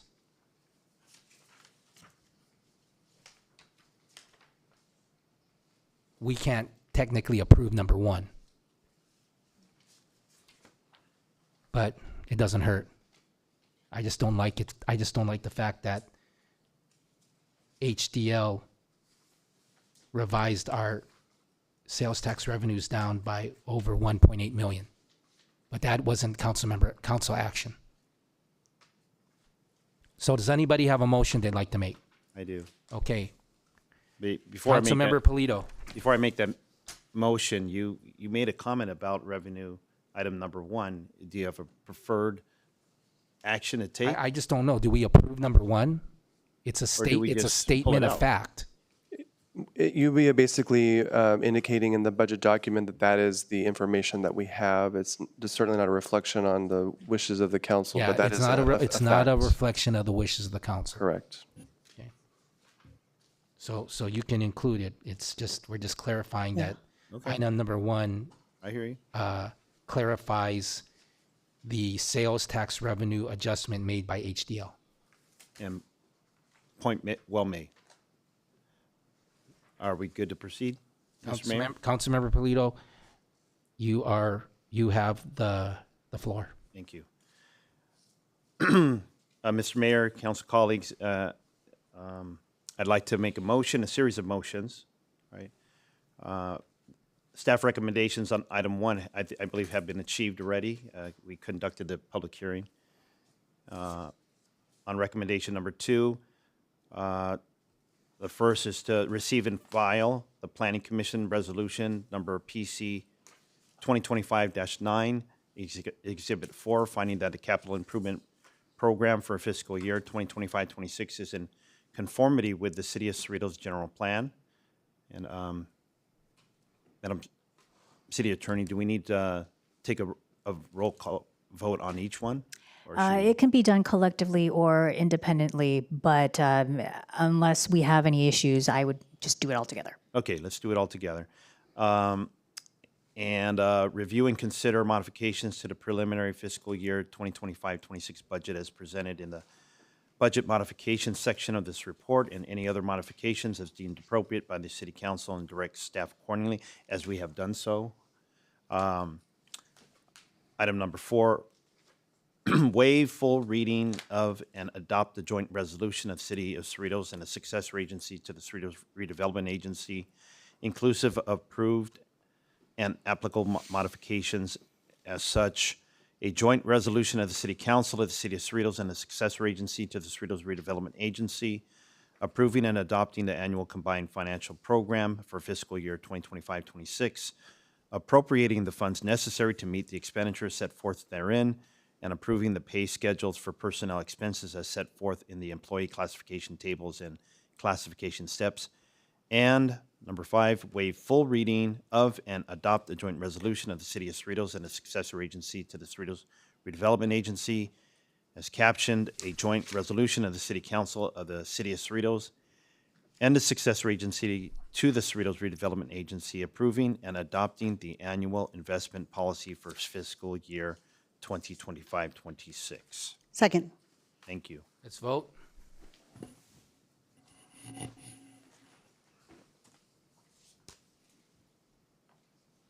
Motion passes 5-0.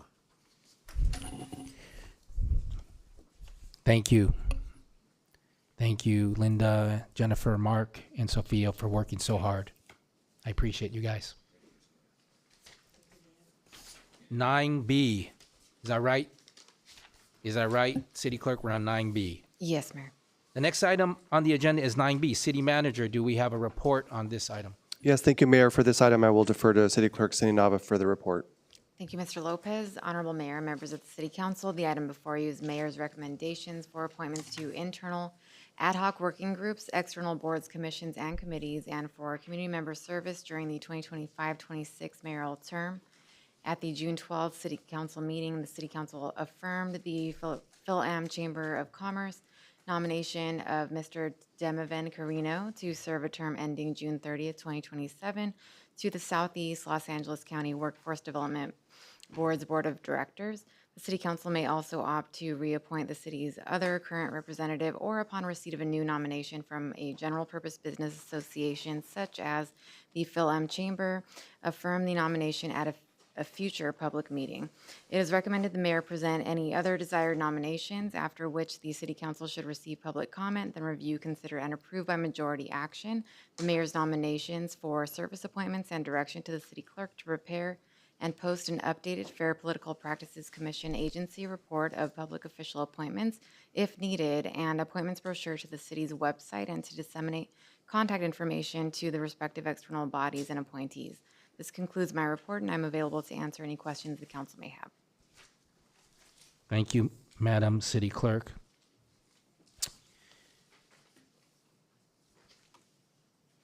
Do we have any questions from the council? I will now open for public comments on this item. Do we have any speakers? Thomas, Rick, do you guys want to make any public comment on this? Okay, next time. Are there any other speakers on this item? Seeing none, I will close the public comment period. Does the council have any questions or comments? Okay. I know. Do we have any does the council have any questions or comments on this item? Okay. Okay, so I want to please make some mayoral appointments to our internal ad hoc working groups. Are you ready to take these down, Madam City Clerk? For ABC Unified, Councilmember Sophia Say, Mayor Frank Aurelio Yokoyama. ABC Unified, Sophia Say, Frank Yokoyama. For Cerritos Community College District, Mark Polito, Sophia Say.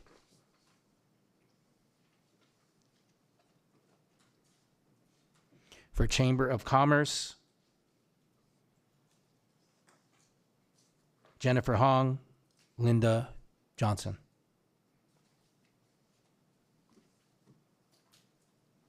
For Library, Sophia Say, Linda Johnson.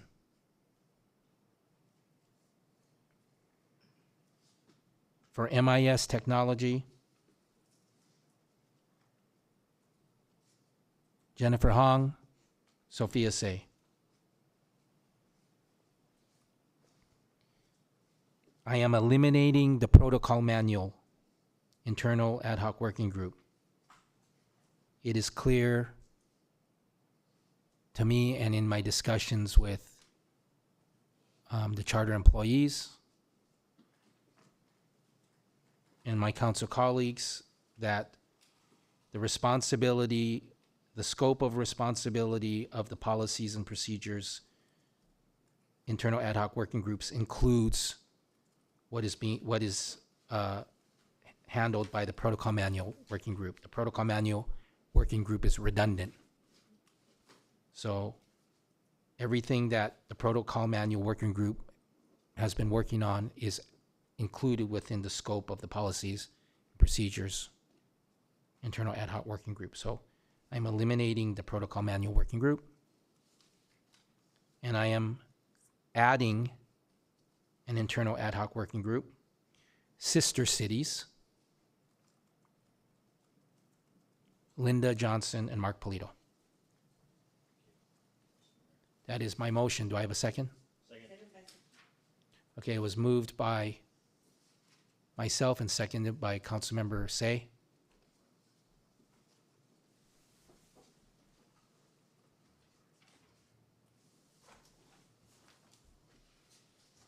The motion passes 5-0. Item 9C, annual appropriation limit. The next item on the agenda is 9C. City Manager, do we have a report on this item? Yes, thank you, Mayor. Item 9C is an annual action that's required for legal compliance. The presentation will be given by Budget and Finance Manager Peter Kemp, and following his presentation, he and Mr. Schneider and I will be happy to answer your questions. Just the facts, Peter, just the facts. Thank you, sir. We'll make this as quick as possible. Thank you, Mr. Lopez. Good evening, Honorable Mayor, members of the City Council. The item before you is a routine but required part of the budget process, the adoption of the city's annual appropriations limit as mandated by Article 13B of the California Constitution. All cities and counties in California must adopt this limit each year. For some brief background, in 1979, California voters approved Proposition 4, known as the GAN limit, which established constitutional limits on the amount of tax revenue that a local government may spend in a given year. Although Proposition 4 became effective in fiscal year 1980-81, the base year for the calculation is fiscal year 1978-79. The formula adjusts that base amount each year using inflation and population growth factors. In 1990, the Proposition 111 amended Article 13B to allow more flexible and locally relevant adjustments. Since that time, cities have had the flexibility to select the adjustment factors that best reflect local conditions. For the inflation component, cities may choose either the growth in California per capita personal income or local non-residential new construction. And for the population component, they may choose either the city's or county's population growth, whichever is higher. It's important to note only revenues classified as proceeds of taxes are subject to the appropriations limit. For fiscal year 25-26, staff used the growth in California per capita income and Los Angeles County population growth to calculate the adjustment. Based on those factors, the city's appropriation limit is approximately $267.9 million. The city's appropriations subject to the limit are estimated at $73.1 million, placing the city approximately $195 million below the limit. This large margin is consistent with prior years and indicates that the city remains well within its legal spending capacity. The resolution before you establishes the appropriations limit for fiscal year 25-26 and will be included in the appendix of the final adopted budget document. At this time, staff respectfully recommends that the City Council waive full reading of and adopt the resolution approving the city's annual appropriations limit. That concludes my presentation. Mr. Lopez, Mr. Schneider, and I are available for any questions. Thank you. Do we have any questions from the council? Do we have any questions from the council? I have real quick. I'm sorry about that. This is just pretty new to me on this one, so I did study it. So I just want to make sure the report just for legal compliance, right? And make sure we not spending up to $267.9 million, and we are below actually right now. With the adoption of the budget earlier this evening, the maximum that we would intend to spend is what was in the budget. But because we have to make this statement publicly, that is technically based on the formula, the absolute maximum. Okay, thank you. Thank you. Thank you, Mayor. Any other questions from the council? I will now open for public comments on this item. Are there any other speakers on this item? Seeing none, I will close the public comment period. Does the council have any additional questions or comments, or do I have a motion? I move to approve it. Second?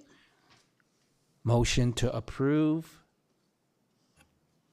by Councilmember Hong, seconded by Mayor Pro Tem Linda P. Johnson. Motion passes 5-0.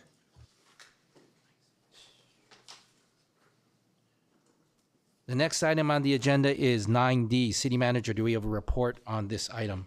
Yes, thank you. This item follows up on past direction given by the City Council as it relates to exploring a potential station for the Southeast Gateway line. The potential awarded contract information will be presented by Director of Community Development, Kristen Aguila, and following her presentation, she and I would be happy to answer any questions. Thank you, Mr. Lopez. Good evening, Honorable Mayor and members of the City Council. At the May 22nd City Council meeting, the council directed staff to identify a prospective consultant to assist the city in preparing an analysis of potential station locations along the Southeast Gateway line in the city of Cerritos. The item before you tonight is an award of contract to a consultant, CityWorks Design, to conduct this analysis.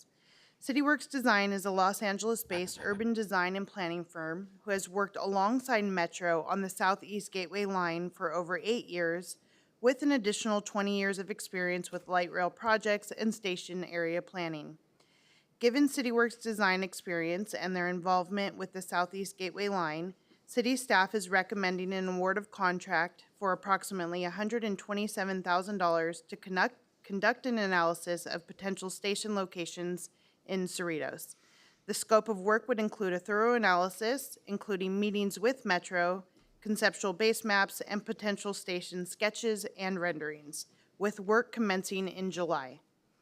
Funding for the study is proposed by way of the city's restricted Prop A and C transit funds, which are restricted for transportation purposes only. As such, this study can be wholly funded by way of those funds, and no general fund monies will be utilized. On a separate matter, I would like to note that at the request of the City Council, staff is currently working to schedule a joint meeting with Metro and OCTA to discuss a potential extension of the line through Cerritos into the County of Orange. The city will continue to work to facilitate such efforts and will provide updates to the City Council as they become available.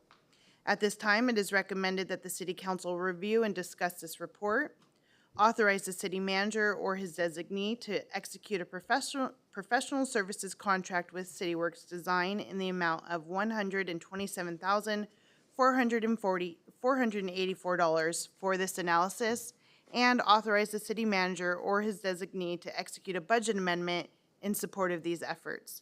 This concludes my presentation this evening. At this time, Mr. Lopez and I are available to answer any questions the council may have. Thank you.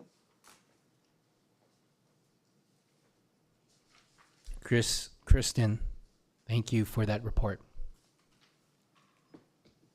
Very, very important future project for the city. Do we have any questions from the council? Councilmember Say? Councilmember Hong? Yes, I do have a quick question. I know we have started this before, and this is, I wasn't too involved with the previous conversation. So I want to know if with this contract, we're hiring outside consultant, hopefully we can get a different perspective, view of what is the best way for us. I know the previous one maybe was proposed by Metro, and I know there are a lot of strong rejection from the residents. So I think it's worthwhile to do this kind of study. But I just hope I'm expecting to have a better, different thought or different proposal. And you involved this a lot, Christine, so I hope you can make sure they do come out with the proposal that I think is more acceptable and more reasonable, and that we can present to all the residents. Otherwise, they will say, why even doing that, right? That's just my personal suggestion. Thank you. And that is correct, Councilmember, that the original plans for this area were proposed by Metro as part of their planning process.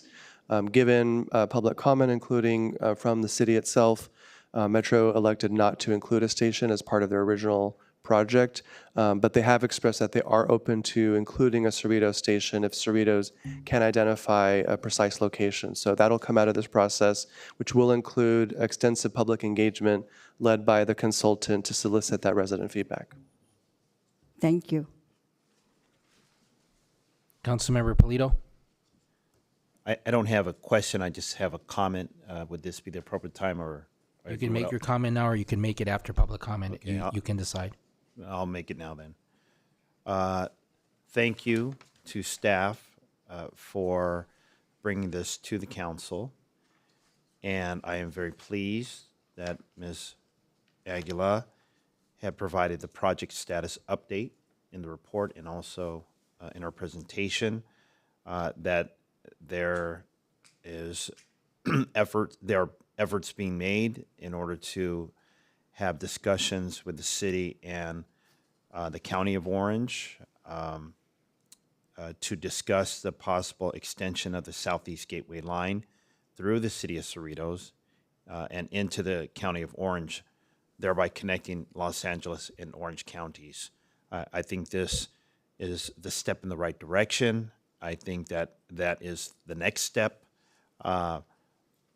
beyond studying the location of a stop along the Southeast Gateway line. So I'm pleased about that being added in there. That's all I have to say at this point, but at the appropriate time, Mr. Mayor, I would be honored to make the motion on this item. Thank you. Thank you, Mayor Pro Tem Linda P. Johnson. No comments. Open it up to public comment. Is there anybody who wants to make public comment?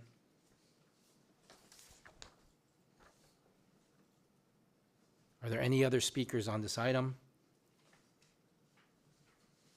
Seeing none, I will close the public comment period. Does the council have any additional questions or comments? Sophia, Councilmember Say, any additional questions or comments? Councilmember Hong, any additional questions or comments? I'd like to make additional comments. Okay. I think a lot of residents, when they heard about this, they already have a very strong reaction about this. And I'm trying to explaining to all the residents, this is just a proposal, and we're doing our best to do the best study. Like our colleague, Council Mark Polito was talking about, I think this is going to be very, very important for our city economic development. This could be a very, very important project for our city. So I want every resident to pay attention to this and really study about this and get really involved with this. Because if we can identify a good location and we can really make this project going, I'm telling you, this is really, really gonna be the engine for the Cerritos, because if we have this station at the right place, combining with our development, with the Steers project, that would be a win-win situation. So please don't be closed-minded. Just open your mind and think about what is the big picture and what is going to bring in more sales revenue to City of Cerritos in the future. This is all I want to encourage all the residents to think about it. Don't just think, oh, no, we already disapprove it. Why are we doing this again? No, we are depending on our professional directors, and they're going to do with the consultant, give us better solution and better suggestion, and we will bring it up to the table and let everybody review it and make everybody feel comfortable. And we will make the decision all together, because this is all for our city's development. Thank you. Thank you, Councilmember Hong. Any additional questions or comments, Councilmember Polito? Mayor Pro Tem Johnson, questions or comments?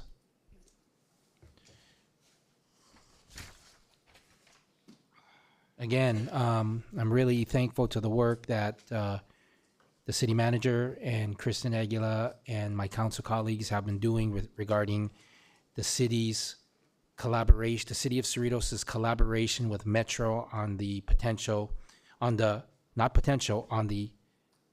Southeast Gateway line that is going to be coming through our city of Cerritos.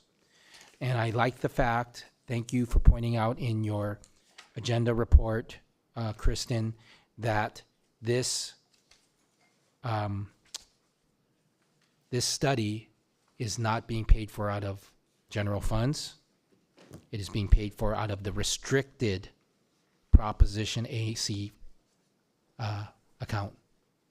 So we're using restricted funds and not using general funds for this study.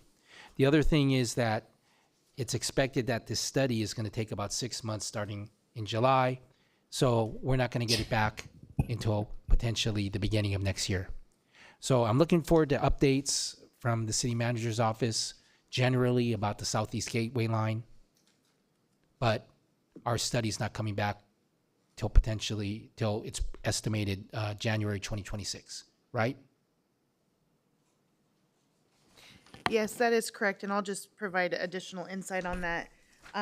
Due to the consultant's experience in doing the city of Cerritos a service and appropriately analyzing potential station locations, and as I mentioned in my report, that process will include coordination with Metro. And so due to that coordination and the importance of this analysis, the CityWorks Design Group has estimated approximately 6 months to do it the service it deserves. Thank you. Councilmember Polito, did you have something you wanted to say? Yes, Mr. Mayor, I'm prepared to make the motion. At this time, Mr. Mayor, council colleagues, I'd like to make a motion to adopt findings in accordance with this California Environmental Quality Act, Public Resources Code, Section 21,000, that the proposed contract award is exempt from CEQA review pursuant to Section 15061B3 of the CEQA guidelines, based on the findings set forth in the agenda report, and further authorize the city manager to execute a professional services contract with CityWorks Design in the amount of $127,484 for an analysis of potential future station locations within the city of Cerritos along Metro's Southeast Gateway line and all associated actions required for such services, and authorize the city manager or his designee to execute a fiscal year 2025-2026 budget amendment, increasing account 11022163409 by $127,484, utilizing Proposition AC reserve funds to be allocated for professional services associated with the preparation of the analysis discussed herein, and authorize the city manager or designee to execute contract amendments, provided that the total cumulative increase does not exceed $50,000 or 15% of the original contract value, whichever is greater. Thank you. Second. Thank you. Let's vote.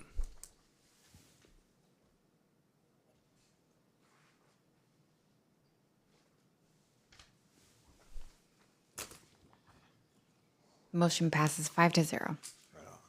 Right on. Great job. Thank you, sir. Legislative items. The next item is item 10. City manager, do we have any legislative items? Thank you, Mayor. I do not have any items to present this evening under item 10A or 10B. Does the city manager have a report? No, sir. Oh, sorry. Oh, go ahead. That was 10A you were talking about? Correct. I don't have any items to report on 10A or 10B. Okay. I actually do. Mayor Pro Tem. Yes, regarding to item 10B on legislative process, legislative items, at the Contract Cities Legislative Committee meeting, there was discussion about the need to fund Prop 36.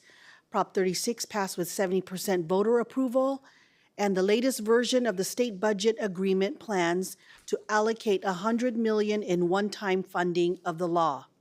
However, successful implementation requires more ongoing funding to support increased demand for drug and mental health programs. So we need legislative action to improve implementation every year and not just with one-time funding.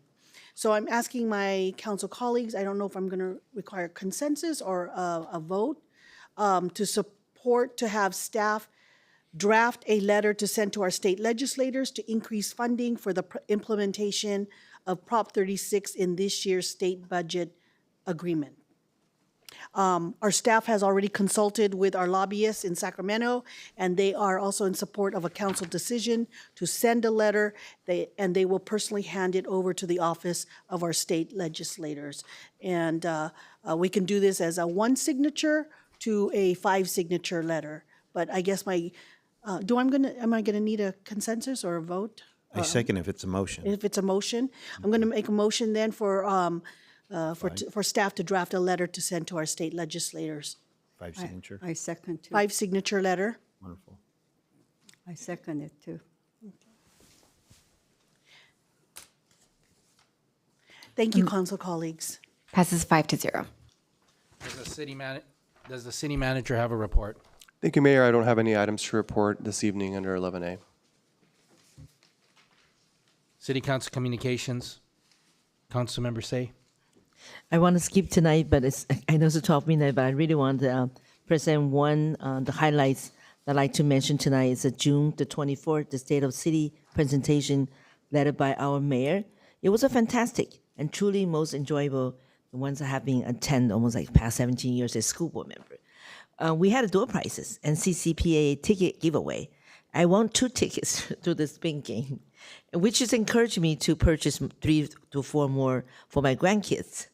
They're excited about the upcoming children's shows in November. When the tickets are a bit pricey for many middle-income family like me, but the joy it will bring is worthwhile. You know, I told my kids already they're kind of looking forward to see that. I encourage residents to support our CCPA by purchasing at least 1 ticket per year per family. Per members. It is a jewel of our city, and community report will keep it thriving. Thank you again, Mayor. An outstanding event. The food was great, and my friends who joined had a wonderful thing to say. It was a great opportunity to connect with community again. So special thanks to as well to our city manager, Senior Center Community Services Manager, Ms. Chelsea, Communication Marketing Manager, Mr. Scott Harvey, and all the staff involved in making the event success. Thank you so much to you all. Thank you. That's my end of report. Thank you. Councilmember Hong? Thank you. I'll make it short. Just reported what event I have attended. On June 18th, I joined the Chamber of Commerce breakfast. And at this time, because they don't have funding, so we each one have to pay $10 for the breakfast, which I am willingly to pay it, okay? I have no problem with that. And we have a great meeting, and there's a lot of business persons still going there. So I think we still have a hope and the potential coming to make our Chamber of Commerce work and to help our business growing in our city, because we keep on saying we are business-friendly, city. So I'm glad I joined that meeting, and it's been a while. They haven't had too many events. And on June 21st, I have the 24-hour red ribbon cutting. And because they expanded internal, and it came out pretty good because we have the ribbon cutting in the morning, so there are a lot of people are exercising there. It's good for our residents, and 24-hour fitness is really good for all. They have a lot of special program for the seniors as well. So anyway, I also joined the Surruptive installation lunch. And on June 23rd, we have the CPE pickleball court red ribbon cutting. I'm glad to be part of it. And June 24, as my colleague was talking about, we have the best event, state of the city, and that's a state-of-the-art event, to my opinion. And thanks for everybody's efforts, the manager and all the recreation and all the people. I see all the staff participating. It's a great event. I'm very shocked, and I'm very happy with the turnout. Thank you. Councilmember Polito? Thank you, Mr. Mayor. In the interest of time, I will table my report, but I will say this. On Tuesday, I attended the State of the City address by Mr. Mayor, and I just want to commend him, as well as the city manager and the entire staff who helped in the preparation of that event and execution of that event. And also, I was very pleased to see this brochure, Cerritos in Progress Strategic Plan. I'm curious if this is available in PDF form on our website. I see nodding head, so great. My question is answered, and that is all I have. Thank you. Mayor Pro Tem Linda. Yes, I attended many events, but I'm going to highlight June 24th, which was a State of the City presented by Mayor Frank Aurelio Yokoyama. He delivered an excellent presentation that highlighted the 8 goals of our strategic plan. And for the first time ever, there were over 300 people in attendance for a State of the City. And for the first time ever, this event was free and open to any member of the public.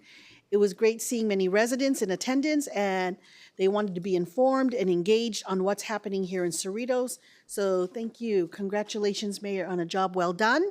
And thank you to our staff. It truly was a team effort. Thank you, Linda. I would like to invite Cerritos residents to the city's 52nd annual Let Freedom Ring celebration.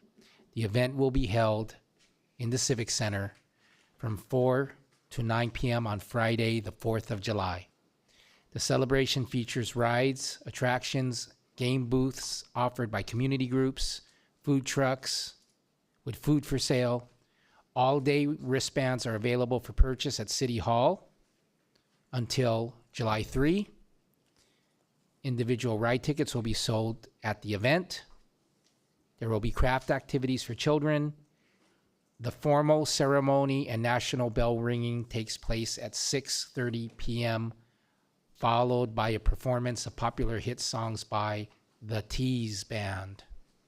And fireworks will be at 9 p.m.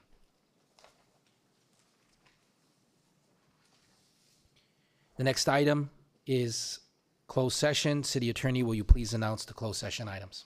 Yes, we will be recessing into closed session to talk about one matter of potential litigation, as well as the performance evaluations of the city manager, city attorney, and the city clerk.